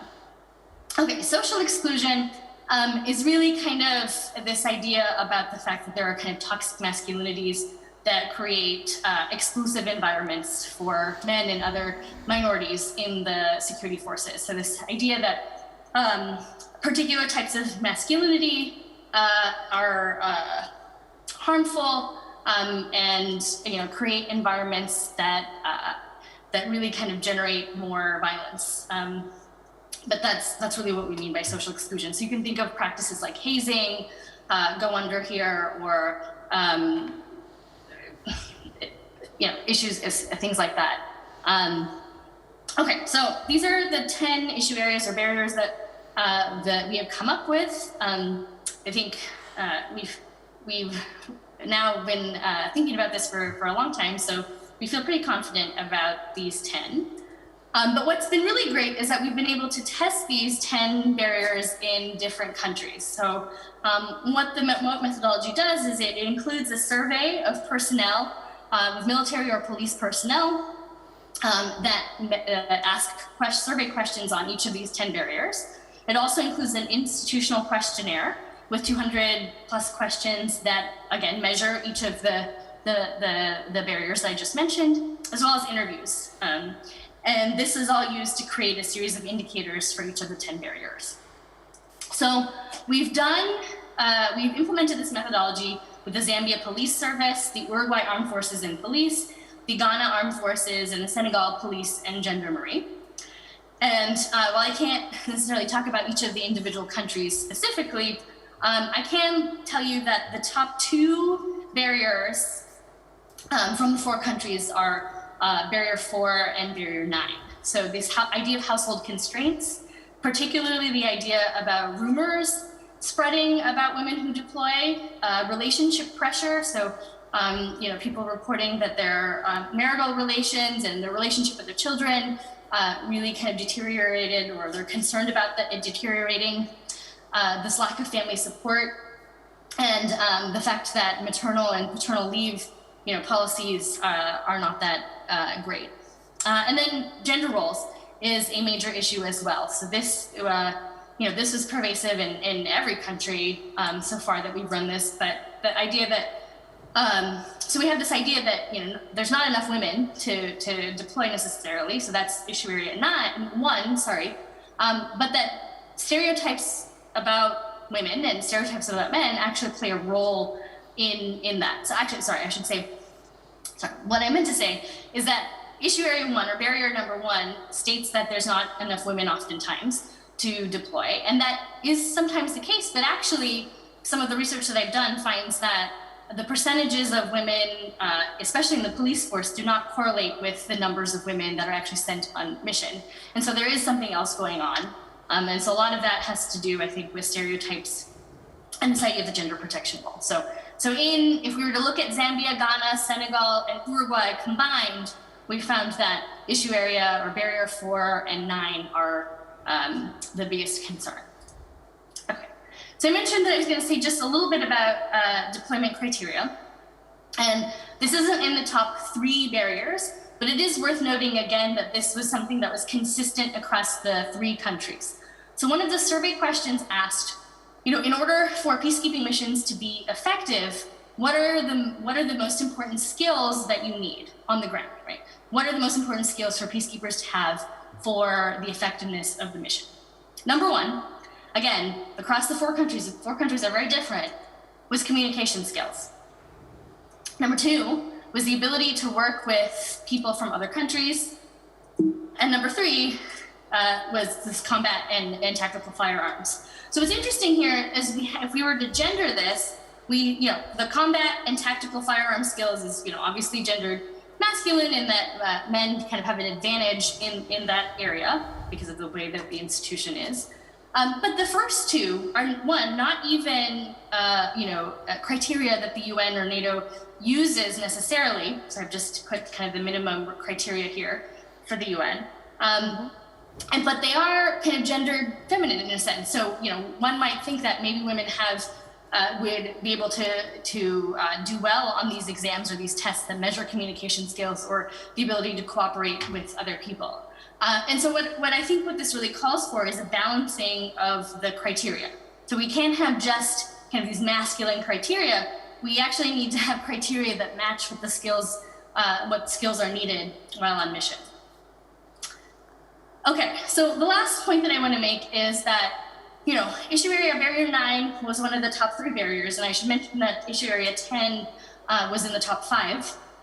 But the importance of these cultural or belief systems and how important they are, not just for increasing women's meaningful participation, but overall operational effectiveness in the mission. So one of the things that we did was we measured gender norms and social exclusion using survey questions. And then we looked at whether or not they are correlated with misconduct and with escalation in violence. So I'll just show you, and bear with me, these are graphs, so hopefully it makes sense.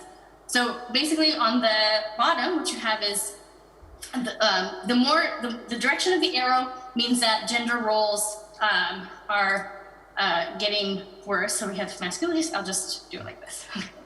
So what we have, what this shows is right here, hopefully you can see my arrow, the gender role scale and masculinity scale. The more that it's moving, the direction of the arrow means that you have more negative views about gender roles, meaning you have more gender stereotypes. In the masculinity scale, it means that you have more toxic masculinity. And what this, on the y-axis, what that shows is we gave different scenarios about different events, and people had to say what they would do under each event, and we coded whether or not that was escalating violence. And so basically there's a correlation between beliefs about gender stereotypes and masculinity and whether or not you are likely to escalate in a particular situation. Similarly with misconduct, again with the gender role scale, the more gender stereotypes you have, the less serious you think misconduct is. So we asked different scenarios about misconduct and how serious each one of those issues was, so everything from sexual exploitation abuse to drunk driving, etc. So any kind of misconduct in UN peacekeeping operations. And again, the more negative your gender roles or more stereotypes you have, the less serious you think that this misconduct is, and the less likely you are to report that misconduct. So again, with more gender stereotypes and with more toxic masculinity, you are less likely to report any kind of disciplinary offenses or misconduct. So the point here is that so let me just kind of summarize everything. One, there could be, local context is really important in terms of thinking about barriers to women's meaningful participation. With right now what it seems like is household constraints and gender norms being really important for that. But also that these issues are not just important for increasing numbers, right? They're really important for operational effectiveness and reducing misconduct and violence more generally. And that's, I think, what we really need to focus on as well. So it's really about gender equality as a whole rather than just, as Nina so eloquently says all the time, just about numbers. So thank you. Okay, thank you, Sabrina, and we really appreciate this comprehensive overview that you gave us on the 10 areas that need to be tackled to overcome the barriers for women's deployment. I was quite surprised that the top areas were households and gender roles. I was not surprised, but with households I was really surprised because I thought the first one, eligible pool, would be really important, and it's really connected with gender roles because you can have 50% of women in the armed forces, but if they are in service support areas, you won't have, it will be difficult to have them in missions and operations. So personally, I found that first area really, really important and one of the main responsible for not having more women deployed. But thank you very much. We are a little short on time, so I will now pass to our last speaker, last but not the least, Professor Anthony King. He is the Chair of War Studies at the University of Warwick. He has just completed a trilogy on Western military transformation in the 21st century, the transformation of Europe's armed forces 2011, the combat soldier 2013, and command 2019, which won the British Military Book of the Year Award 2020. He has been an advisor to the British Army and Royal Marines for nearly 2 decades. Anthony, the floor is yours. Well, thanks very much, Diana. Thanks very much. And thanks very much for the invitation. It's obviously really a pleasure and an honor to speak. And thanks to my fellow panelists who I've listened to with great interest. I'm going to share a little screen. My PowerPoint slides are slightly less sophisticated than my colleagues. If I can find them, hold on a sec. It's going to be, let me just get this presentation up. if I can do this. Slightly misbehaving. Hang on.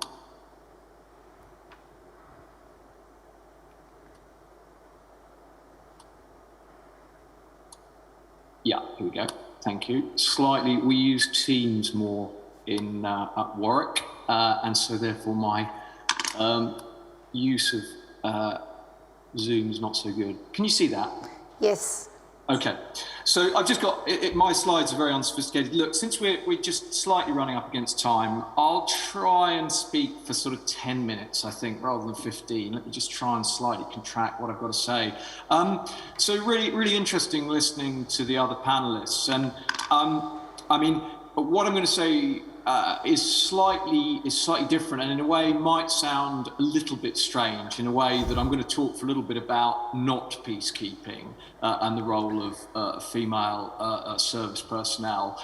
But I think and hope that you'll see that what I'm trying to say does connect with the themes that particularly Nina and Sabrina were talking about. And then when I talk about the obstacles, I think and hope that will connect with Helena's point. So with that, let me try and give you some insight. So if we look at the last 20 years of military operations, and in line with my own research, I'm talking here particularly about Western forces, Europe, North America, Australia and New Zealand, it has been pretty striking. Western forces in Iraq and Afghanistan and in other theatres have been engaged in very intense military operations. And very unusually for Western forces, female service personnel, female soldiers, and other females from the other services have been engaged not just on operations in a support function, but actually in the front line of military combat operations. And I've just got a few short examples from a couple of photographs of female combat veterans, namely Kate Nesbitt from the United Kingdom, who in fact won a military cross, a third level but very highly esteemed, very difficult to win military distinction, a gallantry award in Helmand in 2009 for her saving of a soldier's life under fire. And we've got other examples from Britain in Helmand at that time. Chantal Taylor, who was the first woman to fire at enemy forces and reputedly to actually kill some Taliban fighters who were attacking British forces. And in Canada as well, significant numbers of examples of successful service in combat units by female soldiers. Here we've got the example, the well-known example of Major Eleanor Taylor, who was a company commander in Kandahar in 2009 and 10 during a very intense period of combat operations in that province. So what we have over the last 20 years is some examples of female soldiers, female service personnel serving not just in benign peacekeeping operations, but actually in combat. And indeed, if we look at recent wars in Syria and other theatres, we can see that this is not just a Western phenomenon, although, as I say, my own research is exclusively on Western armed forces.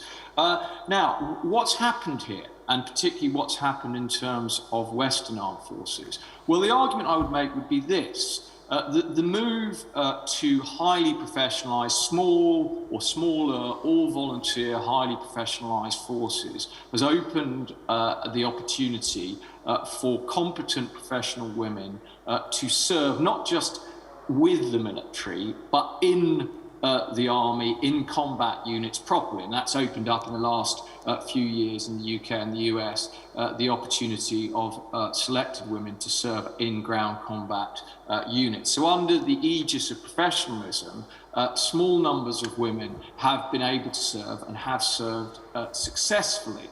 Now, why is this important in terms of peacekeeping? And this is where I think my argument does resonate with what Nina's just said and what Sabrina has just said. What I would caution against is thinking about peacekeeping as a specialist activity for military forces. When states send units on peacekeeping missions, they typically send companies or battalions to do. So they send units that are pre-formed. So if you want females to perform on those peacekeeping operations, you actually need female service personnel to be integrated exactly the same way as their male colleagues are, into standing units that are deployed, standing platoons, standing companies, standing battalions. Now, this doesn't in any way disparage the excellent specialist work that female service personnel have performed on peacekeeping missions, or indeed in female integration cells and female engagement spells in Iraq and Afghanistan. But in terms of thinking about women's participation in peacekeeping operations, I think the problem you want to look at, that one wants to look at, is female integration into the military full stop, and including into potentially high intensity combat organizations. And remember, peacekeeping itself involves large amounts of what we might call combat service supports, logistics, engineering, medical support, of course, but it also typically requires infantryers in order to protect some of those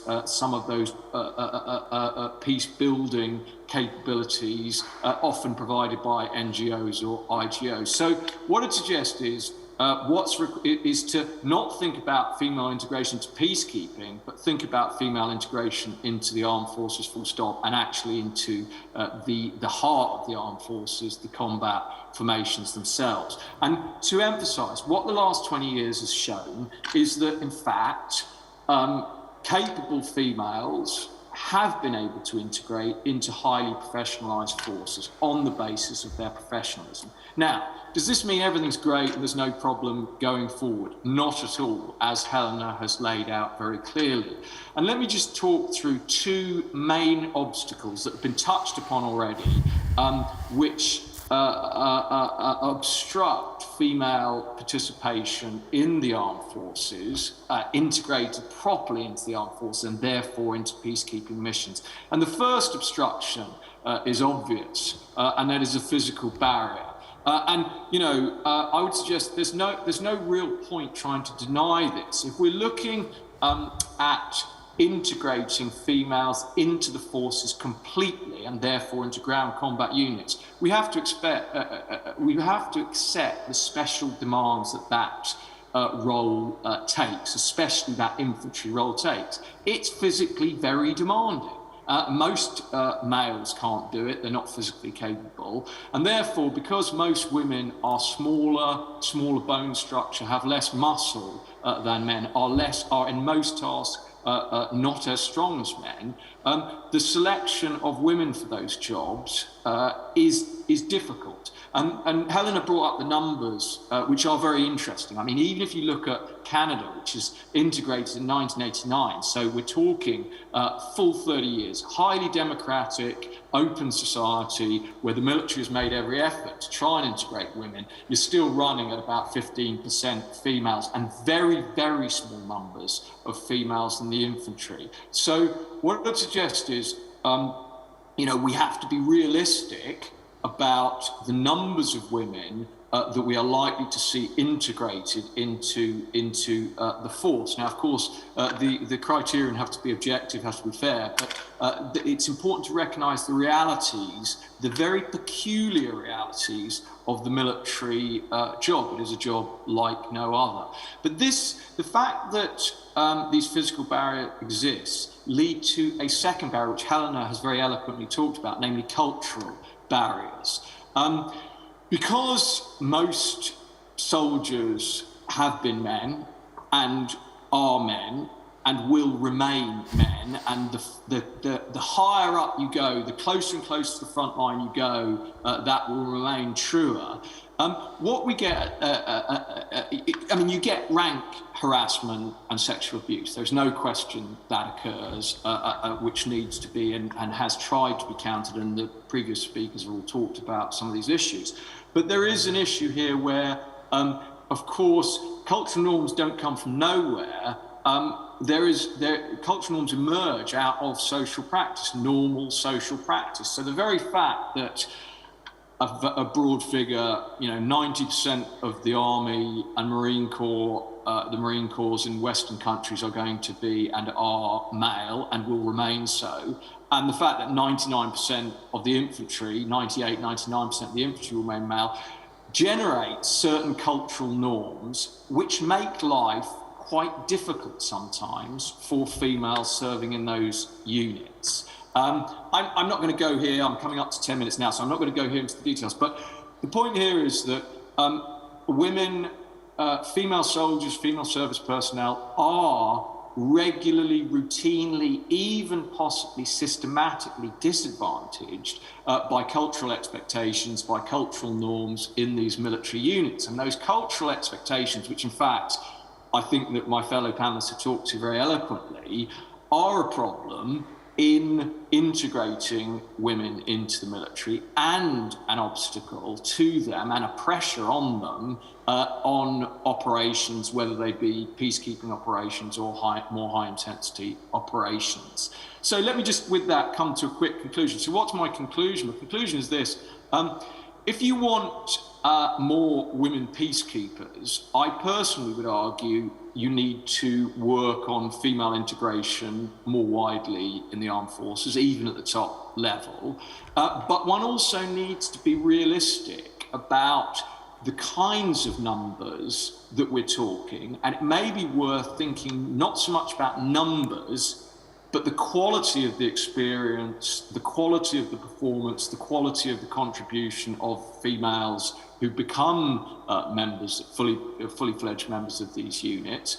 And simultaneously, in order to allow that, of course, to be aware of and to challenge arbitrary cultural norms, practices of harassment, and of course, most extremely, directed assault and abuse of female service personnel, which we know, unfortunately, is extremely common. So with that, I will stop, and then we can, I think, take questions. I think that's right, Diana. Yes, thank you, Anthony, and thank you for this really, you pinpointed two barriers that are, especially the physical barriers are always a topic of discussion in every forum, and we struggle with that. So yes, it's really important that we see this, but to be honest with you, I feel that despite women, we know it's a fact, we have less strength and we are smaller. The way sometimes the physical fitness tests are designed, maybe they are not the correct one. So we also need to address that. So in order to have more women broadly, and as you mentioned, across the armed forces and in every role. So we only have less than 15 minutes to end this panel. We don't have any questions, so, and I urge the participants to ask questions, but I will start with something that concerns me. I will take the advantage of having such speakers in this panel to make this question. So, military are fact-oriented, and so the narrative that I've mentioned and we've mentioned before of saying that there's an added value of having women in military operations, I see there's a point, it's a good one in convincing military to have more women in operations. Of course, we've mentioned all the dangers in that, but in the short term, it can cause an effect. So my question is, we know this is not the right narrative, but how can we explain the why? Why do we need more women to the military without using the operational effectiveness or the added value of women? I really would like to hear your personal perspective on this, And I would start with Elena, which was the first speaker. Elena? Thank you, Diana. Or calling Diana. So the why question, there are longer answers and there's a short one. And I'm going to quote Justin Trudeau by answering, because this is 2021 and gender equality is long overdue. That is the short answer, okay? But of course, you are absolutely right. You have to produce discourses and narratives and meaning that is accepted and can produce effects, is accepted by those who are at stake. And so how can we, if we don't stand to this narrative, what can we do? What can we say? What factors can we underline that would be as effective and convincing for those who need to believe that women, having more women is good, because that is not obvious. I would say that there is a very important argument on the focus on diversity. Organizations are better if they are diverse. If they are monolithic, they will not survive. Also because the world is every time more diverse. The type of military occupations and areas, we talked about it today, hybrid threats, space, cyber, the world is getting more diverse and more complicated, both at the threat level and the response level. This means that organizations really should understand that if they don't accept and especially integrate diversity, because it's not enough to have diverse organizations if you don't integrate, if you allow diversity to live with prejudice, that will be really harmful. So you have to manage diversity, but diversity is fundamental. You bring more perspectives to the table, more experiences, different trajectories, whatever. And it's not about essential differences. It's about different experiences, different ideas. It's the richness of diversity. Maybe this argument, which is true, of course, will be helpful. That's my 5 cents. Okay, thank you, Elena. You know, I totally agree with you. We are in the 21st century. This shouldn't be a question, but then I go back to reality, and I know sometimes I have to answer these questions. And we are always focused on what is our core business, our product, and for the military, our operations and its effectiveness. So it's difficult. The narrative is really important, like you've stressed, and the way we frame it, it's really important. So I will pass the floor to Nina, please. Yes, I heard that they got the same question earlier today in another panel, and I think that the answer that we heard then was like, why should we have male peacekeepers, or why should we have male militaries? And turn the question around again to show just how outdated that question is. And I'm not talking about you personally now, Diana, but it's a bit like this question, we have to answer it over and over again about, although that shouldn't be a question because it becomes so biased, the discussion becomes biased from the beginning when we have to justify women's participation, especially as the military is one of the most powerful institutions in most society. It's the institutions that's tasked with protecting the sovereignty of a state. So it has both the status and the power of an extremely important institution. And to leave that institution, to have to justify women's participation and inclusion in such an institution, I feel that that's, we shouldn't have to go into that discussion. But yeah, I would go into, if I had to do it, then I would go into the same direction as Helena said about diversity, but also the fact that a society that's governed by a gender unequal structure is not a society that's safe for all its citizens, and we've seen that in research again and again. So I would go into the same direction, that we need representative military, powerful state institutions should be representative of the society it's supposed to protect. Yeah, I agree with you, Nina. That's a key point. We need to mirror the society we serve, so that's a really good argument. That normally I use that argument to end it, to make my point. So Sabrina, please. Yeah, I think I would echo everything that Elena and Nina have said already, but I would just add that I think women's inclusion is a part of a broader goal, which is gender equality more broadly at the institutional level. And I think if militaries are concerned about violence, and both in terms of escalating violence and creating unnecessary civilian casualties, or are concerned about civilian protection, and if they're concerned about misconduct and mitigating misconduct, then gender equality at the institutional level is really important for those two goals. So I think tying gender equality to these broader institutional goals, and some of that is operational effectiveness, but I don't think any military wants to unnecessarily escalate and harm civilians, nor do they want misconduct in their armed forces. And so gender equality is a really big piece of that, so a piece of the solution. Okay, thank you, Sabrina. Anthony?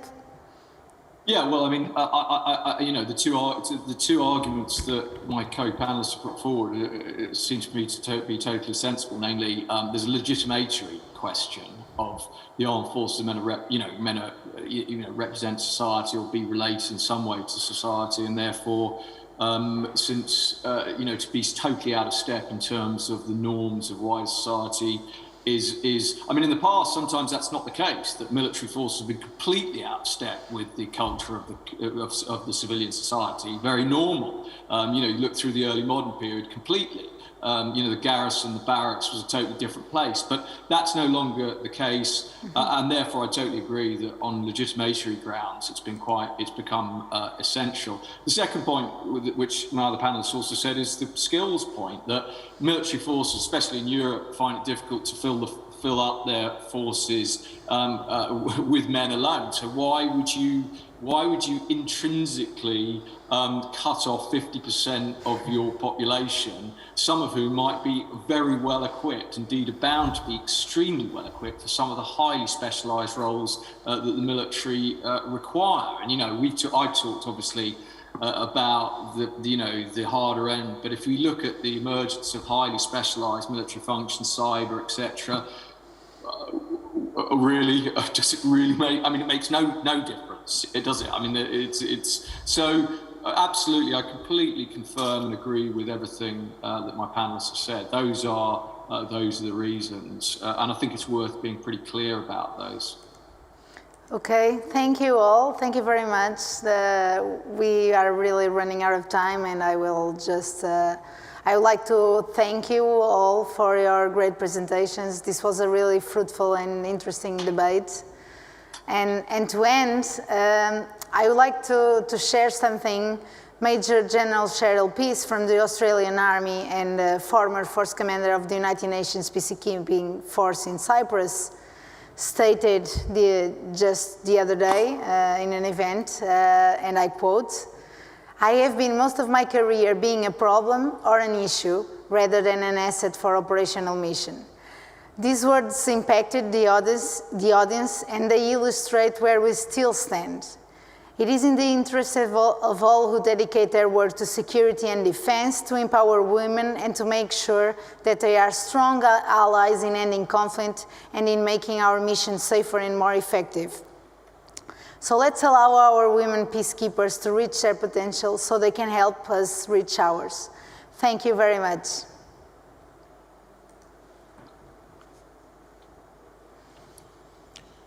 Thank you, Lieutenant Colonel Diana Moraes.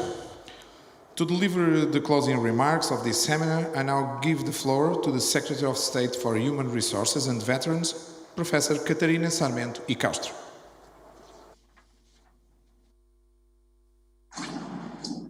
Speakers and panelists of the International Seminar promoting women's meaningful participation in peace operations, all those of you that are following us online, ladies and gentlemen.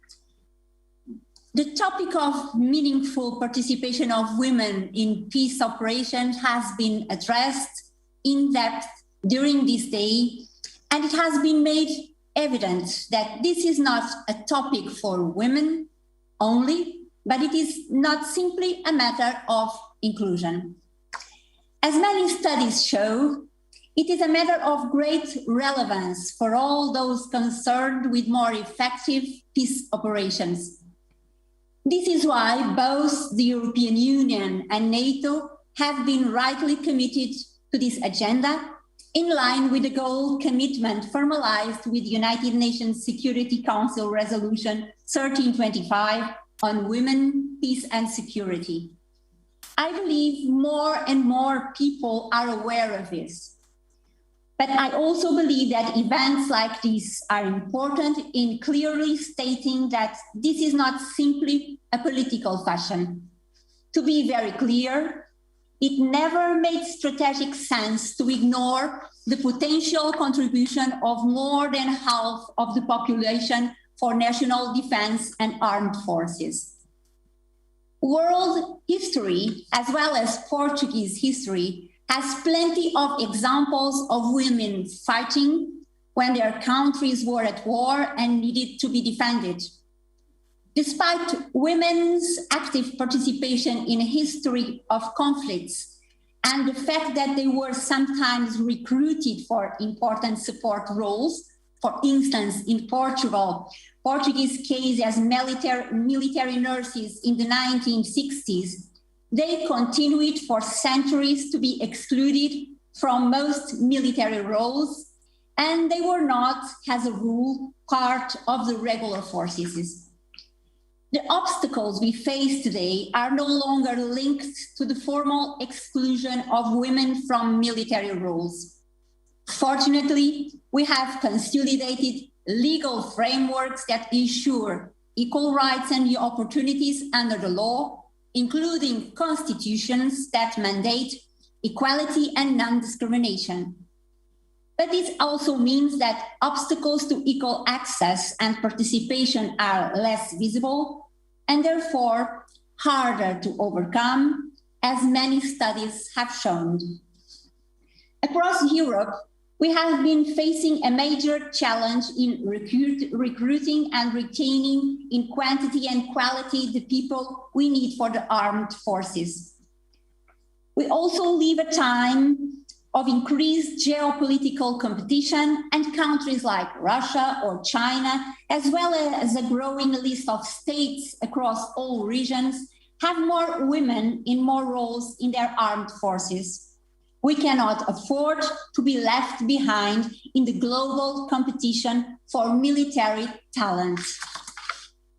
What more can I add after such a productive and rich day of work?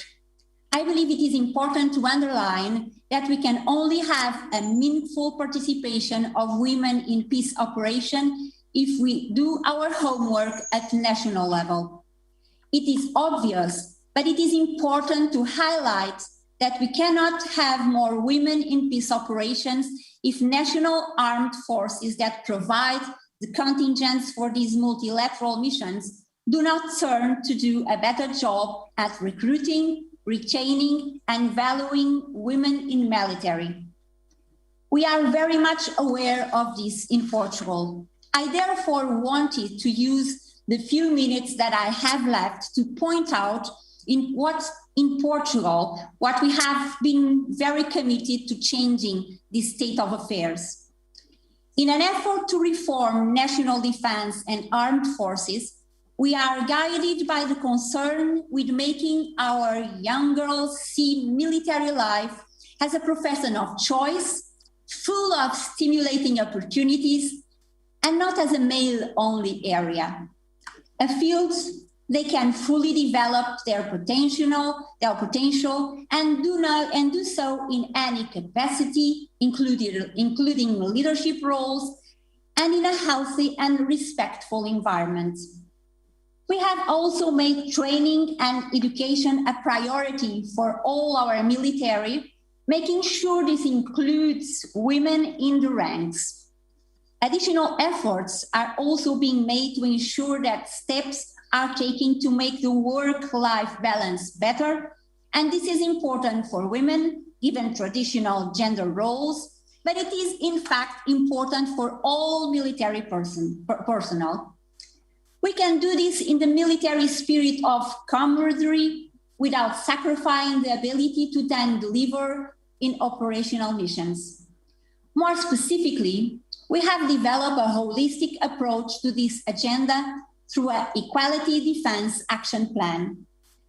This action plan includes measures that are already in place, like the creation of an equality office reporting directly to the Minister of National Defense with the tasks of designing, developing, coordinating, and monitoring policies that promote equality and combat discrimination related to the implementation of women, peace, and security agenda. Or like the creation of gender advisor positions reporting directly to the Chief of the General Staff and to the chiefs of the 3 branches.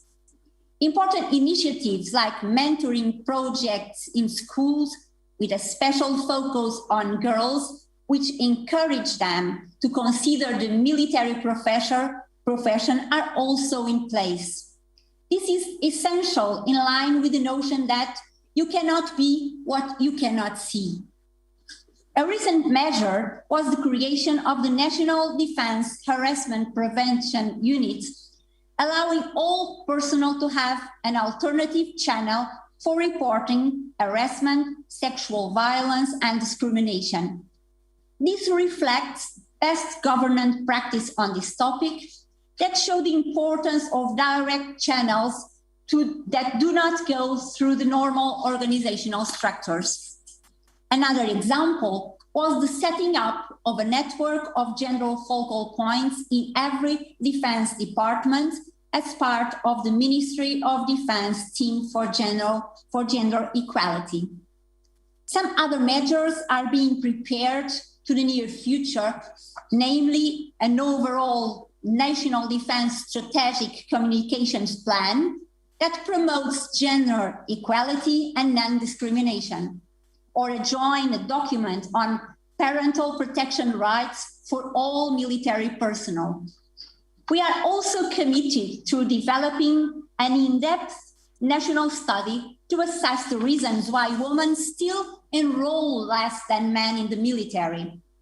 We know that even countries that in Europe have a long tradition of commitment to gender equality have problems with increasing the number of women in the military beyond a certain percentage.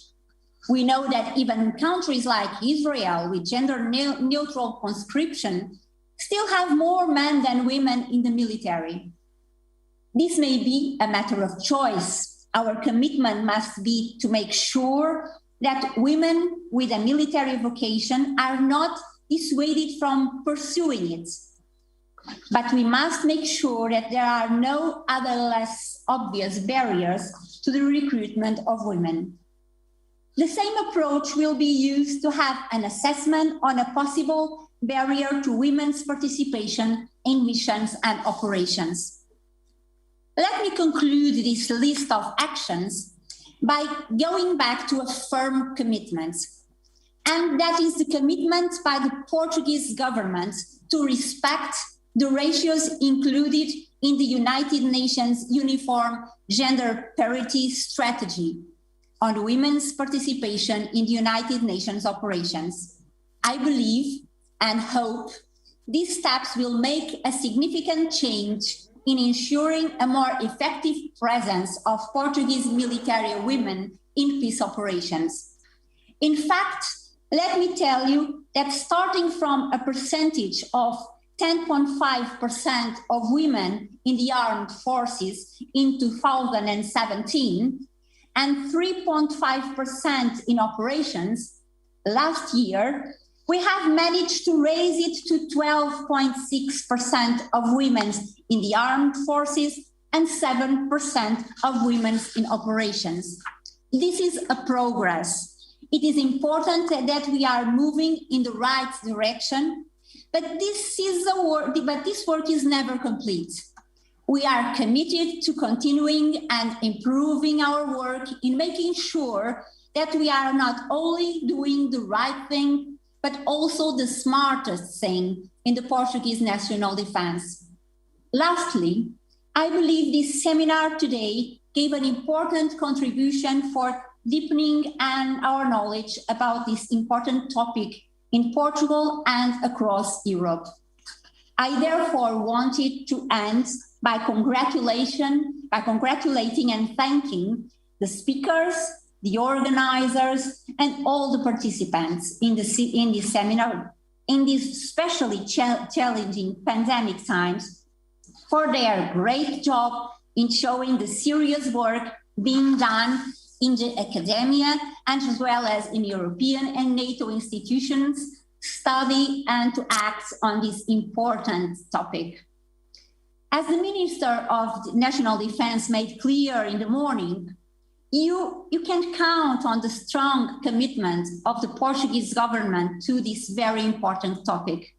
And I strongly believe that we can count on all men and women, civil and military, in Portuguese national defense to work towards this goal. Thank you and congratulations. Thank you. On behalf of His Excellency the Portuguese Minister of National Defense, Professor João Gomes Cravinho, we thank you all for your presence and we declare this seminar closed. Thank you very much.